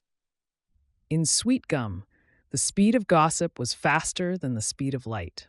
And by lunch, the whole town would know that Zora Harris and Isaiah Lennox had finally done the thing everyone had been waiting for them to do, since before either of them understood what the waiting meant. "Go to work," Ray said, drying her bowl and setting it on the rack with the brisk precision of a woman closing a chapter. Act normal. Cook something. And when he comes to do the delivery, try not to climb him like a tree in front of Rochelle, because Rochelle will take photographs and use them in the marketing materials. Ray, I'm being practical. The B&B kitchen was supposed to be a neutral space. It had been, for months, a workspace, a venue, a place where Zora cooked and planned and tested recipes and kept her professional self separate from the part of her that was falling in love with a farmer. The kitchen was where she was a chef. The farm was where she was a woman who couldn't stop watching a man's hands. The distinction had been important. The distinction lasted until approximately 2:15 that afternoon, when Isaiah walked through the kitchen door with a crate of produce on his shoulder and set it on the prep island and said delivery in a voice that was steady and normal and completely at odds with the way his eyes moved to her mouth the instant he looked at her. "Thank you," she said. "You can set it there." I did. Right? They stood on either side of the prep island. The crate was between them, full of summer squash and cucumbers and a bundle of herbs tied in twine, and the crate was doing the same job the plates had done last night, which was being a physical object that occupied the space between two people who were pretending the space was not the problem. "The dinner went well," he said. It did. Mrs. Bridges called the diner this morning to tell Malachi the tomato dish changed her life. Mrs. Bridges has a flair for the dramatic. She's not wrong. The kitchen was quiet. The afternoon light came through the windows, warm and gold, and the prep island was 3 feet wide, and the crate was sitting on it, and Isaiah was standing on the other side looking at her with the same directness he'd shown in the barn. The gaze that said, "I see you," without flinching. And the gaze was not easier to handle in the afternoon than it had been in the evening. It was harder, because in the evening there had been string lights and the softness of darkness. And in the afternoon there was just the unforgiving clarity of daylight and the fact that she wanted to kiss him again so badly, her hands were shaking, and she was tired of pretending the shaking was about anything other than what it was about. She walked around the island. She didn't plan it. Her body moved before her mind caught up, the way her body moved when she was cooking, the instinct that preceded thought. And she was around the corner of the island and in front of him, and the crate was behind her now, no longer between them, and the space between their bodies was the same space that had existed in the barn, small and charged and full of everything they hadn't said. He didn't move. He stood where he was, arms at his sides, and waited. She kissed him. This one was different from the barn. The barn had been mutual and gravitational, both of them moving at the same time. This one was hers. She initiated it, rising onto her toes and pressing her mouth to his with an urgency that surprised her, and for a fraction of a second he was still, absorbing it, the way he absorbed everything, with the full-body attention of a man who didn't miss a single detail, and then his grip found her waist and pulled her close. And the urgency deepened into something rawer and less careful than anything the barn had held. His fingers moved from her waist to her hair. Her back found the counter's edge. The kitchen, which had been a neutral space for months, became something else entirely. A place where a woman pressed herself against a man she'd been wanting for 15 years and let the wanting be exactly as loud as it actually was, which was deafening. His mouth was warm and sure against hers, and his fingers in her hair were gentle, the same gentleness he gave the fruit in the orchard, the same care he gave the wood on the table. And the gentleness was not tentativeness. It was restraint. Deliberate, conscious restraint. The restraint of a man who was holding back not because he didn't want more, but because he wanted so much that the holding back was a form of respect. She pulled away. Not because she wanted to. Because wanting this much was dangerous, and her body knew it, even if her heart had already made the decision. She pulled back, and his fingers released her hair, and he stood there, breathing, his chest rising and falling, and the distance she'd opened stayed open. He didn't chase it, didn't lean forward, didn't close the gap. He waited, steady and still, the way he waited for a season to turn, or a row to produce, or a woman to decide what she wanted on her own terms. The patience. She'd known he was patient. She'd known it since the snap peas and the crate on the doorstep and the note with every picking date listed in his careful handwriting. But seeing the patience now, in the aftermath of a moment that had pressed her against the counter and tangled his fingers in her hair, was different from knowing about it in the abstract. The tremor in his fingers was visible. The same fine vibration she'd felt in her own body over the storage bin and the plates and the car ride home with Ray. He wanted her. The want was written in every line of him, in his unsteady breathing and the heat in his gaze, and the way his jaw was set, not with tension, but with the effort of standing still when every instinct was telling him to close the distance she'd opened. And he was holding still, perfectly, deliberately still, because he would not take a single thing she didn't freely give. That was who he was. That was who he'd always been. The man who grew things for a woman and never told her why. The man who drove to Atlanta and left before she could see him. The man who built a table and called it for the dinner series. The patience was not passivity. It was the most active, exhausting, daily form of love she had ever seen. And it had been running for 15 years without once demanding to be acknowledged. "Isaiah," she said, "I'm here. I know you are." She took a breath. "That's the problem and the answer, and I don't know what to do with either one yet. But I'm not running. I want you to know that. Whatever this is, I'm not running from it." His eyes changed. Not dramatically. A shift in the depth of them. A softening that was almost imperceptible, but that she caught because she had been learning to read his face the way she read ingredients, with attention and specificity, and the understanding that the smallest changes carried the most meaning. "I can wait," he said. "I'm good at waiting." "I know you are. That's the other problem." The corner of his mouth moved. Not a smile exactly, the beginning of one held in reserve.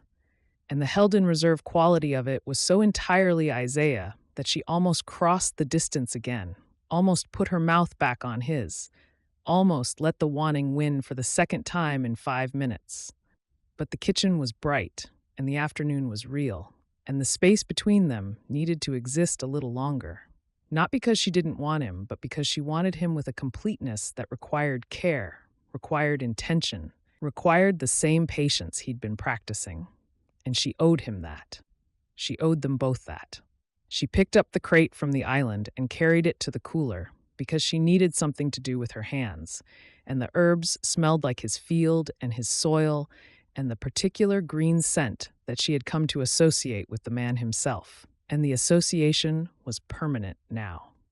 Locked into her body the way the taste of his Cherokee purples was locked into her palate, and none of it was going away, and none of it was temporary. And the word temporary had been dead for months, and she was only now standing at the graveside, and the eulogy was brief. It was never true. The kitchen door opened. Rochelle, back from wherever she'd been, clipboard in hand, church meeting stride, in full effect. She stopped in the doorway and looked at Zora and looked at Isaiah and looked at the space between them, which was wider than it had been 30 seconds ago, and vibrating with a frequency that Rochelle, who had engineered this entire arrangement from the beginning, identified with the instant precision of a woman seeing her life's work come to fruition. "Well," Rochelle said. She pressed her lips together. The clipboard trembled in her hand. Her eyes were bright. "I'll just go check the linens." She turned and walked back out, and the door closed behind her. And through the window, Zora could see her cross the B&B garden toward the storage shed, with the clipboard pressed to her chest and her stride quickening. And halfway across the garden, Rochelle stopped and pressed both palms to her face and did a small, contained, joyful thing with her shoulders that was not quite a dance and not quite a celebration, and was entirely the physical expression of a woman who had planted a seed and watched it grow, and was now standing in the garden trying not to scream with happiness. Isaiah watched through the window. Zora watched through the window. And for the first time since the barn, they looked at each other and laughed. The real kind. The kind that came from the belly and filled the room. And the sound of it was warm and golden and exactly right, and the laughter was its own kind of declaration, and neither of them was afraid of it. Chapter 16. You look different. Gloria was on the porch with her morning tea, and the observation was delivered with the casual precision of a woman who had been studying her son's face for 33 years and could detect a shift in his emotional weather the way a barometer detected a shift in pressure. "I look the same," Isaiah said. "You look like a man who's been kissed." She took a sip of her tea. "The whole town knows, by the way. Rochelle called me before breakfast. She was so happy she was speaking in incomplete sentences. Mrs. Jang called after Rochelle. Then Joanne. Then Mrs. Bridges, who started the conversation with, 'Gloria, I have been waiting for this since those two were in 8th grade.' And I said, 'Mrs. Bridges, so have I.'" Isaiah sat on the porch steps and put his boots on. The fact that the information had crossed 5 phone lines before 7 in the morning was not surprising. Nothing stayed private in Sweetgum. The town's communication infrastructure was older and more reliable than any cell tower, and it ran on sweet tea and church pews and the unwavering conviction of women who believed that knowing each other's business was a form of civic duty. He didn't deny it. Denying it would have been a lie, and lying to his mother was a project with a 0% success rate. "I'm happy for you, baby." Gloria's voice was soft now, the softness she reserved for the things that really mattered. "Your father would be happy too." The mention of his father settled into the quiet, the way all mentions of his father settled, with a weight that was half grief and half gratitude. Isaiah tied his boots and looked at the fields his father had cleared and his grandfather had cleared before that, and he thought about the table in the barn and the woman who had put her mouth on his beside it. And the through line from the grandfather to the father, to the table, to the kiss was a straight line, a line of men who built things for the people they loved, and the line had finally arrived at the place it had been reaching for. "When your father kissed me the first time," Gloria said, "he came home and sat on this porch for 2 hours without moving. Just sat. I asked him what was wrong, and he said, 'Nothing's wrong. Everything just got very right, and I need a minute.'" She smiled, the smile of a woman holding a memory so close it was practically present. "Took him 2 hours to come inside. I brought him water, and he didn't drink it. He just sat and looked at the fields and let it settle. Mama, I'm done." She patted the arm of her chair. "Go do your work. She'll come to you when she's ready." Zora came at 11. He heard her tires on the gravel while he was in the hoop house checking the late tomatoes, and the sound had become a thing his body responded to before his mind engaged, a quickening in his chest that he had stopped trying to control. He wiped his hands on his jeans and came out into the sunlight, and she was standing by the driver's door with something in her hand. Not a folder, not a menu draft, a piece of paper folded in thirds, the creases soft with age. The paper had the yellowed look of something that had been kept in a drawer for a long time, handled occasionally, never discarded. "I found something," she said, "in my old room, in a box Mama kept in the back of the closet, behind the yearbooks." She was standing in the farmyard with the sun on her face and the letter in her hand, and her expression was different from any expression he'd seen on her before. Not the charged directness of the barn, not the urgency of the kitchen. This was something quieter and more vulnerable, the expression of a woman holding a piece of her 18-year-old self and deciding whether to let someone see it. "Can we sit?" she asked. They walked to the porch. Gloria's chair was empty. The tea glass was gone. She'd gone inside, he realized, and the going inside was deliberate, the retreat of a mother who recognized a private moment approaching and was giving it room. The screen door was closed, and through it he could hear nothing, which meant Gloria was in the back of the house, which meant she was giving them the entire porch and whatever was about to happen on it. They sat on the steps, side by side, the way they'd sat cleaning up after the dinner, except this time there were no plates between them and no crates and no prep island. Just the two of them and the porch and a piece of notebook paper that had been waiting 15 years to be delivered. "I wrote this the night before I left for culinary school," Zora said. She was looking at the paper in her hands, not at him. "I was 18. I'd packed everything. Mama and Daddy were asleep. Ray was asleep, and I was sitting outside at 4 in the morning with the engine off, looking at your place." She paused. "Looking at the light your mama leaves on in the kitchen." Isaiah's breathing changed, not visibly, not in a way she would have noticed, but the air in his lungs went thin and the sunlight went sharp, and the porch steps under him felt suddenly very specific, every plank and nail. "I wrote this right there in the dark," she said. "I was going to leave it in your mailbox. I got out. I walked halfway across the street, and then I turned around and put it away and drove to Savannah and never sent it." She held the letter out to him. He took it. The paper was soft, the kind of college-ruled notebook paper that came in packs of 3 at the drugstore, and the creases were deep and permanent, the folds of a thing that had been folded and kept and never unfolded by anyone except the person who wrote it.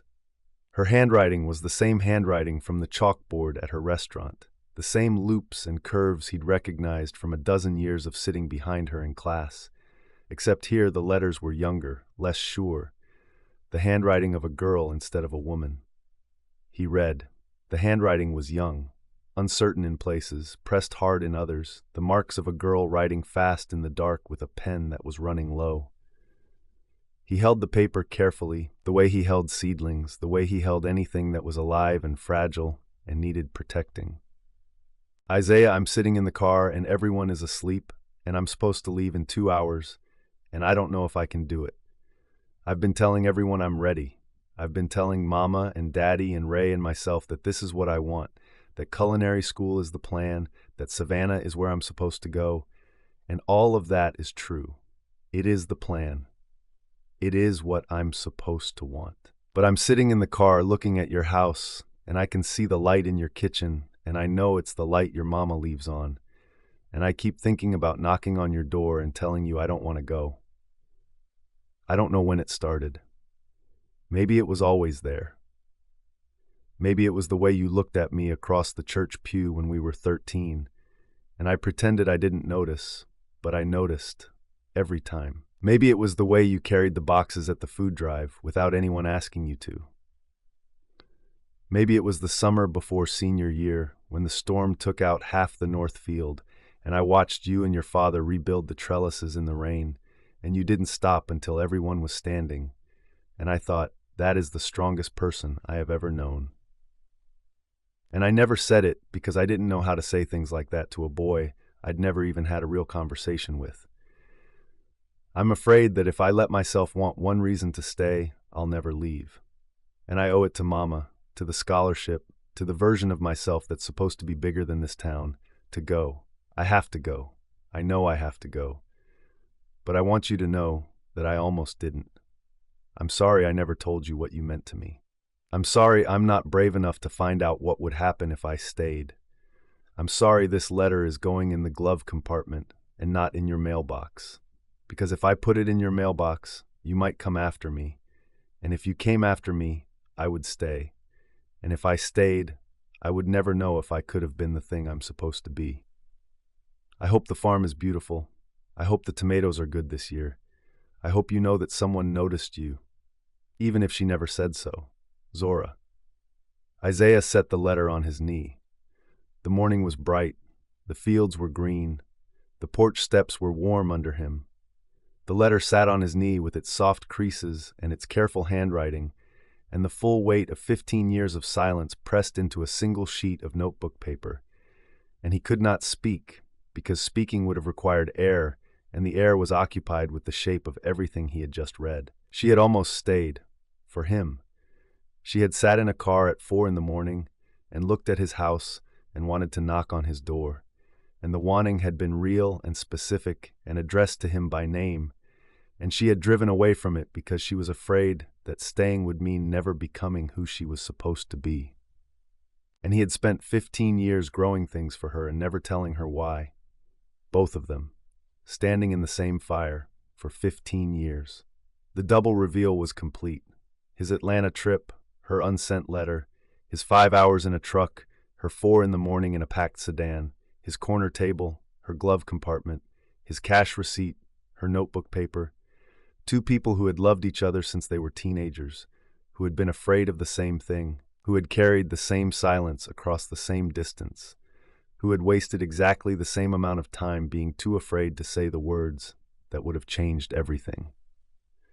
He thought about the summer after she left. The 3 rows he'd planted in August, the dawn-to-dark work Malachi had described, the labor he'd poured into the soil because the soil didn't require him to explain what he was feeling. She had been in Savannah, starting culinary school, learning to turn ingredients into art, and the whole time, in the glove compartment of a car she no longer owned, a piece of notebook paper had been sitting with his name on it, and neither of them had known the other was burning. The waste of it. The sheer, staggering, breathtaking waste. Not of time, exactly, because the time had made them who they were, had built her into the chef who created the tomato dish, and him into the farmer who grew the tomatoes. And maybe the distance was part of the architecture. Maybe the separation was the thing that made the coming together mean what it meant. But the silence. The silence was the waste. One sentence would have done it. One sentence at any point in 15 years.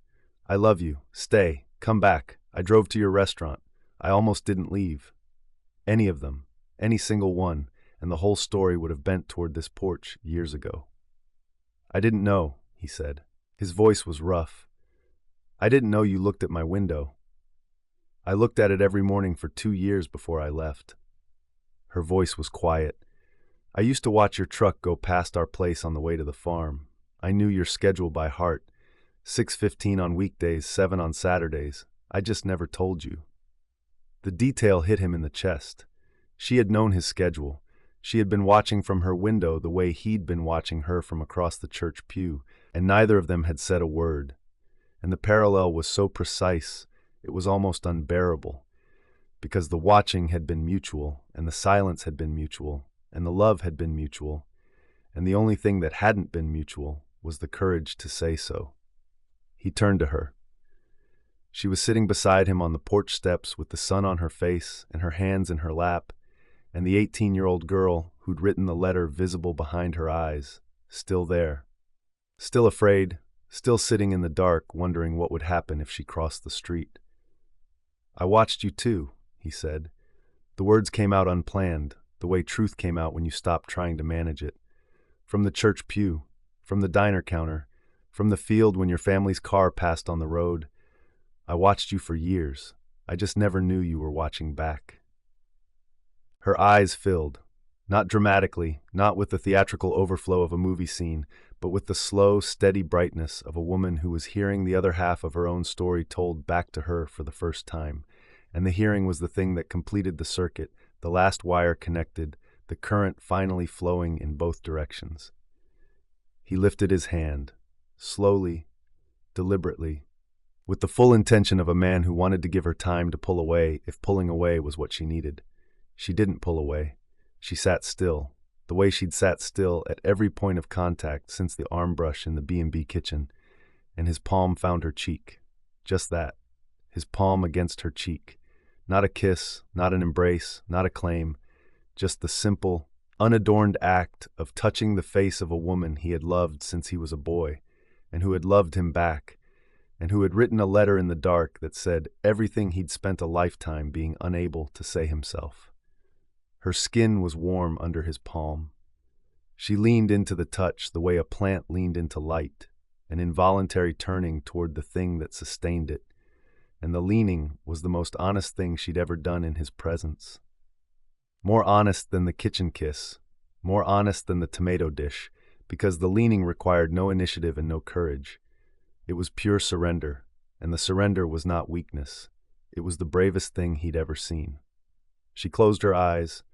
The porch was quiet, the fields were bright, his hand was on her face, and her eyes were closed, and the letter was on his knee, and the silence between them was not the old silence, the careful, protective silence of two people too afraid to speak. This silence was the opposite. This silence was the sound of two people who had finally said everything, and could rest in the saying, and the resting was new, and the resting was good, and neither of them moved for a long time. Through the screen door behind them, the sound of Gloria moving in the kitchen, the quiet clink of a pot being set on the stove, the hum of a woman making lunch, a melody Isaiah couldn't quite place, but that sounded like something his father used to whistle, and the sound of it threaded through the silence on the porch, the way a root threaded through soil, connecting the old to the new, the lost to the found. The domestic music of a house that held a family, and the family was growing, and the mother who lived in that house had known it was growing before anyone else did, because mothers always knew. And Gloria Lennox had been watching her son love Zora Harris since before the letter was written, and the watching was done, and the love was here, sitting on her porch steps in the July sun with a piece of notebook paper and a palm on a cheek. And if Gloria hummed a little louder while she cooked, nobody mentioned it, and nobody needed to.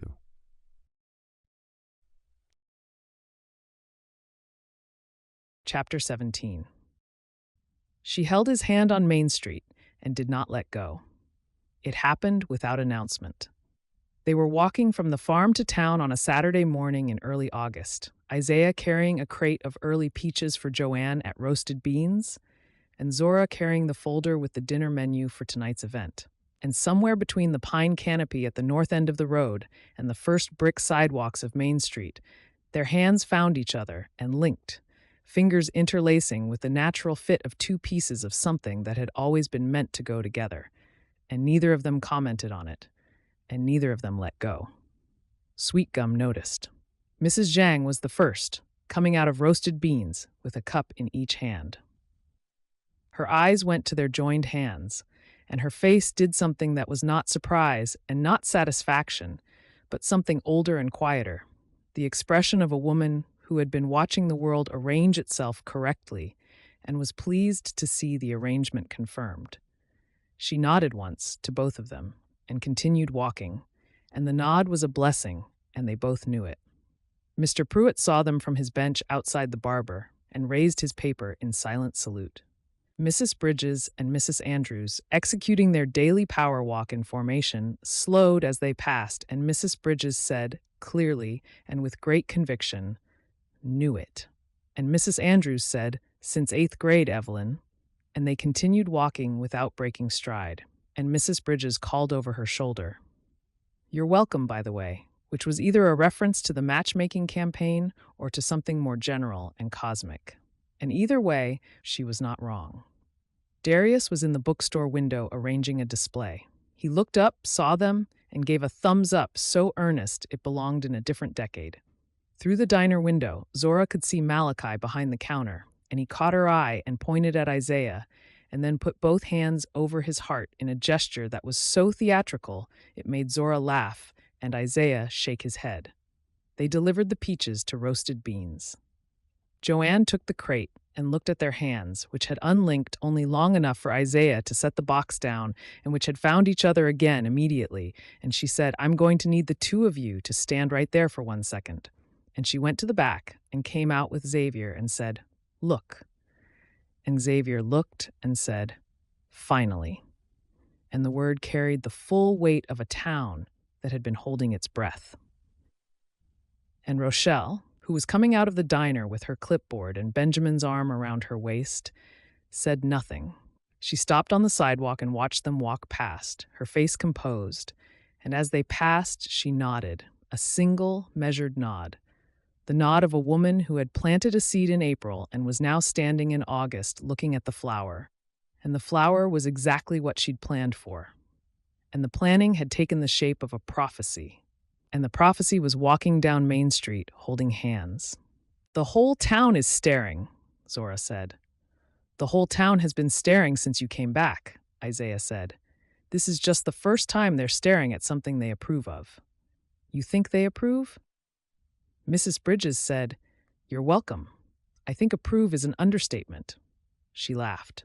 The sound carried in the morning air, bright and free, and it was the sound of a woman who had stopped being afraid of being seen, and the not being afraid was new. And the newness was terrifying, and the terrifying was fine, because his hand was in her hand, and the morning was golden, and the town was watching, and she did not care. The day built. That was the only word for it. Built. The way a meal built, the way a sauce reduced, the way heat accumulated in a kitchen until the air itself became thick with anticipation. The physical awareness between them had been present for months, but now it had no container. The distance was gone. The careful space was gone. The professional language was gone. What was left was proximity without pretense, and the proximity was everywhere. His hand on her lower back as they walked into roasted beans for the second time that day, after the peach delivery, after the menu review with Joanne. Not a guiding hand, not a polite gesture. A hand that said, "I am touching you because I want to touch you," and did not apologize for it. Her fingers finding his belt loop while they stood talking to Joanne and Xavier about the dinner, hooking into the loop and staying there.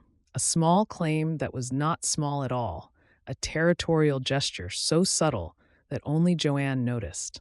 And Joanne's eyes widened by a fraction, and she looked at Xavier, and Xavier looked back, and the two of them conducted an entire spousal conversation in the space of a glance. The moment in the diner when he leaned down to say something in her ear about the menu, and his breath crossed her neck, and she lost the thread of whatever Malachi was saying about the August produce orders, and the losing was not embarrassing. It was a preview.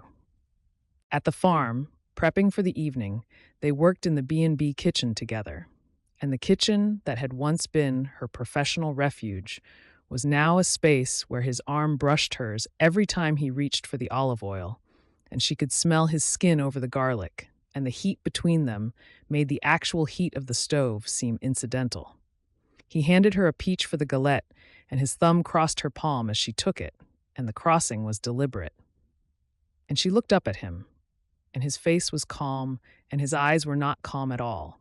And the combination of composure and desire was the most attractive thing she had ever seen on another person. She knew where the day was going. She'd known since she woke up with the sun in her window and the certainty in her body that today was the day the building stopped and the living started. She'd put on the shirt that showed her collarbones because Isaiah's eyes went to her collarbones every time, a fact she'd been pretending not to notice for weeks and was now deploying with full intention. She was done pretending. She was done filing. She was done with temporary and careful and professional and every other word she'd used to build a wall between herself and the man who had loved her since they were children. The wall was down. The rubble was warm. The third supper dinner. The barn was full. The string lights were on. The table gleamed, the reclaimed oak catching the light the way it always did. The knot at the center dark and polished, and the 30 chairs were occupied by faces Zora knew now, faces she could name and cook for and care about, and the caring was not the same as it had been at Founders Day. At Founders Day, she had been proving herself. Tonight, she was feeding her people, and the distinction changed everything about the food. August had shifted the menu. The peach galette was the star, the Alberta golden and caramelized in brown butter, the crust layered and flaky, and the summer vegetables had deepened into the heavy abundance of late season. The squash was fat on the vine. The beans were at their peak.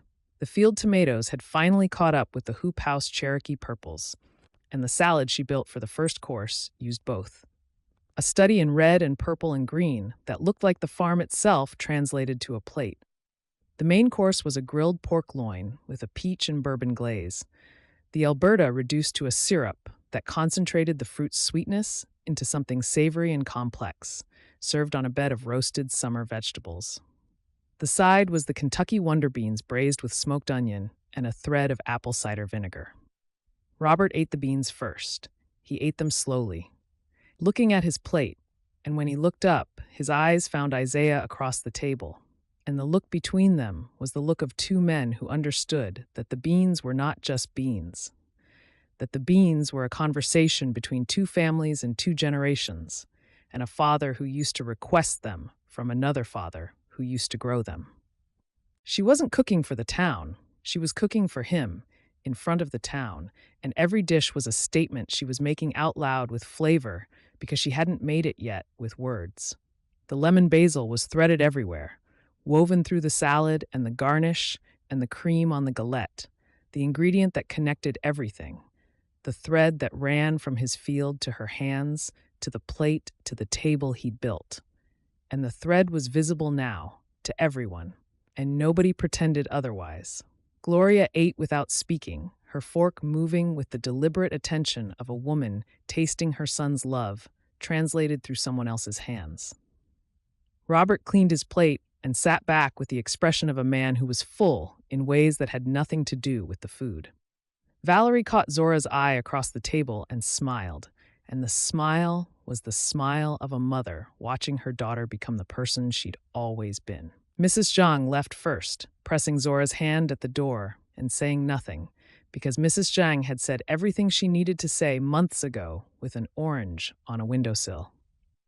The guests departed in the familiar waves, and each wave left the barn a little emptier and a little more charged, the air thickening as the room cleared, the way a kitchen thickened when you reduced a stock. The liquid evaporating and the flavor concentrating until what was left was the essence. Robert and Valerie left with a hug that lasted longer than usual, Valerie holding Zora's face in both hands and looking at her with an expression that required no words and gave no instructions and simply said, "I see who you are, and I love who you are, and the rest is yours."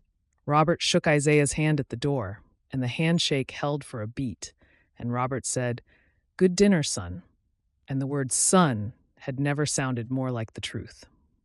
Ray helped clear the last dishes and left with a look at Zora that said, "I am leaving and I am not coming back tonight, and you know why." And the look was not teasing. It was tender.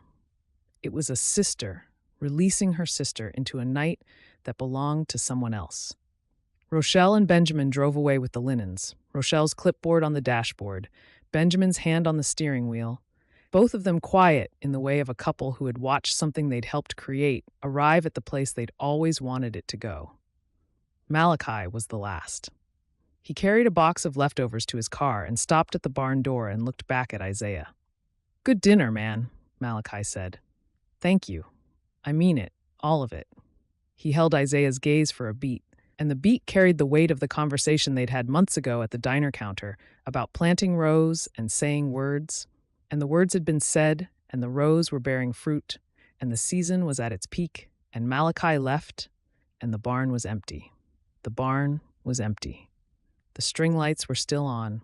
The table stretched down the center, the oak glowing, the empty plates and the spent candles, and the scattered crumbs of a meal that had fed 30 people and said one thing. The barn doors were open at both ends, the north end framing the orchard in the dark, and the south end framing the empty drive. And the night air came through in a slow current that carried the smell of cut grass and ripe peaches and the deep summer scent of Georgia in August, the smell of a season at its fullest. Heavy and sweet and on the edge of turning, the quiet settled in. Not silence, exactly. The crickets were loud in the hedgerow, and somewhere in the orchard an owl called, and the string lights hummed with the faint electrical whine that you only noticed when there was nothing else to listen to. The barn had the particular quality of a space that had just held many people and was now holding 2. The air still warm from the bodies and the food and the candlelight, and the warmth was not going away. Zora washed the last of the serving dishes at the small sink in the staging area. Isaiah dried. The rhythm was the same rhythm they'd established at the B&B kitchen months ago, the simple back and forth of wash and dry, except tonight the rhythm had a different pulse, a slower tempo, the pace of 2 people who were not in a hurry because neither of them was planning to leave. The last dish went into the rack.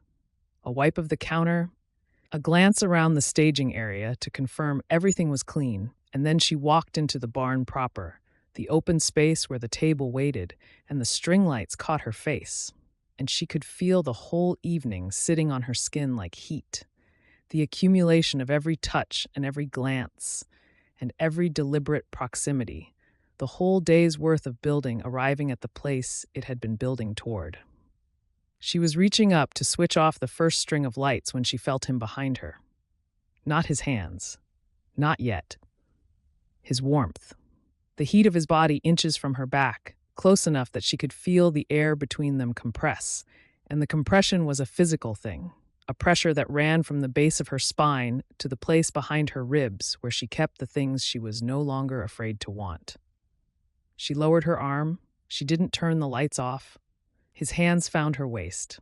The same place they'd found in the barn the first time, the same place they'd found in the kitchen, except tonight the finding was unhurried and certain. The touch of a man who was no longer asking permission because permission had been given.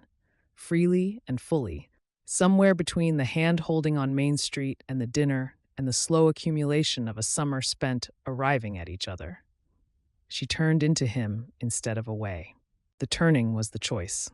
Everything before this had been the current carrying her, the gravity, the pull of a love that was older than her adult self and stronger than her fear. But the turning was hers.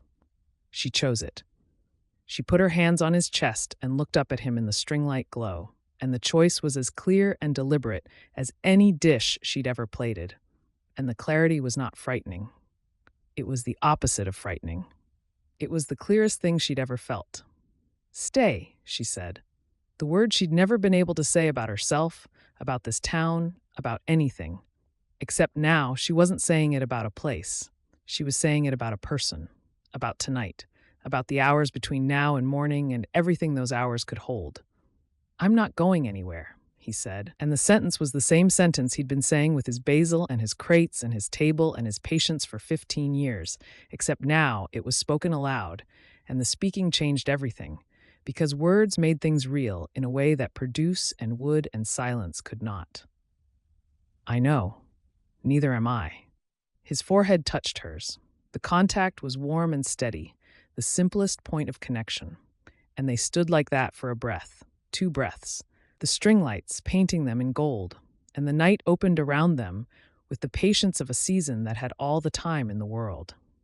The barn was golden and quiet. The string lights swayed in the cross breeze. Through the open doors the night was dark and full, and the farmhouse porch light was on.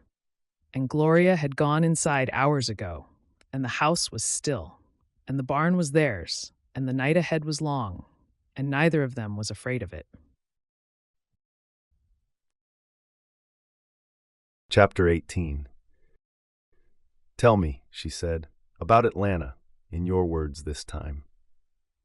They were standing in the barn with the string lights swaying and the night outside and the table behind them and the dinner's traces still in the air, garlic and peaches and the green thread of basil that wove through everything they'd built together. Her hands were on his chest.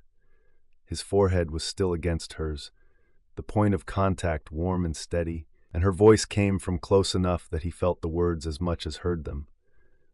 "I went because I was proud of you." The sentence came out whole.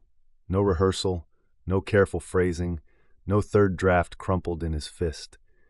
Just the truth, spoken to her face, in the quiet of a barn where 30 people had eaten what they'd made together and gone home and left them alone with nothing between them except the air and the words they'd been circling for months. "I drove across the state and sat in your restaurant and tasted everything you'd built. I ordered 3 courses. I asked about every ingredient because I wanted to understand what you'd done with the gift you had, and every dish was extraordinary, and I was so proud of you I couldn't breathe." His voice was steady. His hands were on her waist. "I didn't send my compliments to the kitchen because compliments would have had a name attached, and I wasn't ready for you to know my name was in your restaurant. So I paid cash, and I left, and I drove home, and I went straight to the lemon basil field and stood there in the dark, and the basil smelled like the garnish on your dessert, and I understood that I'd been growing it for you all along." She was quiet. Her fingers curled into the fabric of his shirt. "Your turn," he said. She lifted her head. The string lights caught her face, the glow warm on her skin, and her eyes were bright and steady and open in a way he'd never seen them, the last wall down, the last defense retired. "I wrote that letter because I was in love with you and I was too afraid to say it," she said. "I sat outside at 4 a.m. and looked at your kitchen light and thought about crossing the street and knocking on your door and telling you I didn't want to leave. I could see the light your mama always leaves on. And I thought, if I knock, he'll answer, because that's who he is. He'll answer the door at 4 a.m. for a girl he barely knows, and if he answers, I'll tell him, and if I tell him, I'll stay, and if I stay, I'll never know who I could have been. And now? Now I know who I could have been, because I was her. I was the chef. I was the restaurant. I was the whole Atlanta dream, and it was real, and it was good, and it fell apart. And when it fell apart, the only place I wanted to be was here." Her hand found his jaw, the same place it had found during the first kiss and the second, and her palm was warm against the line of his face. "I'm not 18 anymore, Isaiah. I'm not sitting in a car deciding whether to knock. I already knocked. I've been knocking since the day I came back, and you've been answering every time, with basil and crates and tables and patience, and I'm done pretending I don't hear the answer." She paused. Her thumb traced the line of his jaw, and the touch was light and specific and devastating. "I'm not leaving," she said. "I'm not running. I'm not temporary. I want you to hear me say that with nothing between us. No food, no kitchen, no audience, just the words." The words landed in the barn like light, not the string-light glow that swayed overhead or the porch light visible through the open doors. A different light, the kind that came from the inside, the illumination of two people who had finally said the thing out loud, face to face, with no kitchen and no food and no proxy and no letter and no receipt between them. Just the words, naked and plain, offered in the quiet of a barn that smelled like garlic and peaches and the summer they'd spent finding each other. He kissed her. Not the gravitational barn kiss from the night of the second dinner. Not the urgent kitchen kiss she'd started. This kiss was different. This kiss was slow and deliberate and grounded in the truth they'd just spoken. The physical expression following from the honesty, the way flavor followed from good ingredients, the way harvest followed from patient tending. "Come inside," he said. They walked to the farmhouse through the dark.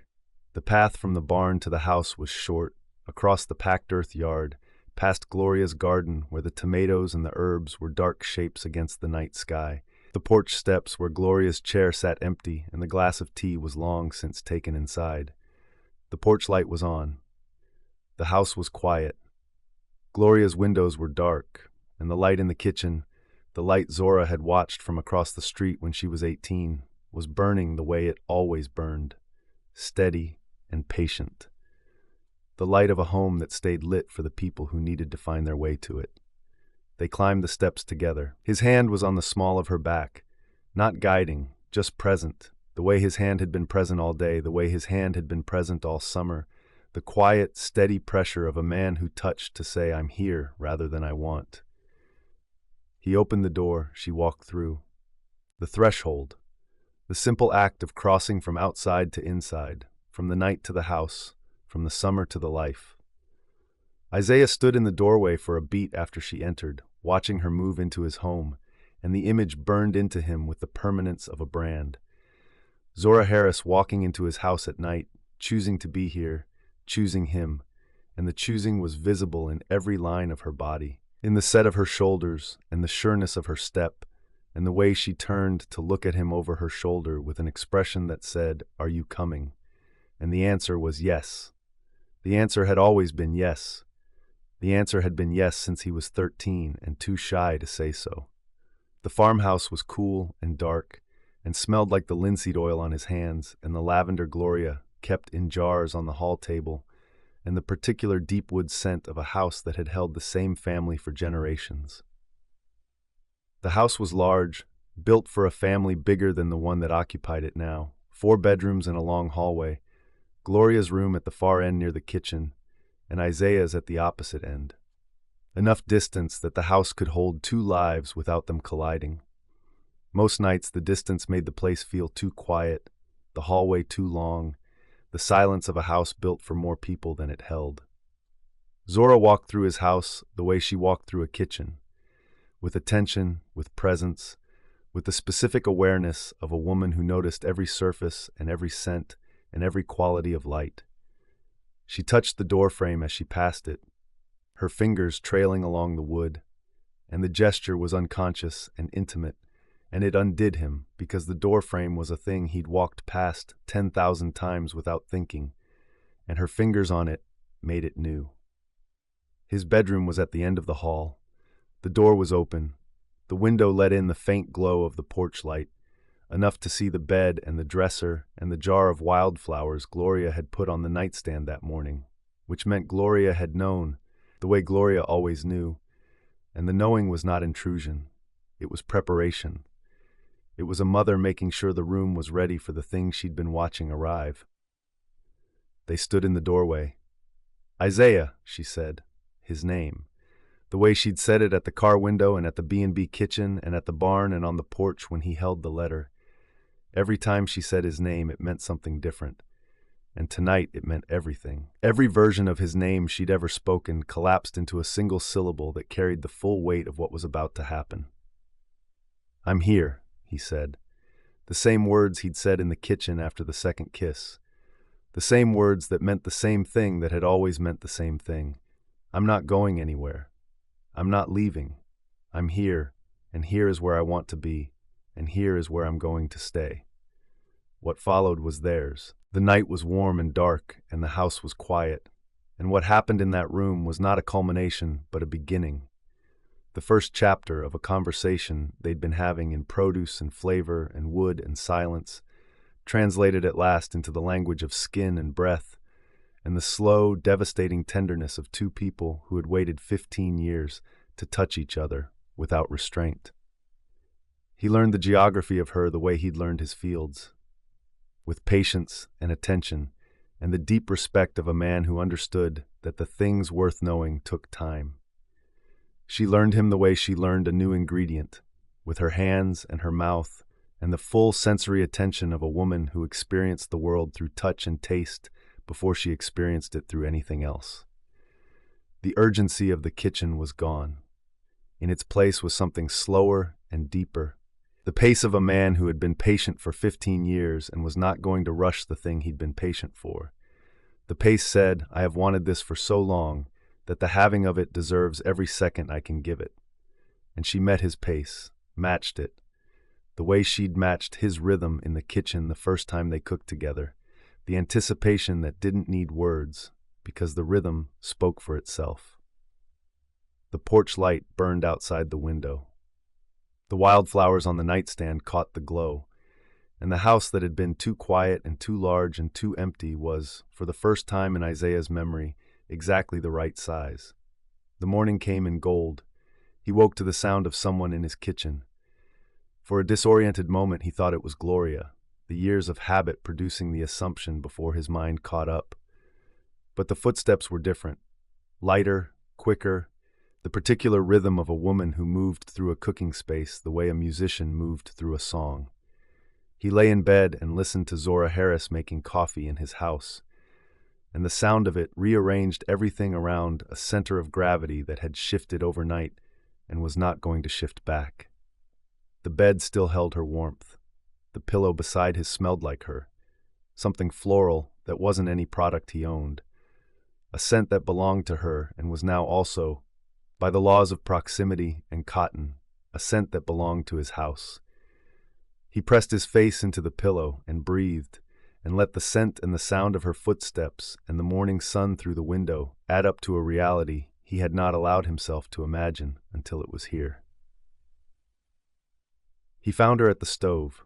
She was wearing his shirt, the blue flannel he'd left on the chair, and the hem fell to the middle of her thighs, and she was standing at the counter with a mug in her hands and the sun coming through the window catching the glow of her skin, scrubbed and warm, and the image was so domestic and so right that his chest constricted with the effort of not saying the thing he wanted to say, which was stay, live here, be here every morning, let me wake up to this sound for the rest of my life.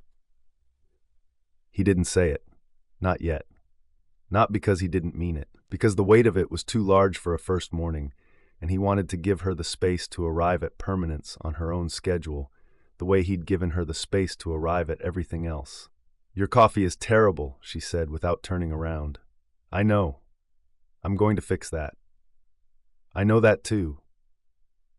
She turned and looked at him, and her face in the morning light was the face of a woman who had spent the night in his bed and woken up in his kitchen and was standing in his flannel drinking his bad coffee. And the expression on it was not the charged intensity of the barn, or the urgency of the kitchen, or the vulnerability of the porch with the letter. It was simpler than any of those things. It was peace. He crossed the room and stood behind her and put his arms around her waist and his chin on her shoulder, and she leaned back into him, and they stood like that in the morning light, his chest against her back, the coffee cooling in her hands, the room full of sun and the smell of bad coffee, and the particular warmth of a house that had, overnight, stopped being too large. The farmhouse has too many rooms, he said quietly. It's always had too many rooms. She turned her head, just enough to see his profile. How many rooms does it have? 4 bedrooms, 2 of them empty. This kitchen, a living room nobody sits in. That's a lot of rooms for one person. It is. She didn't say what they were both thinking. She took a sip of the terrible coffee and leaned into him, and the morning was quiet and full. And the too many rooms hung in the air between them like a question neither of them needed to answer yet, because the answer was standing in the kitchen wearing his shirt. A knock at the door. Light, familiar. Gloria's knock, the 3-tap rhythm she'd used since Isaiah was a boy. Zora tensed for a fraction of a second, the reflex of being caught, and then relaxed, because there was nothing to be caught at, and the relaxing was its own kind of declaration. "Come in, Mama," Isaiah called. Gloria opened the door. She stood in the doorway, and her eyes went to Zora in the flannel shirt, and to Isaiah's arms around her waist, and to the coffee on the counter, and to the morning light on both of them. And her face did the thing his father's face used to do, the thing that happened when a feeling was too large for an expression, and the face simply went still and let the eyes carry everything. "I brought eggs," Gloria said. She set a carton on the counter beside the coffee maker, and biscuit dough. "I thought you might have company this morning." She touched Isaiah's arm as she passed, the same brief, warm pressure she'd given 100 times before. She touched Zora's shoulder. 2 touches, 1 for each of them, and then she walked out, and the screen door closed behind her, and the morning settled back into its warmth. And Zora picked up the eggs and looked at them, and looked at the stove, and looked at Isaiah, with the expression of a woman who had been cooking for other people her entire career and was about to cook breakfast for the man she loved in his own house for the first time. "Scrambled or fried?" she asked. "Scrambled." She cracked the first egg into a bowl with the clean, practiced snap of a professional, and the room filled with the sound of cooking. And the sound was the sound of someone being home, and the home was not a place. It was this. It was the morning light and the bad coffee and the flannel shirt and the eggs and the man leaning in the doorway watching her with his whole heart in his face. And it was good, and it was the beginning, and neither of them was going anywhere. Chapter 19. You're humming.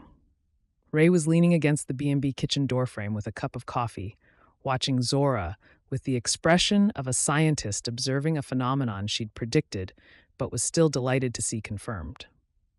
"I'm prepping," Zora said. "You're prepping and humming. You've been doing that since Tuesday, through the grocery run, through the hold music with the produce distributor. You are a woman who makes involuntary sounds of contentment while slicing onions, and I want you to sit with that for a moment." Zora set down the knife. She had, in fact, been making sounds. Not consciously. The melody had been coming out of her for 3 days, since the morning she'd cooked eggs in Isaiah's kitchen wearing his flannel shirt, and the tune was involuntary and persistent, and she could not seem to stop it, because the source was not a song she'd heard. It was a state of being. It was the particular vibration of a woman whose body had learned a new frequency and could not return to the old one. She was happy, not the careful, conditional happiness she'd known in Atlanta, the kind that was always contingent on the next review, or the next cover count, or the next month's rent. This was a different species entirely, the kind that came from the ground up, rooted in soil and basil and the weight of a man's arm around her waist at 5 in the morning when neither of them was fully awake. This happiness didn't need to be earned or maintained or defended. It existed the way the farm existed, because someone had tended it long enough for it to become self-sustaining. "I'm allowed to hum," she said. "You are absolutely allowed. I'm just noting for the record that Zora Harris, who arrived in this town 4 months ago with 2 suitcases and the word temporary tattooed on her forehead, is now making music while she works. And the music is directly correlated with the fact that she spent last night at a certain farmer's house and came home this morning wearing a shirt that is not hers. It's my shirt now. Oh, we're keeping the shirt. That's a development." Ray sipped her coffee. "I'm happy for you, Zora. Really. This is the version of you I've been waiting to meet. The morning continued. Zora prepped for the final supper dinner, the September event, the last of the 4-month series. The menu was coming together around the late summer harvest, the last of the peaches, the first of the fall squash, the field tomatoes at their absolute peak before the season turned. She was building the meal the way she'd built every meal since May, from Isaiah's produce outward, each dish a conversation between what he grew and what she could do with it, and the conversation had become so fluent that the food practically wrote itself. Her phone rang at 10:15. The number was unfamiliar, Savannah area code. She answered because she answered unfamiliar numbers the way all chefs did, on the chance that it was a supplier or a vendor or someone with a question about an invoice. She wiped her hands on her apron and picked up and said, "This is Zora," with the brisk professionalism of a woman who had been taking business calls since she was 23. "Miss Harris, this is Carolyn Voss from the Marsh and Table Restaurant Group. Do you have a few minutes?" She had a few minutes. She wished later that she hadn't. The offer was specific: head chef for a new farm-to-table concept in Savannah's historic district. The restaurant group had been following her work since Atlanta. They knew about the closure. They also knew about the supper series in Sweetgum, which had generated enough online buzz to reach their radar, and they were impressed by what they'd seen. A chef who could build a menu around hyper-local produce with the kind of intimacy and precision that the farm-to-table movement talked about but rarely achieved. The salary was generous. The creative control was real. The kitchen would be hers to build from scratch. A 30-seat space in a converted warehouse with an open kitchen and a tasting menu format, and a budget that made the Atlanta operation look like a lemonade stand. And the concept, Carolyn Voss said with the practiced enthusiasm of a woman who had made this pitch before, was aligned with everything Zora had been doing in Sweetgum, except on a larger platform, with the resources and visibility that a concept this good deserves. "We'd want you to start in October," Carolyn said. "That gives us time to build out the space and hire your team.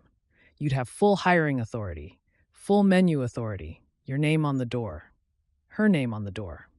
The words landed with a specific weight because she'd had her name on a door before, and the door had closed, and the closing had sent her home on a bus with 2 suitcases and the taste of failure in her mouth. Zora listened. She asked the right questions about the investor structure and the lease terms and the staffing timeline, because a chef who'd lost one restaurant knew which questions to ask before opening another. She took notes on the back of a receipt because old habits died hard, and when the call ended, she stood in the B&B kitchen with the phone in one hand and the receipt in the other, and felt the floor shift under her feet in a way she recognized from the last time her world rearranged itself. Except this time, the rearranging was not a collapse. It was a door opening in a wall she thought she'd sealed shut. The offer didn't tempt her. That was the first thing she understood, standing in the B&B with the phone growing warm in her hand. 3 months ago, it would have tempted her. 6 months ago, it would have been a lifeline, a validation that the Atlanta failure was not the final word. But today, standing in the space where she'd built a supper series and a reputation and a life, the offer landed not as an opportunity, but as a test. And the test was not, "Do you want this, but what does it mean that you don't?" Because declining meant something larger than one job. Declining meant admitting out loud and permanently that Sweetgum was enough, that the supper series was enough, that Isaiah and the farm and the barn and the table were enough, that the version of success she'd chased for 15 years, the restaurant with her name on the door, the city, the career that proved she was bigger than the town she came from, was the wrong version, and the right version had been here the whole time, growing in the soil of a farm she used to drive past without stopping. And if the right version had been here the whole time, then the 15 years she'd spent away were not a journey toward a better life. They were a detour. A long, expensive, heartbreaking detour that had cost her mother double shifts at the hospital and her father 15 years of Saturday dinners without his oldest daughter at the table, and her sister a decade and a half of holidays spent setting a place that stayed empty. The cost of the detour sat in her chest like a stone. because the cost had been real, and the people who paid it were the people she loved most. And she was not sure she could look her mother in the face and say the thing you sacrificed for was the wrong thing. And I'm choosing to stay in the place I could have stayed all along. Except Ray had already answered that, hadn't she? Ray had said, Atlanta was the training, Sweetgum is the career. And the sentence had cracked her open, but the crack was still fresh, and fresh cracks needed time to heal into the shape of a truth you could stand on. She called Ray. I need you to come to the B&B, she said, and I need you not to tell anyone. Ray arrived in 12 minutes, which meant she'd been close, or she'd driven fast, or both. She walked into the B&B and saw Zora's face and closed the door behind her and sat on the prep stool without being asked. What happened? Zora told her. The call, the offer, the salary, the concept, the open kitchen in Savannah's historic district, the whole thing laid out in the clinical, factual tone of a woman trying to keep her composure by treating the situation like a briefing. Ray listened without interrupting. Her face went through several stages during the telling, none of them simple. When Zora finished, Ray was quiet for a long moment, her hands wrapped around the coffee she'd brought with her. Her expression settled into a place that was not quite anger and not quite fear and not quite heartbreak, but held elements of all three. Are you actually considering this? Ray said, her voice level, or are you just afraid to admit you've already decided? The question landed with the precision of a blade set on a cutting board. Zora didn't answer. Because those are two different things, Ray continued. Considering it means you're weighing your options, and I can respect that. Being afraid to admit you've decided means you've already chosen Sweetgum and you're not sure you deserve to, and that is a different conversation, and it's the one I think we're actually having. It's about Mama. The words came out before Zora could shape them. She worked doubles for 3 years to cover the gap the scholarship didn't. Daddy drove the produce order for 15 years, so I'd have something familiar when I came home for holidays. They invested everything in me becoming something, Ray. A real chef. A career. And if I turn this down, if I stay here and cook supper dinners in a barn for 30 people once a month, what was all of that for? It was for this. Ray's voice went quiet, the way it went when she was about to say the truest thing in the room. Mama didn't work doubles so you could be miserable in Savannah. She worked doubles so you could learn what you needed to learn and come home and use it. The scholarship gave you culinary school. Culinary school gave you Atlanta. Atlanta gave you the skills that are making the supper series the best dining experience in 3 counties. She leaned forward. Nobody wasted anything, Zora. Everything you learned, everywhere you went, it all led here. This isn't the consolation prize. This is the destination. Zora pressed her palms flat on the prep island.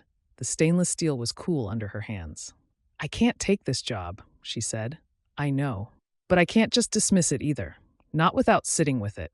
Not without understanding what turning it down means about who I am and what I want. Then sit with it. Ray stood. But don't sit with it alone. And don't sit with it in secret. Secrets are the thing that almost cost you in Isaiah 15 years, and you absolutely cannot start keeping them now. I'll tell him. When? Soon.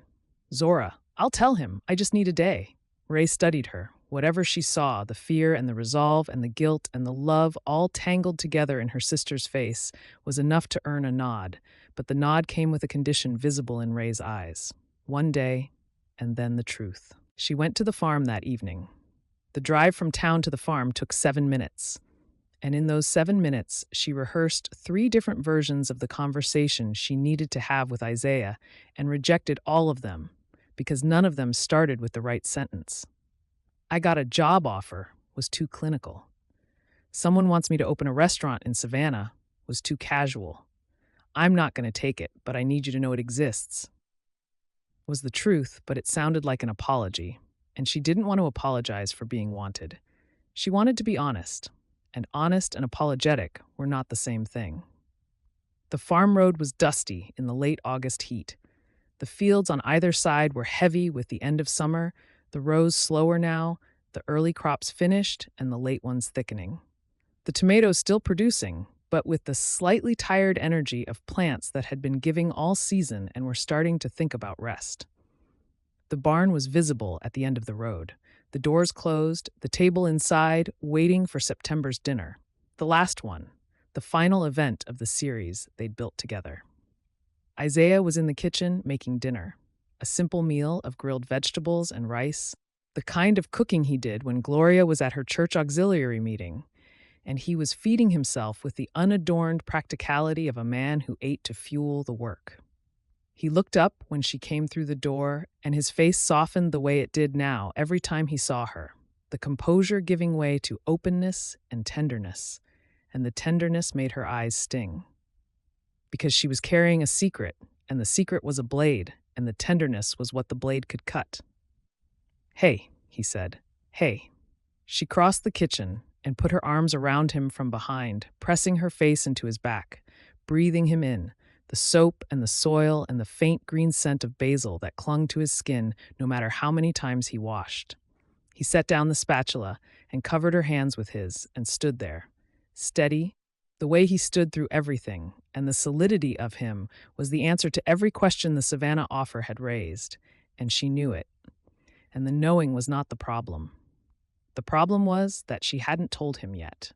And every minute she held the secret was a minute she was doing the thing she'd sworn she was done doing, which was keeping her distance from the truth. "You okay?" he asked. "I'm good." The lie sat in her mouth like a dish pulled too early from the oven, wrong in texture, wrong in taste, recognizable immediately as a thing that needed more time or more heat or more honesty to be done. She held him tighter. His thumb moved across her knuckles, a small, absent gesture, the gesture of a man who touched the woman he loved without thinking about it, because the touching had become as natural as breathing. They cooked together. The grilled squash and the rice, and a simple salad from the last of the field greens. And the work was easy and familiar, and threaded with the particular comfort of two people who had found their rhythm and could move through a kitchen without collision. And the comfort was what hurt, because the comfort was what she was risking by not speaking. And the not speaking was the old pattern, the 15-year pattern, the pattern that had cost them everything once and could cost them everything again. Through the kitchen window, she could see the barn, the doors closed, the table inside, waiting for the last dinner. The fields were heavy with the end of summer. Everything was ripe, everything was full, and everything was about to be tested. And the test was not the offer. The test was the telling. She would tell him tomorrow. She would sit him down at the kitchen table, the same table where Gloria made breakfast, and where the morning light came through the window, and she would say the words, and let the truth do what truth did, which was clear the air and make room for the real conversation, the one about what she wanted and what he wanted, and whether those two things could fit inside the same life in the same town. Tomorrow. One more night of this first. One more night of his hand on her back and his shoulder under her cheek and the quiet kitchen and the late summer light. She owed herself that. She owed them that. She was wrong about owing, but she wouldn't know that until the owing cost her something she couldn't afford to lose. The season was turning, and the truth was waiting, and the clock on her one day had already started. Chapter 20. "Same order?" Malachi asked. Isaiah was at the counter with a coffee he was actually drinking this time, not staring at, because for the first time in his adult life, the morning did not require him to sit with an untouched cup and think about a woman who wasn't there. The woman was there. The woman had been in his bed that morning, her hair on his pillow, her breath against his collarbone, and the morning had started with the particular wonder of a man waking up next to a person he'd wanted for half his life and still couldn't quite believe was real. "Same order," Isaiah said. "You know, for a man who doesn't talk much, you've gotten remarkably readable." Malachi set the coffee down and leaned on the counter. "You walked in here with a look on your face that could fertilize a field. I'm going to assume Zora's responsible." "I'm not discussing it." "You don't have to. Your face is discussing it for you." Malachi grinned, the easy grin of a man who had earned the right to comment on Isaiah's emotional life by virtue of years of patient observation and one diner counter conversation about planting rows and saying words. The words are happening, I take it. The words are happening. Good. About time somebody in this town stopped being careful and started living. The morning was bright. The diner was full of the Saturday regulars. Mrs. Andrews was at her booth with the crossword. Mr. Pruitt was being helped to his usual table by the window. The rhythm of Sweetgum was the rhythm it had always been, except now Isaiah moved through it with a different center of gravity. The center having shifted from the farm to a woman who cooked in his barn and slept in his house and made his bad coffee better by the simple fact of standing in his kitchen while she drank it. He finished his coffee and left enough on the counter for Malachi to wave off. The way they'd been doing since Isaiah was 20 and Malachi was 16, and both of them understood that the diner counter was a place where men could sit in proximity and call it friendship without ever using the word. The B&B crate went into the truck bed, the produce arranged with the care that had become second nature. Greens on the bottom, herbs in the middle, the Cherokee purples from the hoop house nested in paper on top. He drove to the bed and breakfast through the late August morning, the windows down, the air carrying the sweet, heavy smell of a season at its peak, and the drive felt like every other delivery he'd made this summer, which was to say it felt like a man driving toward a woman he loved, with produce he'd grown for her, to a place where she'd turn it into something extraordinary. He parked at the B&B. He carried the crate through the back door into the kitchen. The kitchen was empty. He could hear voices in the front of the building, Rochelle and Benjamin discussing something about the guest rooms, their words indistinct through the wall. Zora wasn't here yet. He'd arrived early, ahead of the usual delivery window, because the morning had been efficient and the crate was ready, and he'd wanted to see her, which was a reason he would have found insufficient a year ago and now found perfectly adequate. He set the crate on the prep island. The folder was beside the sink. He didn't mean to look. He was setting the crate down, and his eyes moved the way eyes moved, scanning the surface the way a farmer scanned a field. And the folder was open, and the top page was a printed email, and the letterhead said Marsh and Table Restaurant Group, and the subject line said Head Chef Position, Savannah Historic District Concept. He read the first paragraph before he understood what he was reading, and then he read the second paragraph, because stopping would have required a choice, and his body had not yet caught up with his mind. And the second paragraph said, "We are thrilled to extend this offer to you, formally, and start date of October 1st, and full creative control, and your name on the door." And somewhere between your name on the door and the bottom of the page, the morning stopped being bright, and the kitchen stopped being warm, and the crate on the island stopped being a delivery, and became instead what it had always been, which was a man leaving produce for a woman who was planning to leave. The page went back on the counter. His hands found the edge of the prep island and gripped, and he stood there in the empty B&B kitchen with the crate beside him and the folder open and the full, quiet, devastating weight of 15 years of history pressing down on his chest like weather. She was leaving. She had an offer, a real offer, with a start date and a salary and her name on a door, and she hadn't told him. She'd been in his bed last night, her hair fanned across his pillow, her breathing slow and steady against his chest, and she'd kissed him in the dark, and she'd said his name the way she said it now, full and warm and certain, and the whole time, somewhere in the B&B or in a folder or in her phone, this offer had been sitting, and she hadn't mentioned it. The not telling was the devastation, not the offer itself. He could have handled the offer. He could have sat at the kitchen table and listened and asked questions and supported her the way he'd supported her every day since she came back, because supporting her was what he did, had always done, would always do. But she hadn't given him the chance. She'd kept it the way she'd kept the letter in the glove compartment, the way she'd kept the receipt in the box, the way both of them had always kept the important things sealed and silent and hidden from the one person who needed to see them. The old pattern, the 15-year pattern, the silence that masqueraded as protection and was actually fear, and the fear was the same fear it had always been, that saying the truth out loud would change everything. And the change might be the kind you couldn't survive. He stood in the kitchen and felt the ground drop the way it had dropped when his father died, the same quality of freefall, the same sensation of a foundation giving way beneath a life he'd thought was solid. She was considering leaving, and she hadn't told him, and this was the thing he'd been bracing for since the day she stepped off the bus. The thing he'd tried to protect himself from by never saying the words too loud, and the protection had failed because she'd gotten past every wall he had, and now the loss, if it came, would not be something he could plow under and plant over. The last time she left, he'd survived by turning the loss into labor. 3 rows in August. Dawn to dark. A man trying to outrun something. He could not outrun this. There was nowhere left to run. He picked up the crate. He set it back down. He picked it up again and carried it to the cooler and put it away with the mechanical efficiency of a body completing a task while the mind behind it was somewhere else entirely.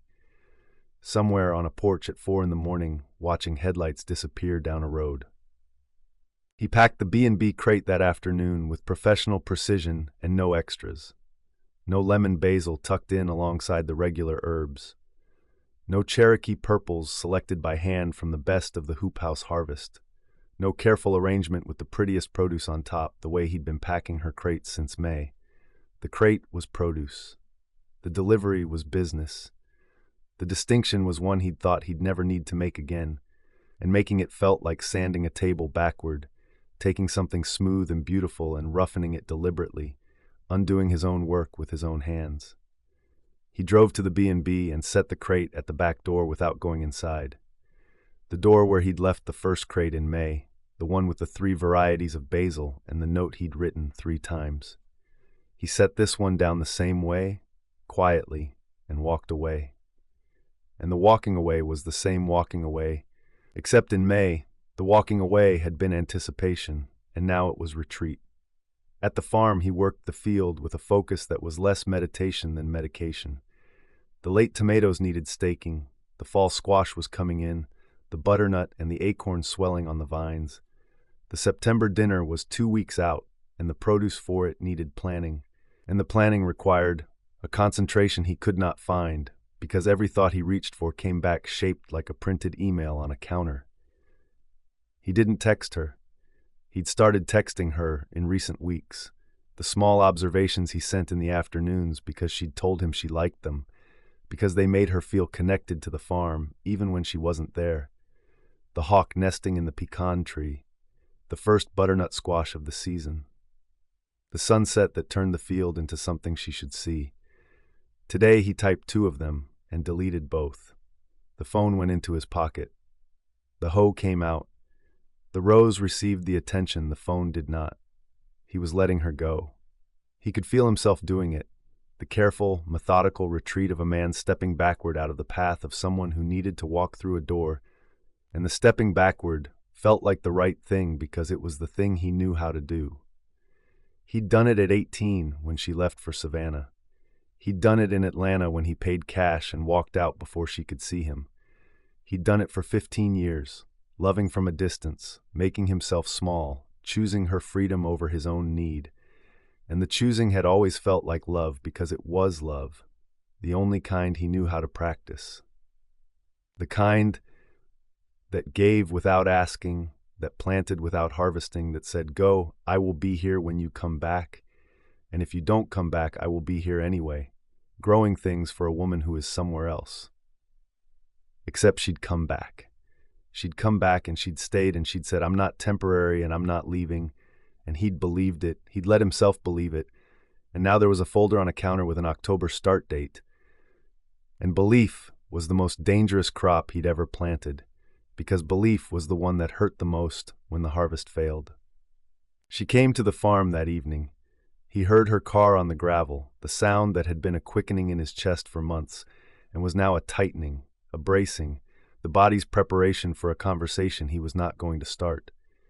He was on the porch, boots off, the evening stretching out in front of him in long gold light that should have been beautiful and wasn't. Gloria was inside. The kitchen light was on.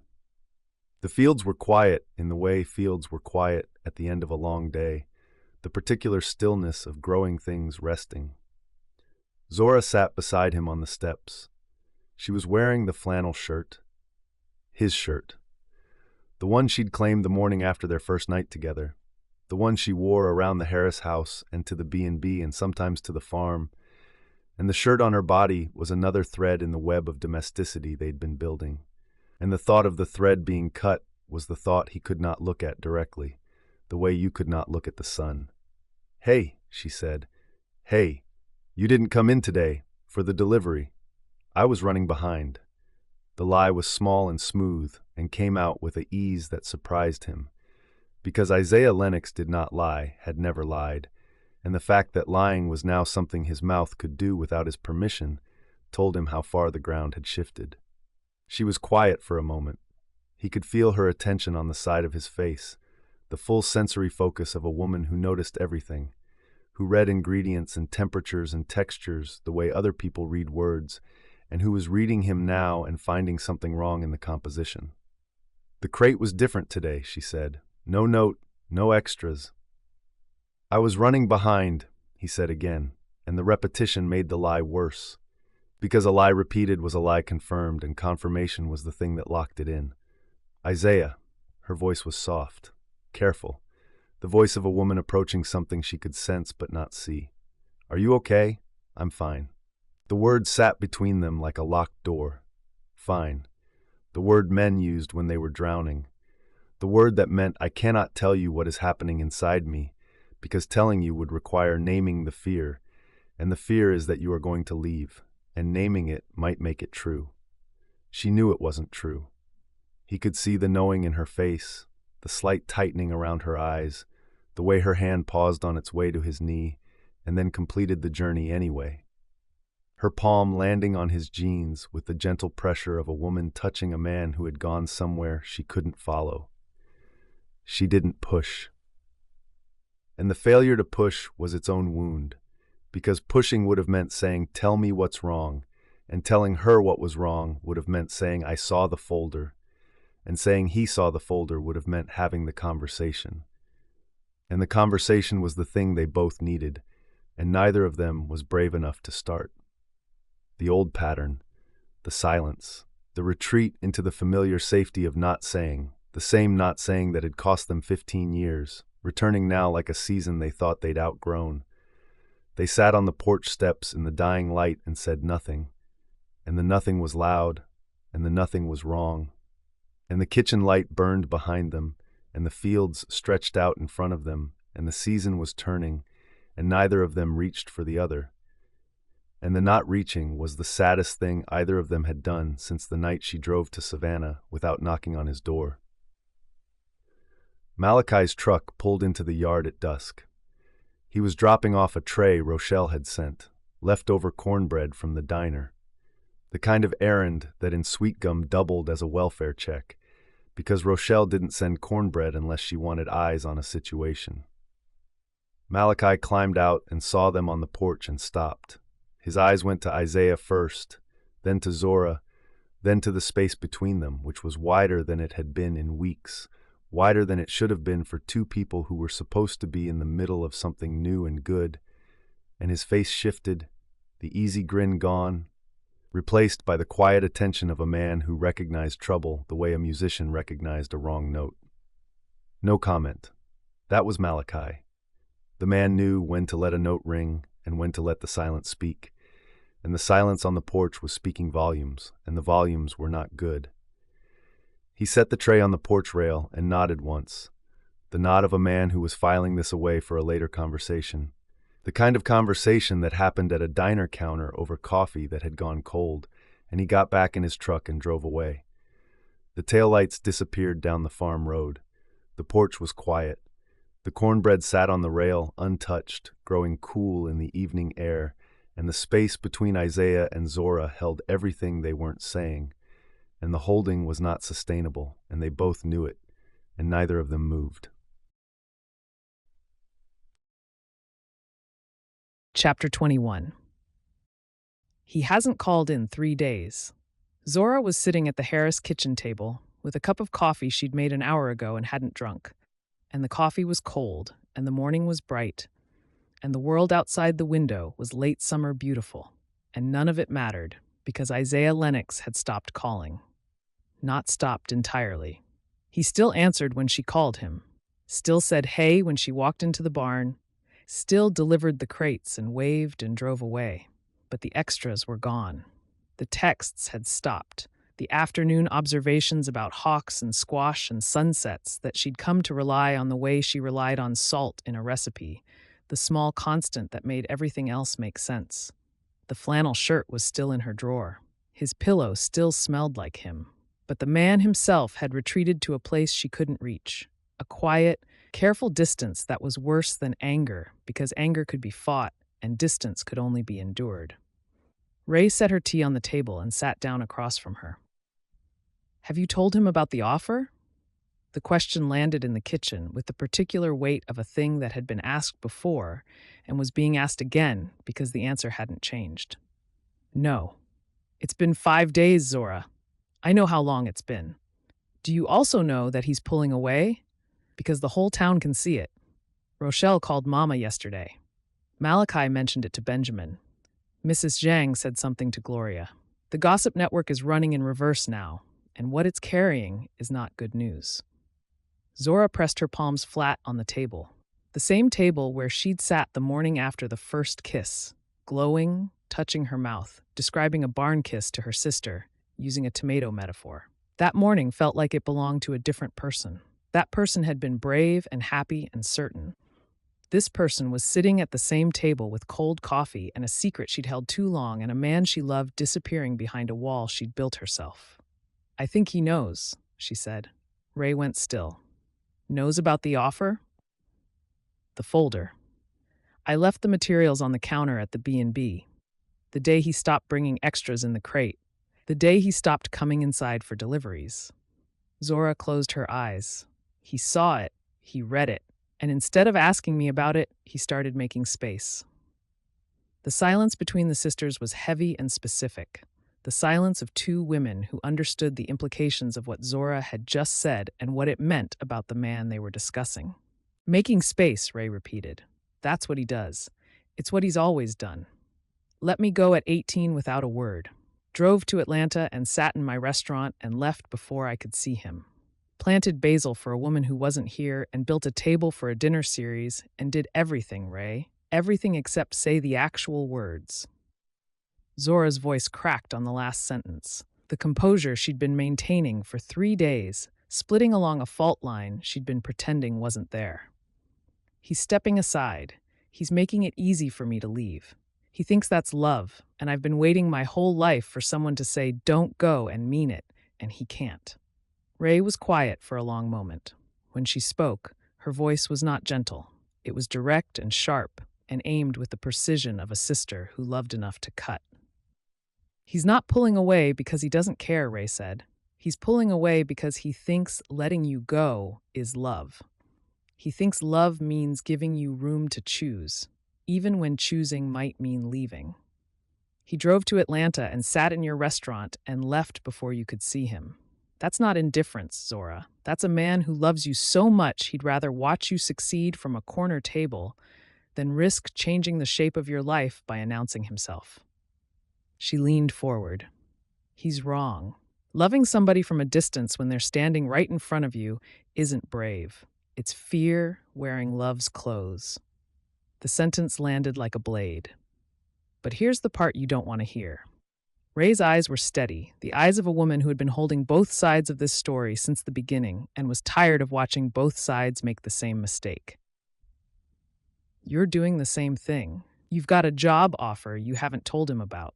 You've been carrying it for 5 days because you're afraid that telling him will change something, and the change might be the kind you can't control. You wrote a letter at 18 and put it in a glove compartment instead of a mailbox. You sat in a car looking at his window and drove away without knocking." She paused. "You've been loving him from a distance your whole life, too."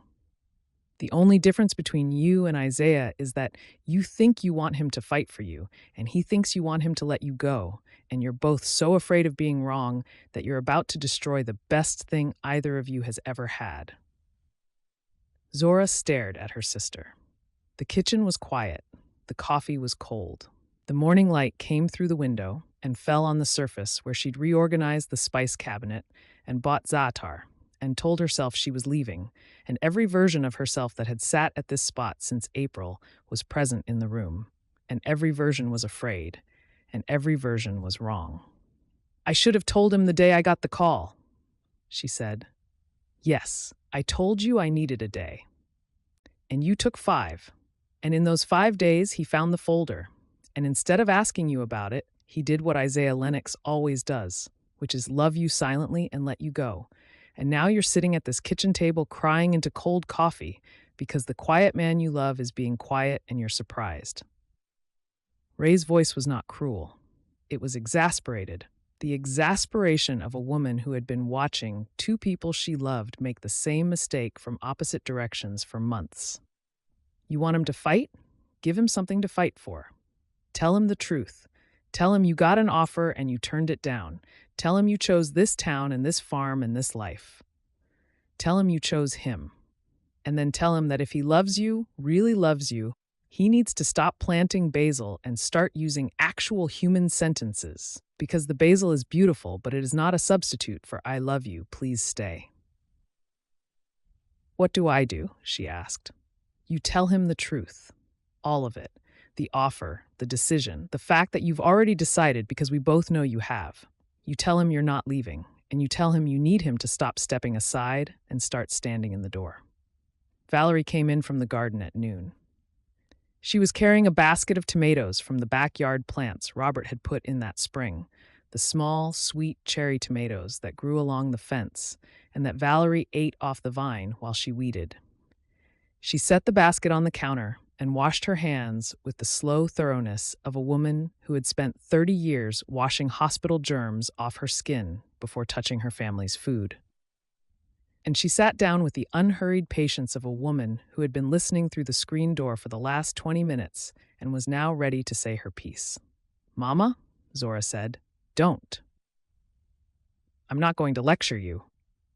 Valerie folded her hands on the counter. Her hands were garden rough, the nails short, the skin dark from the sun. These were the hands that had worked double shifts at the hospital so Zora could go to culinary school. These were the hands that had packed her suitcases and ironed her chef's coat and held her face in the driveway at 5 in the morning and let her go without crying until the car was out of sight. "I'm going to tell you one thing, and then I'm going to let you sit with it." Zora waited. "That man has been growing food for this family since you left." Valerie's voice was even, conversational, carrying the truth the way she carried everything, with work-roughened hands and absolute steadiness. "Every week. Your father's collards, my sweet potatoes, Ray's peaches. He never missed a delivery. Not once in 15 years. Not the week his shoulder was out and he drove one-handed. Not the week the storm took down half his field and he was up to his knees in mud for 3 days straight. Not the Christmas when the roads iced over and he walked the crate to our porch because his truck couldn't make the hill." She paused. The pause was deliberate. The space a mother left when she was about to say the thing that would rearrange her daughter's understanding of the world. "The week you called us from Atlanta and told us it was over, that the restaurant was done and you were coming home, your father told Isaiah at the Saturday delivery. Isaiah didn't say a word. He loaded the crate the same way he always loaded it. Collards on the bottom, herbs in the middle, whatever was good that week on top. And your father told me that after he loaded it, Isaiah stood at his truck for a long time. Just stood there, with his hands on the tailgate, looking at the fields." Valerie's voice went quieter, and then he got in and drove away, and the next week he showed up again with the same crate, and the week after that, and the week after that, because that is what Isaiah Lennox does. Shows up, grows things, feeds the people who belong to the woman he loves, even when the woman isn't here to see it. Valerie met Zora's eyes. "A man who feeds your family for 15 years is not a man who doesn't care, Zora. He's a man who doesn't know how to say it any other way. And right now, that man is standing at his truck again, looking at his fields, trying to let you go because he thinks that's the loving thing to do. Her voice softened. Don't let him. He's been quiet long enough. And so have you. Zora's throat closed. The tears came, the way they'd come in the B&B kitchen the night she made the tomato dish. The tears that arrived before permission was granted and refused to wait for a more convenient moment. I'm not leaving, Mama. I know you're not. The offer, the Savannah job, I'm not taking it. I decided the moment I got the call. I just couldn't say it because saying it felt like saying the years away were wasted, and the scholarship was wasted, and everything you sacrificed was for nothing. Valerie reached across the table and took her daughter's hands, the garden-rough palms closing over Zora's chef-calloused fingers, and the touch was the touch of a woman who had given everything she had so her child could become who she was supposed to be, and the child had become exactly that, and the becoming had brought her home. Nothing was wasted, Valerie said. You went out and you learned and you built and you fell and you came home and you're using every bit of it, right here, in this town, at that table in that barn with that man's tomatoes in your hands. She squeezed. The scholarship bought you an education. The education made you a chef. The chef came home and fell in love with a farmer. That's not a waste, baby. That's a life. That's the life I was working those double shifts for, even if none of us knew it at the time. The kitchen was quiet. The cherry tomatoes sat on the counter in their basket, small and red and perfect, grown in the garden of a house where a family had waited 15 years for its oldest daughter to come home and stay, and the daughter was home, and the staying was the thing she'd been afraid of, and the fear was finished. And in its place was the particular clarity that arrived when you stopped running and turned around and saw that the thing you'd been running toward was behind you all along. The September dinner was in 4 days. It hadn't been canceled. The produce was in the barn cooler, the late summer harvest at its fullest. The last Cherokee purples from the hoop house, the butternut squash, the field tomatoes heavy and dark on the vine. 30 tickets sold. The final event of a series that had become the best dining experience in the county.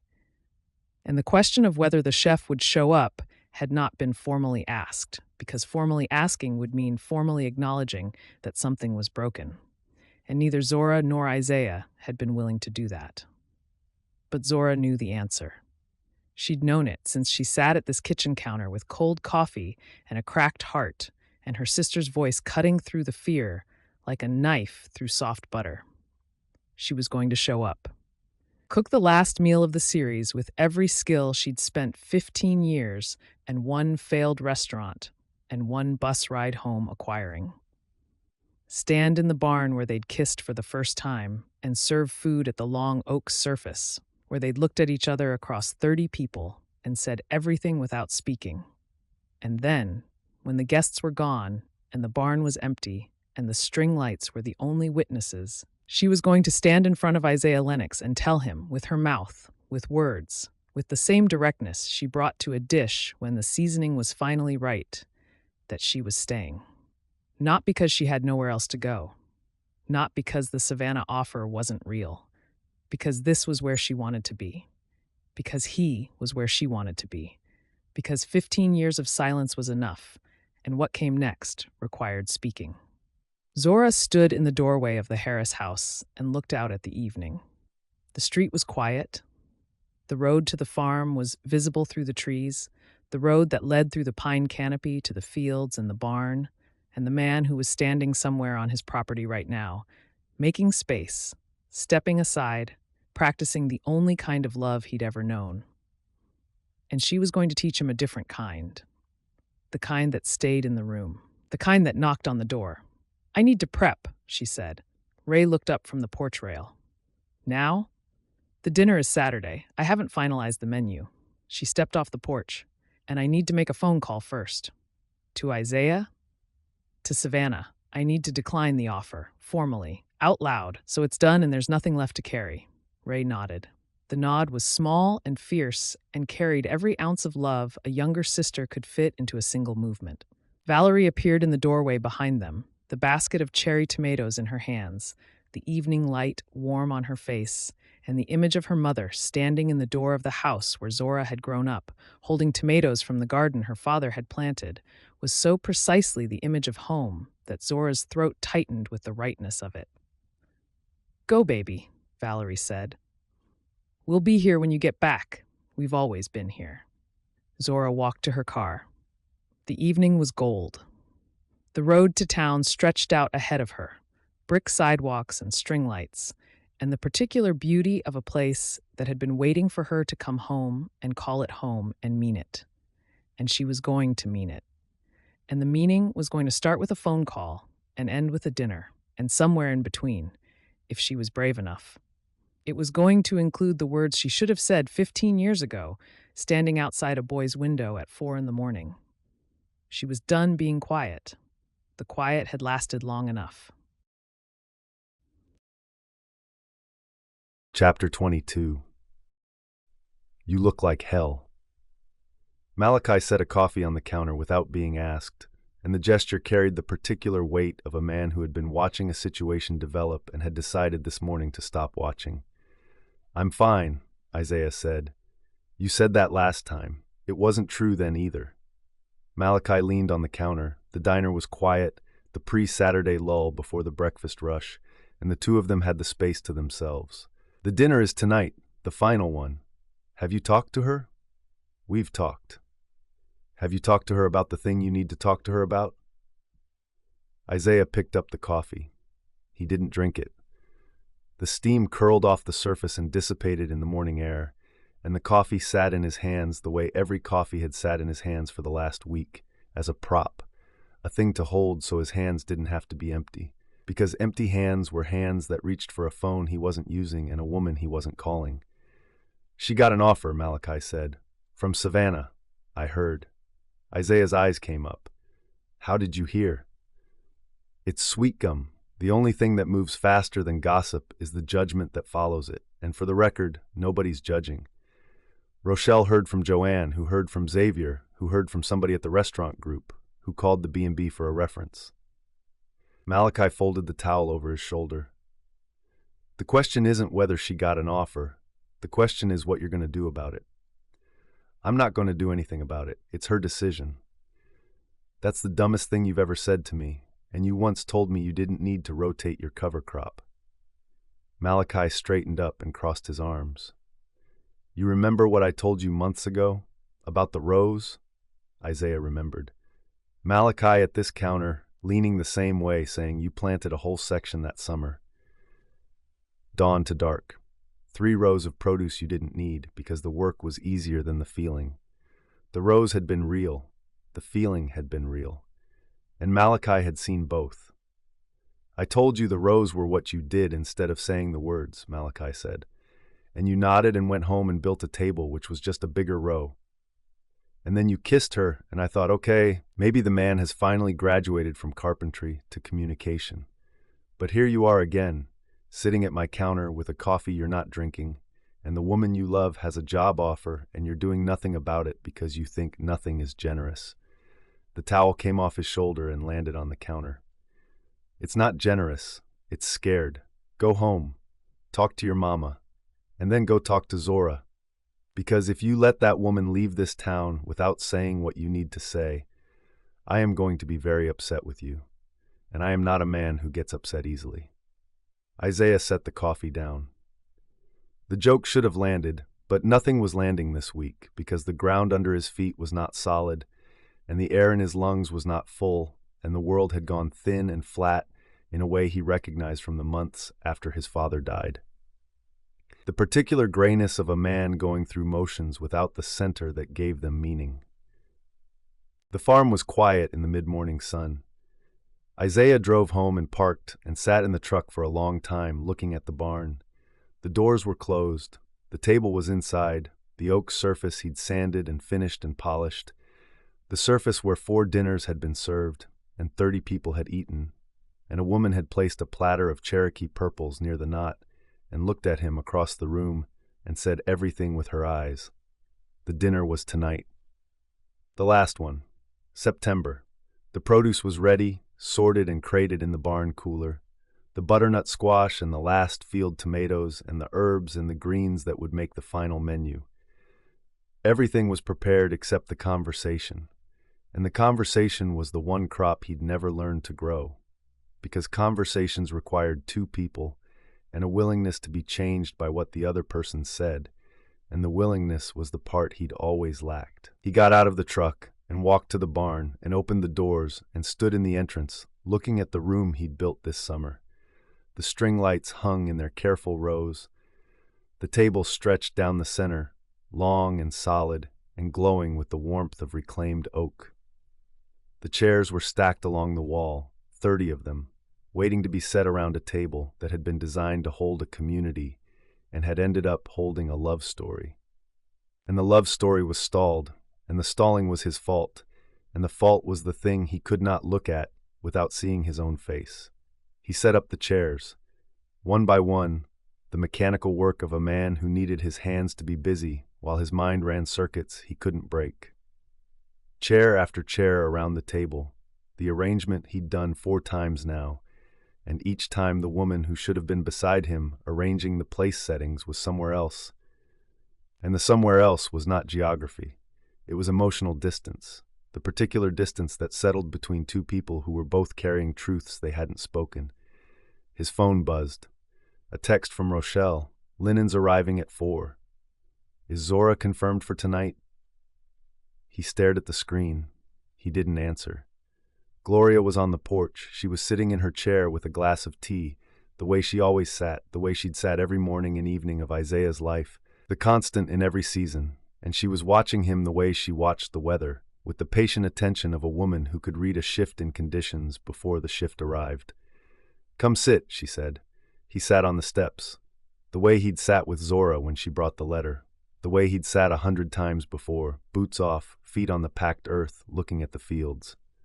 "The dinner's tonight," Gloria said. "I know."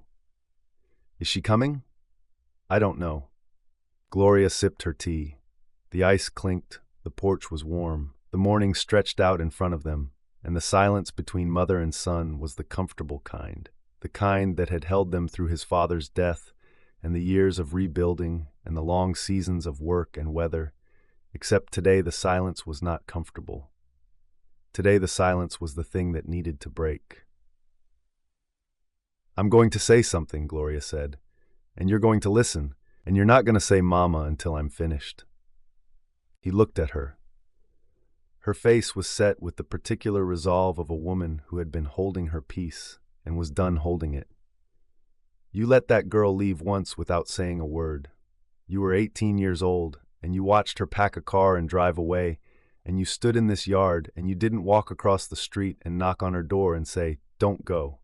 You told yourself it wasn't your place. You told yourself she had a scholarship and a dream and a right to chase it, and all of that was true. But the truth underneath the truth was that you were afraid. Afraid she'd say no. Afraid she'd say yes and then leave anyway. Afraid that asking would change the shape of what you felt into something that could be refused, and the refusal would have killed you." She paused. The tea glass sweated in her hand. "Then you drove to Atlanta. 5 hours. Sat in her restaurant like a ghost. Ordered 3 courses and asked about every ingredient, and left before she could see your face. Came home and put the receipt in your jacket and went to bed without saying a word.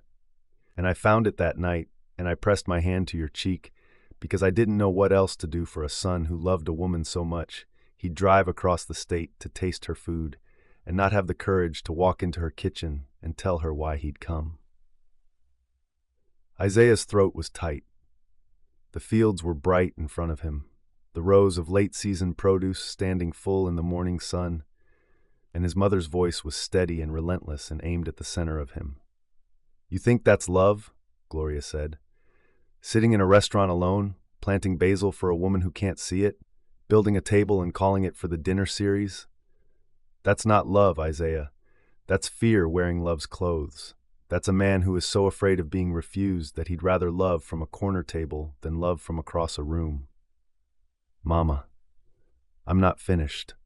Her voice sharpened, not with anger, but with the fierce, surgical precision of a mother who was about to say the thing that would save her son's life.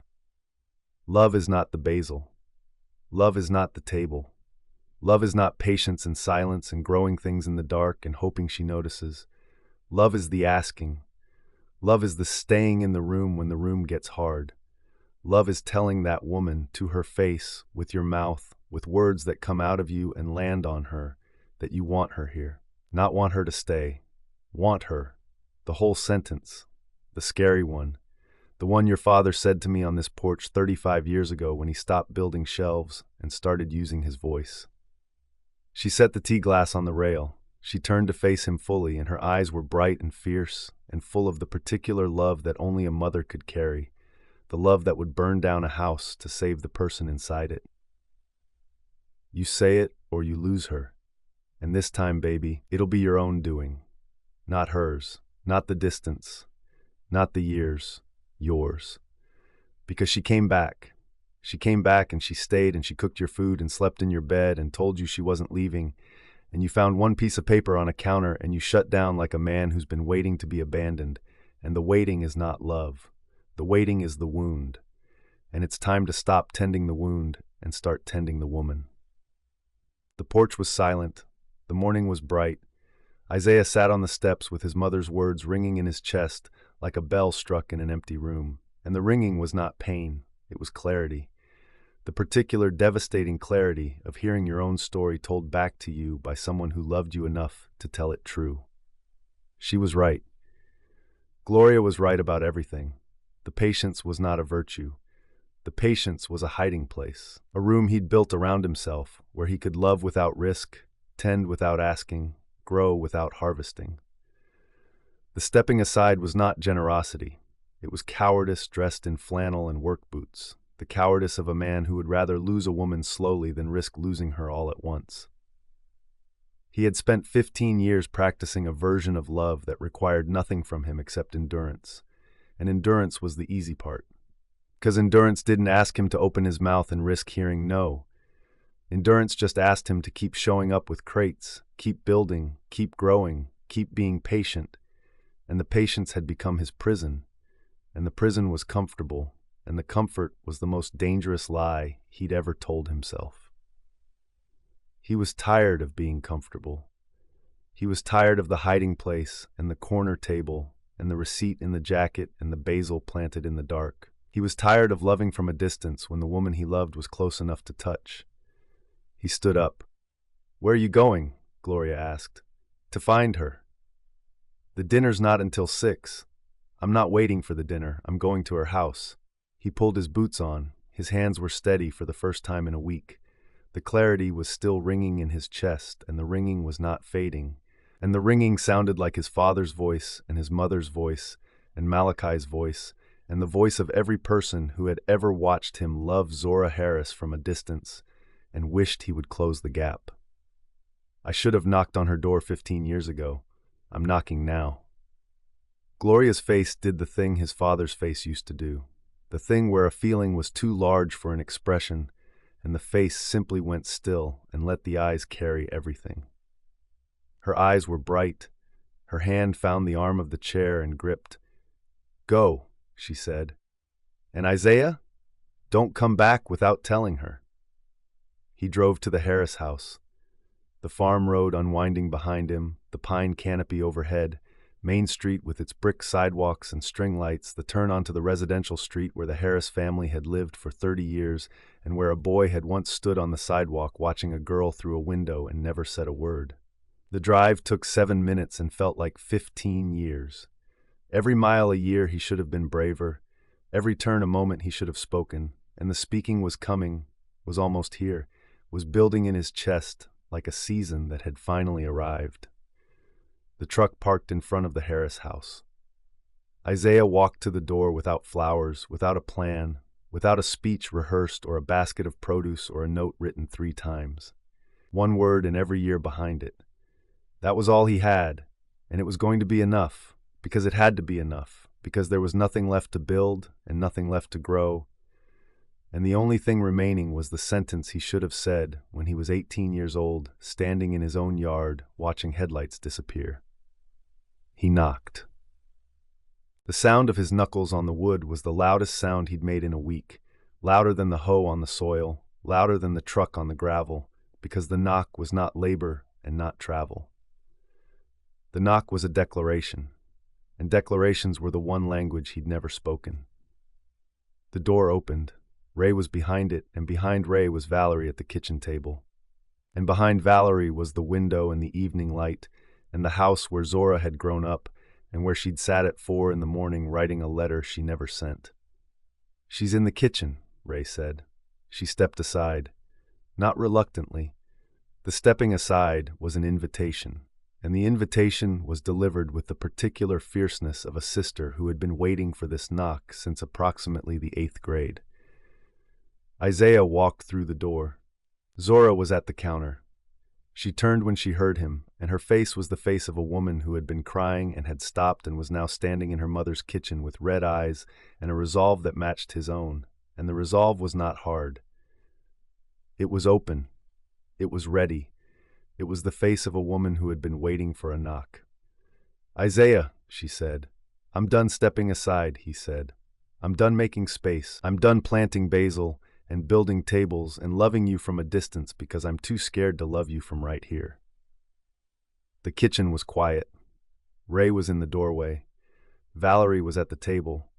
The evening light came through the window and landed on both of them, and Isaiah Lennox stood in the Harris kitchen with his boots still on and his heart in his mouth and said the thing he should have said 15 years ago.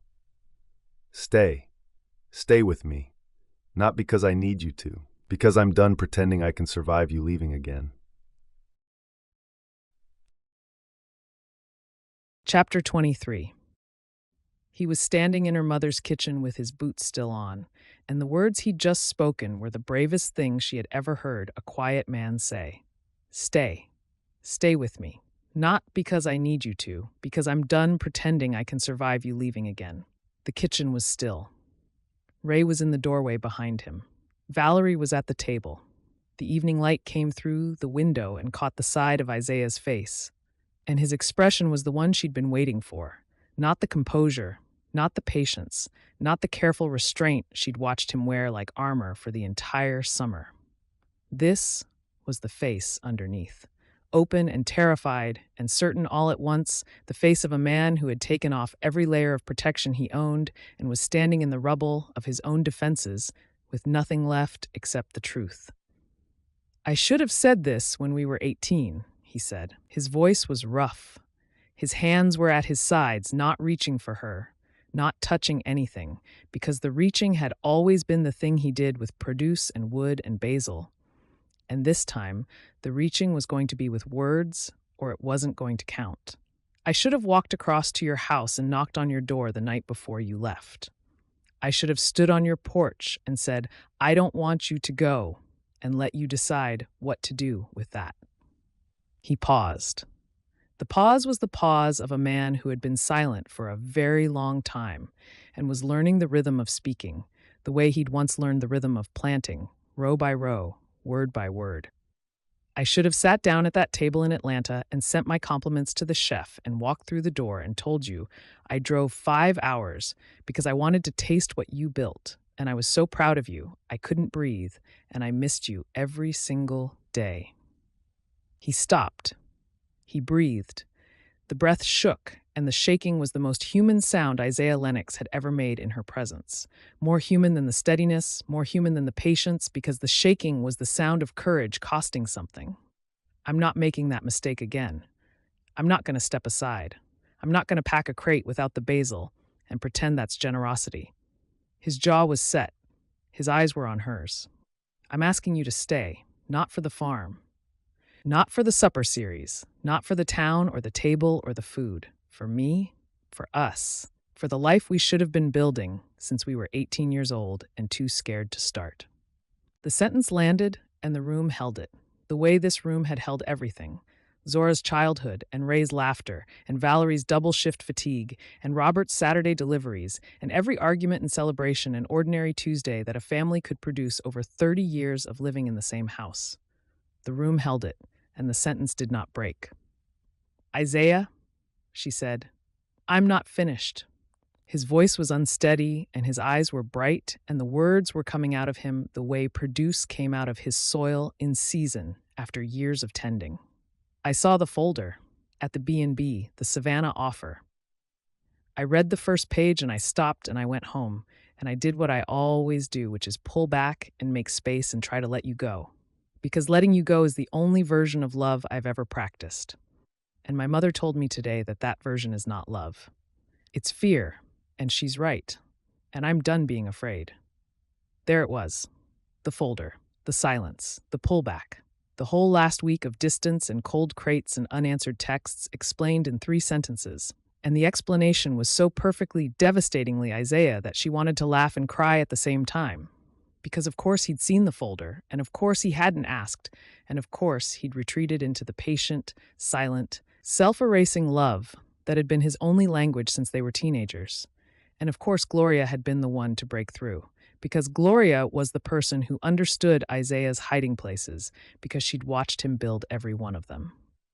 "My turn," Zora said. He closed his mouth. She could see the effort it took. The clamping shut of a man who had just opened a valve he'd kept sealed for most of his adult life and was now being asked to stop the flow and listen. And the listening was harder than the speaking, because the speaking was a release and the listening was a surrender. "I got the offer 5 days ago," she said. "A phone call from a restaurant group. Head chef, Savannah. My name on the door. Full creative control. An October start date. A 30-seat space in a converted warehouse that I could build from scratch." It was real, Isaiah. It was the kind of offer that 6 months ago would have felt like salvation, like proof that the Atlanta failure wasn't the end of the story. She could see the words hitting him, each detail a small impact, and she kept going, because stopping now would mean going back to the silence, and the silence was the enemy, and the enemy was done winning. I held the phone and listened to the whole pitch, and by the time the call was over, I already knew I wasn't going to take it. But I didn't tell you. I told Ray, and I swore her to secrecy, and I told myself I needed a day to sit with it, and the day became 2 days and then 5, and the reason I didn't tell you had nothing to do with Savannah.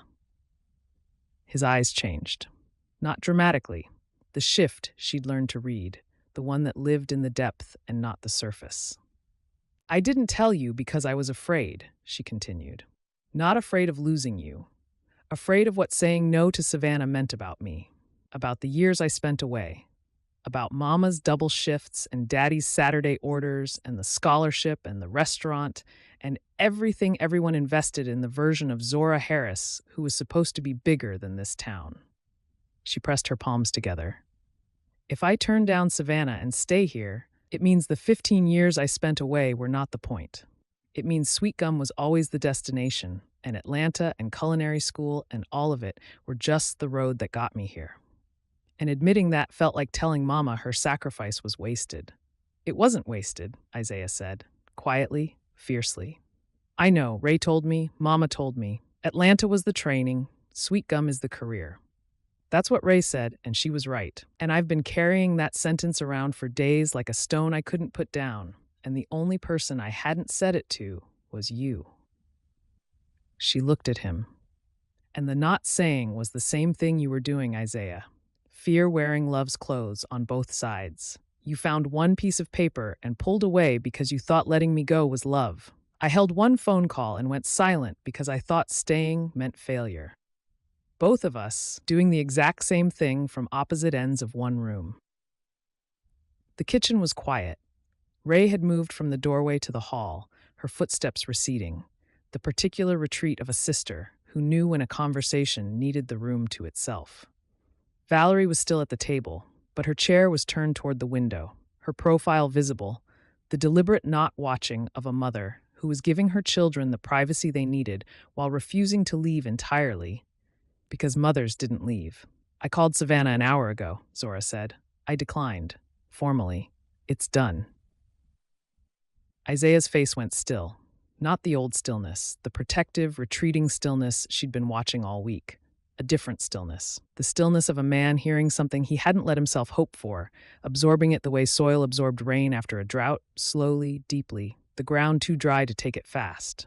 You declined, he repeated, before you knocked on the door, before you came here. She needed him to understand this. I didn't decline because you asked me to stay. I declined because I already chose. I chose this town and this farm and this life and you a long time ago, Isaiah.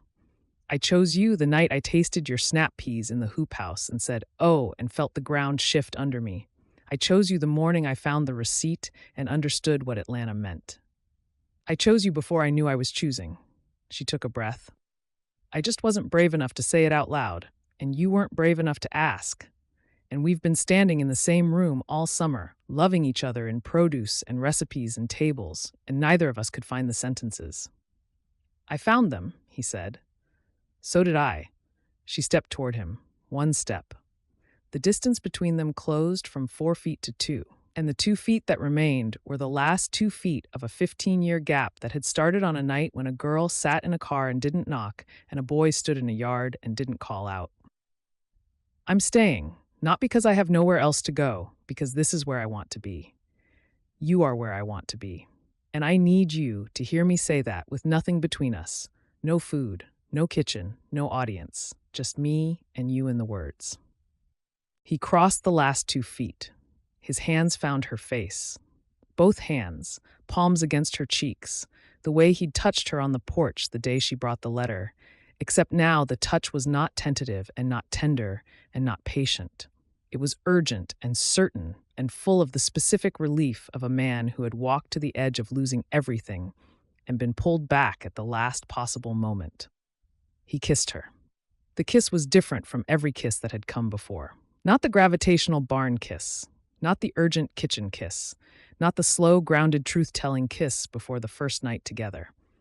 This kiss was the reconciliation, and the reconciliation carried a specific weight, the relief of two people who had walked to the very edge of the silence that had cost them 15 years and chosen, at the last moment, to speak instead. It was slow, it was certain, it tasted like forgiveness and the future. His hands moved from her face to her hair. Her fingers gripped the front of his shirt. The kiss deepened, and the deepening was the physical expression of the emotional dam breaking, the relief of reunion amplifying everything, the specific intensity of two people whose bodies understood before their minds did, that the distance was over and the closing was permanent. She pulled back enough to breathe. His forehead was against hers. The room was golden with evening light, and the only sound was their breathing and the distant hum of the refrigerator and the particular charged silence of a space where something has just been repaired. I'm sorry, she said, for the 5 days, for the folder, for letting the silence come back. I'm sorry for the crate, he said, and the not calling, and I'm fine. We're both terrible at this. We're getting better. She laughed, a small, wet sound that was half relief and half the residual tears that hadn't fully stopped. His thumb traced her cheekbone, wiping away the dampness, and the gesture was so gentle and so specific to Isaiah, the man who handled fruit and seedlings, and the woman he loved with the same careful attention that her throat tightened again with the rightness of it. The dinner, she said. What about it? It's in 2 hours, the final one. The produce is ready. The table is set. She looked up at him. I want to cook it. I want to make the last meal of the series with your harvest in my hands, in the barn you built, for the people who've been feeding us and watching us and waiting for us all summer. I want to end it the way we started it. Together, he said. Together. And after the dinner, when everyone's gone and the barn is empty, I want to sit at that table with you and talk about what comes next. Not temporary, not seasonal, permanent. What we're building and where we're building it, and what it looks like when a chef and a farmer stop pretending they're running a dinner series and start building a life. His eyes were bright, his hands were still on her face, and the expression he wore was the one she'd been waiting for since she was 18 years old and too afraid to knock on a door. The expression of a man who wanted her and was not going to pretend otherwise, and the wanting was not quiet and not patient, and not hidden behind a crate of basil. The wanting was right there, on his face, in the open, where she could see it. He kissed her forehead. The gesture was simple and warm, and it undid her more than the mouth kiss had, because the forehead kiss was not passion, it was home. Through the hallway, the sound of Ray clearing her throat, the particular throat clearing of a woman who had been listening from 2 rooms away and was done pretending she hadn't. "If you two are finished being emotionally devastating in Mama's kitchen," Ray called, "we've got a dinner to prep and it's almost 5 and I still need to confirm the linens with Rochelle and somebody needs to tell Malachi the chef is confirmed." Zora laughed. The sound came out broken and bright and full of relief, and Isaiah's chest vibrated against her hands because he was laughing too. The rare, rumbling sound of Isaiah Lennox laughing. And the laughter filled the room, the way it had filled the barn the night. Rochelle did her shoulder dance in the garden, and the laughter was the sound of 2 people who had survived the silence and come out the other side speaking the same language. Ray appeared in the doorway. Her eyes were wet. Her chin was set. The combination of tears and determination was so completely Ray that Zora's heart clenched with a love so large it included every version of her sister she had ever known. The girl who kept both secrets. The woman who said the hard truths. The person who had been standing at the intersection of Isaiah and Zora since before either of them understood what the intersection meant. "You good?" Ray asked. The question was directed at both of them. "We're good," Zora said, and the word good was not fine. The word good was the truth, and the truth felt different from everything else she'd said in the last week. Lighter, cleaner, the taste of something that had been properly seasoned after months of being slightly off. Valerie stood from the table. She crossed the room and put one hand on Isaiah's arm, the brief, warm pressure she'd been giving him every Saturday for as long as anyone could remember, and one hand on Zora's face, the palm that had held her in the driveway at 5 a.m, the day she left, and her eyes were wet, and her smile was steady, and she said nothing because nothing needed to be said. The cherry tomatoes were still on the counter, and the evening was gold, and her daughter was home, and the man who'd been feeding their family for 15 years was standing in her house with his hands on her daughter's face. And the standing was not temporary. And the permanent was the thing Valerie had been praying for since the morning she watched a car drive toward Savannah and out of sight. "Go cook," Valerie said. "Both of you. The town is waiting." They walked out together, Isaiah's hand on the small of Zora's back, and behind them Ray was already on the phone with Rochelle, and Valerie was at the window watching them cross to Isaiah's truck, and the evening stretched out ahead of them in long September gold. And the barn was waiting, and the table was waiting, and the town was waiting, and the last dinner of the series was going to be the best one, because the chef and the farmer were finally, after a lifetime of growing toward each other, walking in the same direction. Chapter 24. The barn was full for the last time.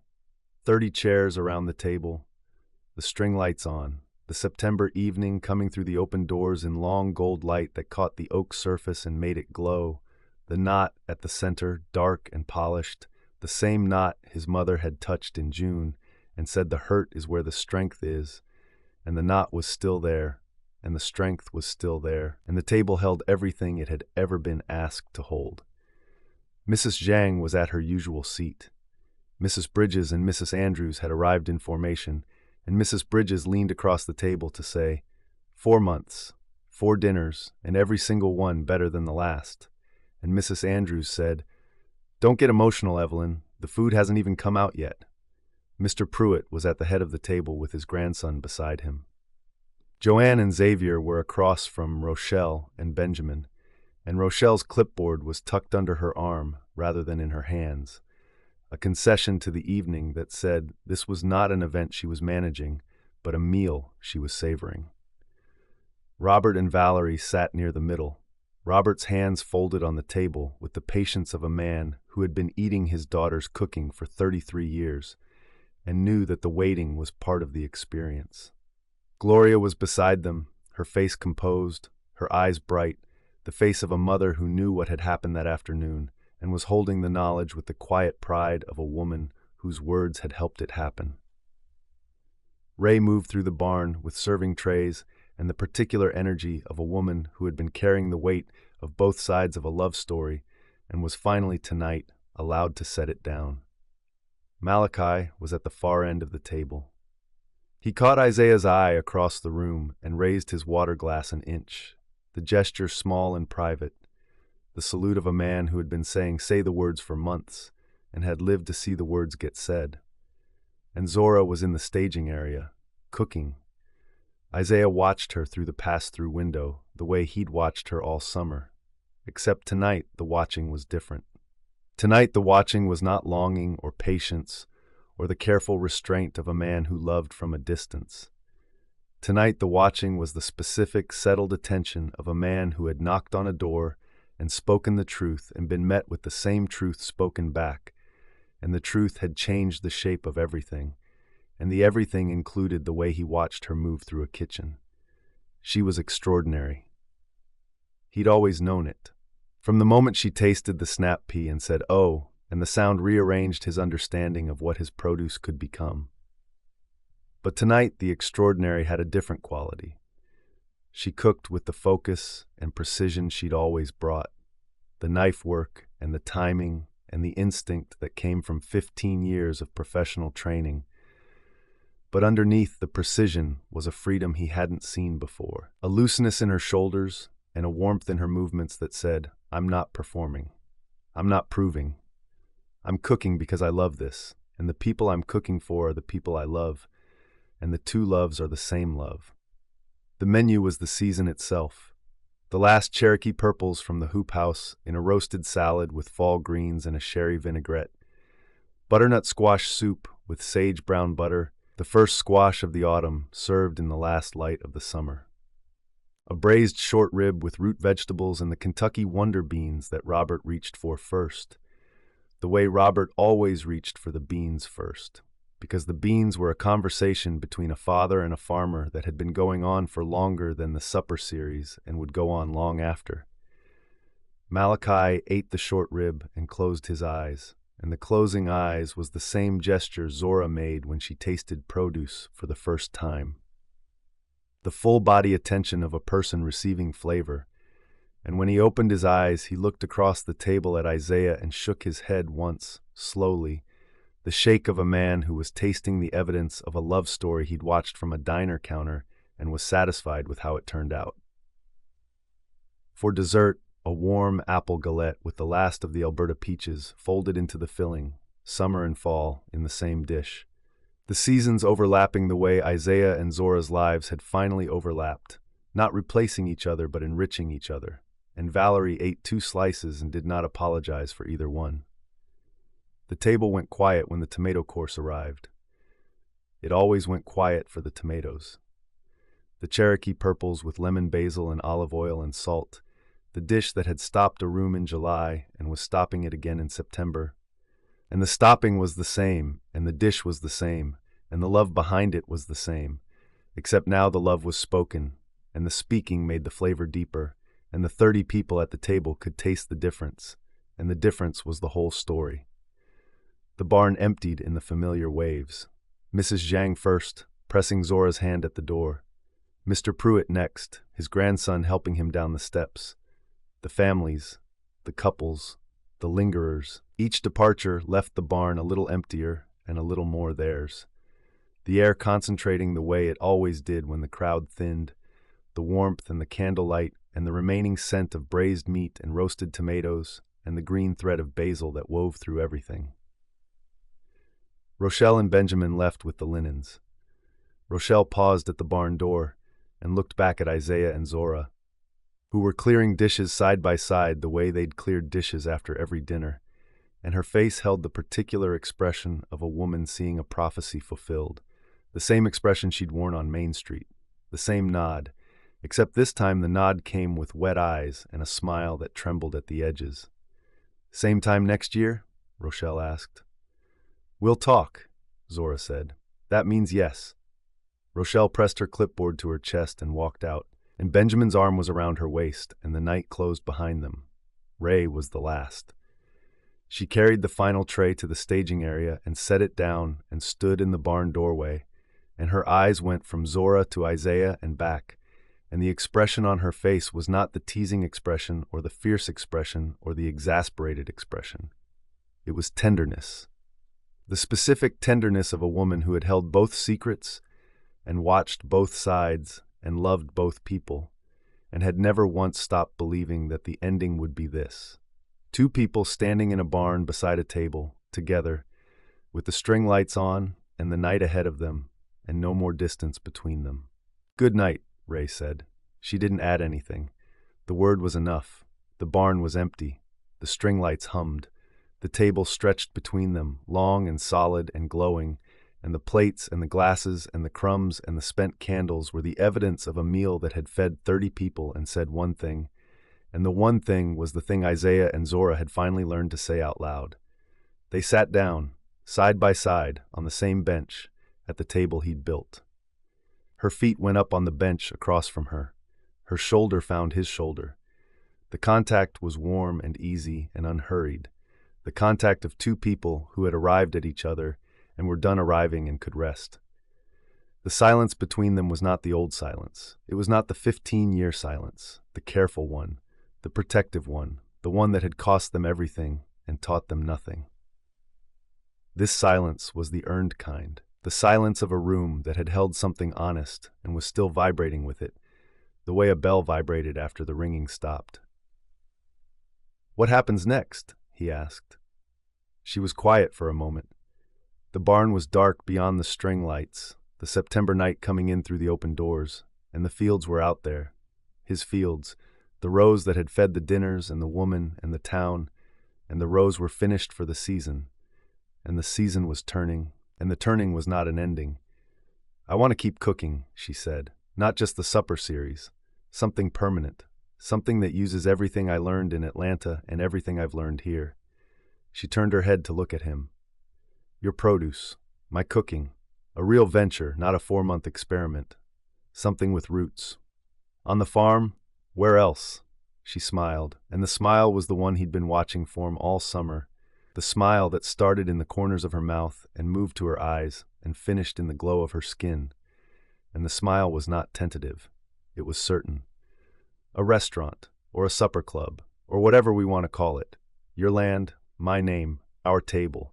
The thing we've been building all summer, except permanent." The word permanent settled into the barn the way good seed settled into prepared soil, finding the place it was meant to go, the place that had been waiting for it. "I like permanent," he said. "I know you do. You've been practicing it for 15 years. He laughed.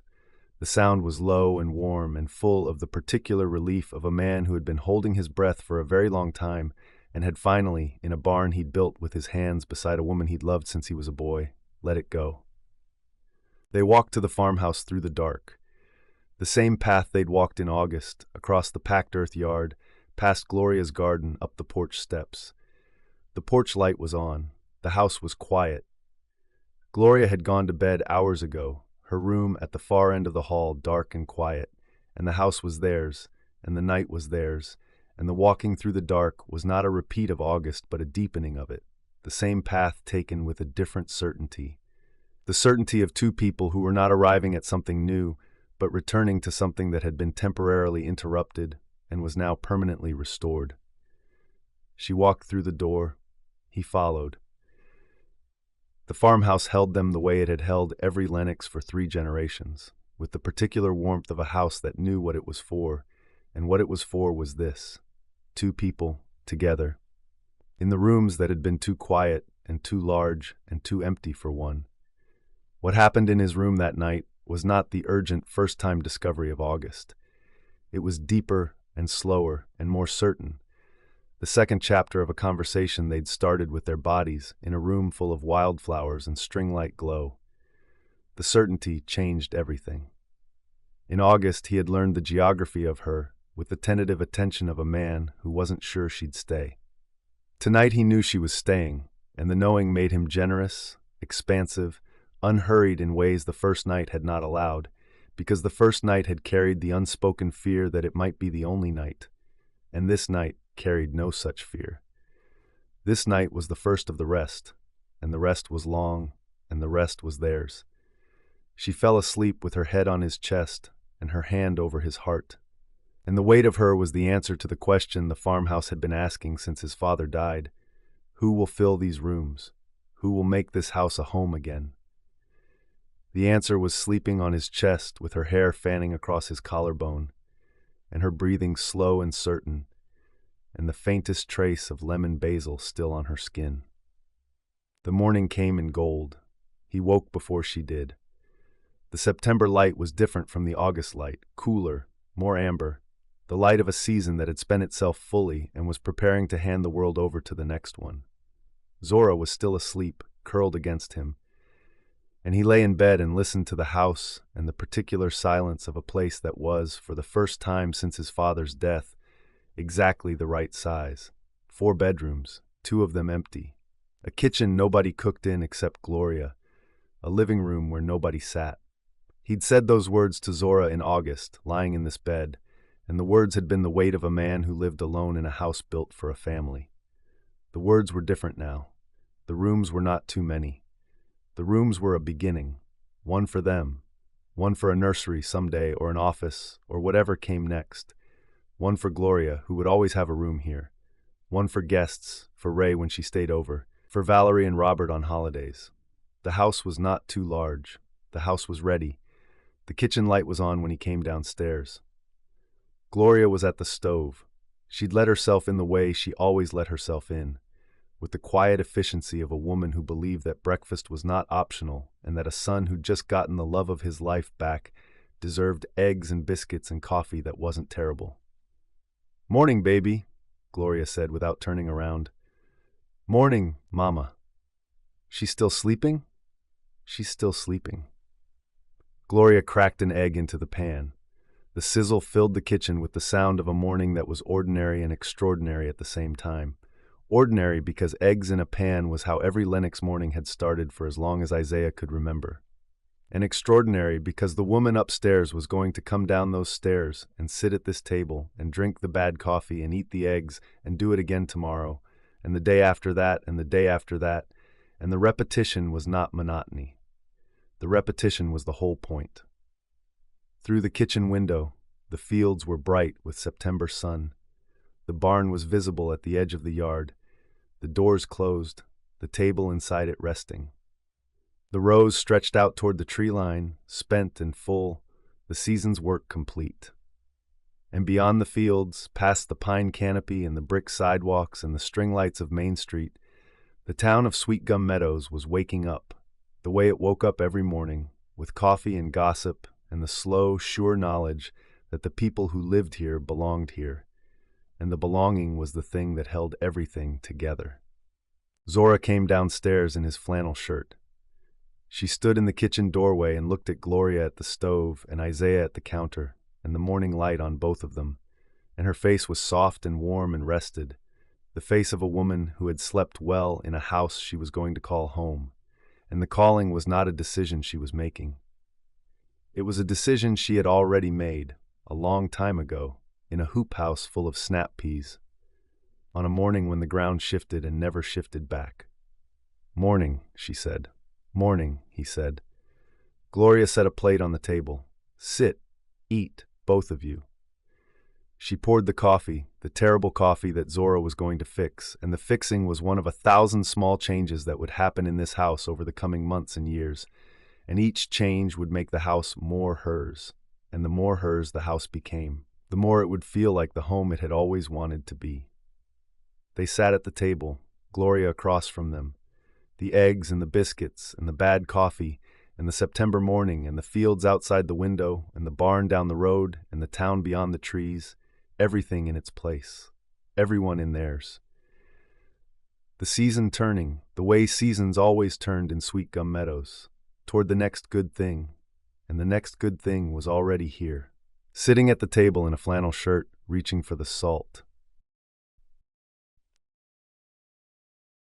Epilogue. The table had been extended. Isaiah had built the additions in the spring, 2 matching leaves of reclaimed oak, sanded to the same warm finish as the original. And when the leaves were set in place, the table stretched the full length of the barn, long enough to seat 60, long enough to hold a wedding. The knot was still at the center. The grain, still caught the light. And the string lights, the same lights that had hung over 4 supper dinners and a first kiss and a love story that took 15 years to tell, were on. Zora stood in the staging area in a white dress and bare feet and looked at the barn through the pass-through window. And the barn was full, and the fullness was not the fullness of a dinner. It was the fullness of a town that had shown up to witness the thing it had been waiting for since 2 teenagers sat in the same church pew and pretended not to notice each other. "You ready?" Ray asked. Ray was beside her in a deep green dress, the maid of honor, the sister who had held both secrets and delivered both hard truths, and stood at the intersection of Isaiah and Zora since before either of them understood what the intersection was. Her eyes were bright. Her chin was steady. The combination was so entirely Ray that Zora's throat tightened with a love so specific it had its own flavor, like lemon basil, like Cherokee purples, like the particular taste of a person who had always been there. "I'm ready," Zora said. "I've been ready for a while. You've been ready since the snap peas. You just needed a year to admit it. 14 months. Who's counting?" Through the window, Zora could see the barn arranged for the ceremony. The chairs on either side of the table, angled to face the far end where the barn doors opened onto the orchard. And the orchard was in full leaf, the peach trees heavy with early fruit, the rows stretching out toward the tree line in the dense green of a Georgia June. The officiant was at the end of the table, between the doors, framed by the orchard and the evening sky. Gloria was in the front row. She was wearing a blue dress, and her hair was pinned up, and her face was the face Isaiah's father's face used to be, the face where a feeling was too large for an expression, and the eyes carried everything. Beside her sat an empty chair with a single white flower on the seat. And the flower was for Isaiah's father, who was not here and was everywhere, in the wood of the table and the soil of the fields and the hands of the son who built things for the people he loved. Malachi was standing near the front, tall and composed in a suit that looked like it had been borrowed from someone slightly shorter, and Amy was in the second row watching him with an expression that suggested Malachi in a suit was a development she intended to revisit later. Mrs. Zhang was in her seat with her hands folded, her face holding the particular quiet satisfaction of a woman who had once put an orange on a windowsill and watched the lesson land. Mrs. Bridges and Mrs. Andrews were in their row, Mrs. Bridges already dabbing her eyes with a handkerchief, and the ceremony hadn't started yet. Joanne and Xavier were beside them. Darius was across the aisle with a camera he'd been asked not to bring, but had brought anyway. Rochelle and Benjamin were near the back. Rochelle's clipboard visible under her chair because some habits were structural. The whole town, the whole story. Every person who had fed them and watched them and waited for them and nudged them and refused to let them waste another year being afraid. The music started, not a recording. A guitarist Zora didn't recognize. A friend of a friend who played the kind of simple, warm melody that sounded like it had always existed, and the melody filled the barn the way the string lights filled it, with a glow that was felt rather than seen. Robert and Valerie appeared at the barn entrance. Her father was in a gray suit. Her mother was in lavender. They stood on either side of the doorway and waited for her. And the waiting was the last waiting, the final version of every wait they'd ever done. The college send-off and the Atlanta years and the Saturday produce orders and the holidays with a place set and empty and the bus ride home and the summer that changed everything. And the waiting was over and the walking was about to begin. Zora came out of the staging area. She crossed the barn floor to the entrance, and her bare feet were warm on the packed earth, and the white dress moved around her ankles, and the evening light caught her face, and she was not nervous, not afraid, not anything except exactly where she was supposed to be. The woman who had left this town at 18 in a car at 4 in the morning and come back at 33 on a bus with 2 suitcases and learned, in the space of one summer, that the life she'd been chasing was the life she'd left behind. Robert took her left arm, Valerie took her right. They walked. The aisle was the length of the table. The oak was on one side, gleaming, the surface that had held 4 dinners and a love letter dish and a first kiss and a future, and the chairs were on the other, full of faces she knew and loved. And each face turned as she passed, and each face held the same expression, the expression of a community watching one of its own come home and mean it. Valerie's hand tightened on her arm as they reached the front. The tightening was the entire speech. I worked double shifts so you could leave. I'm glad you came back. I wouldn't change a single mile of it. Isaiah was standing at the end of the table. He was in a dark suit and no tie, because Isaiah Lennox in a tie would have been a concession too far, and his hands were at his sides, and his face was open, and he was looking at her with the expression she'd learned to read over the course of a summer and a lifetime. The composure gone, the patience irrelevant, the careful restraint set aside, and underneath all of it, the man, steady and certain and full of a love that had stopped being silent and would never be silent again. She reached him. Robert placed her hand in Isaiah's. The transfer was gentle and firm and final, the handing over of a daughter from a father who had fed a farmer's family for 15 years because the farmer had been feeding his. The ceremony was short. Zora would remember it in fragments. The officiant's words, which were kind and brief. Isaiah's vow, which was 4 sentences long and made Gloria cry. Her own vow, which she'd written at the kitchen table at 4 in the morning because some things needed to be written in the dark. The ring, which was simple. The kiss, which was not. The kiss was the 5th kiss, if you counted them, which she did. The barn kiss, the kitchen kiss, the truth-telling kiss, the reconciliation kiss, and now the wedding kiss. And each one had been a chapter, and each chapter had built on the last, and this one was the final page. And the page said, I do, and I'm here, and I'm not going anywhere. And the saying was permanent, and the permanence was the whole point. Later, the dinner. Because of course, there was a dinner. Zora Harris Lennox was not going to get married in a barn with a table and a kitchen and not feed the people who showed up. The menu was the whole summer distilled. The snap pea salad from the first dinner, the herb-roasted chicken with lemon basil that had been on every menu since June, and the Cherokee purple tomatoes with olive oil and salt, the love letter dish, the one that stopped the room.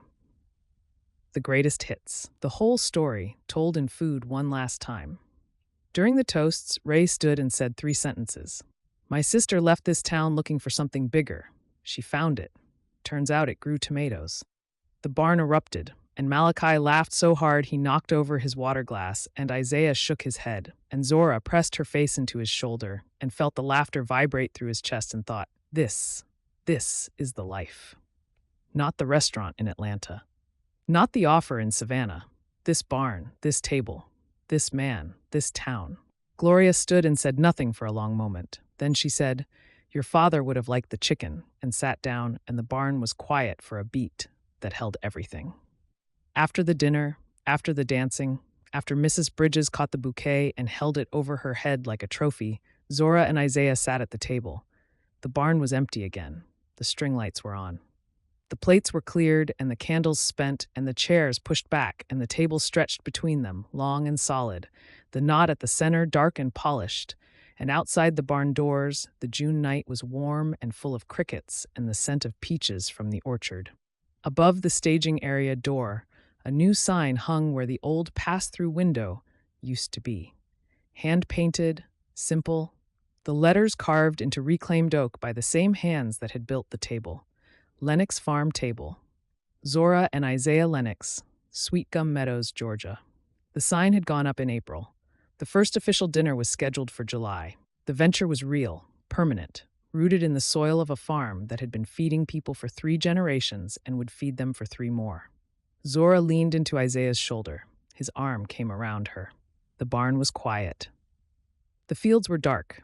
The porch light was on at the farmhouse, and Gloria's kitchen light was on, and the town of Sweetgum Meadows was asleep or getting there, and the night was warm, and the table was between them and ahead of them and underneath them, solid and patient, built to last. Hey, she said. Hey. I'm home. I know, he said. You've been home for a while. She closed her eyes. His shoulder was steady under her cheek. The basil was still in the air, faint and green and permanent. the scent of a man who grew things for the woman he loved and had finally, after all the years and all the silence and all the distance, learned to say so out loud. The string lights hummed, the night was full, and neither of them was going anywhere. This concludes Come Home to Me, an African-American sweet romance novel written by Imani Price, narrated by Shatrice Williams and Michael Evans. Thank you so much for listening. To keep up with Imani's upcoming books, please subscribe to this YouTube channel and join her mailing list at imaniprice.com. Note from the author: if you especially enjoy my stories, please consider purchasing my books, which are available at all major retailers. You can also support my work here on YouTube by becoming a channel member through the Join button or by sending a super thanks by clicking on Thanks. Your support helps me continue offering these stories for free. Thank you again, and I truly hope you enjoyed this story.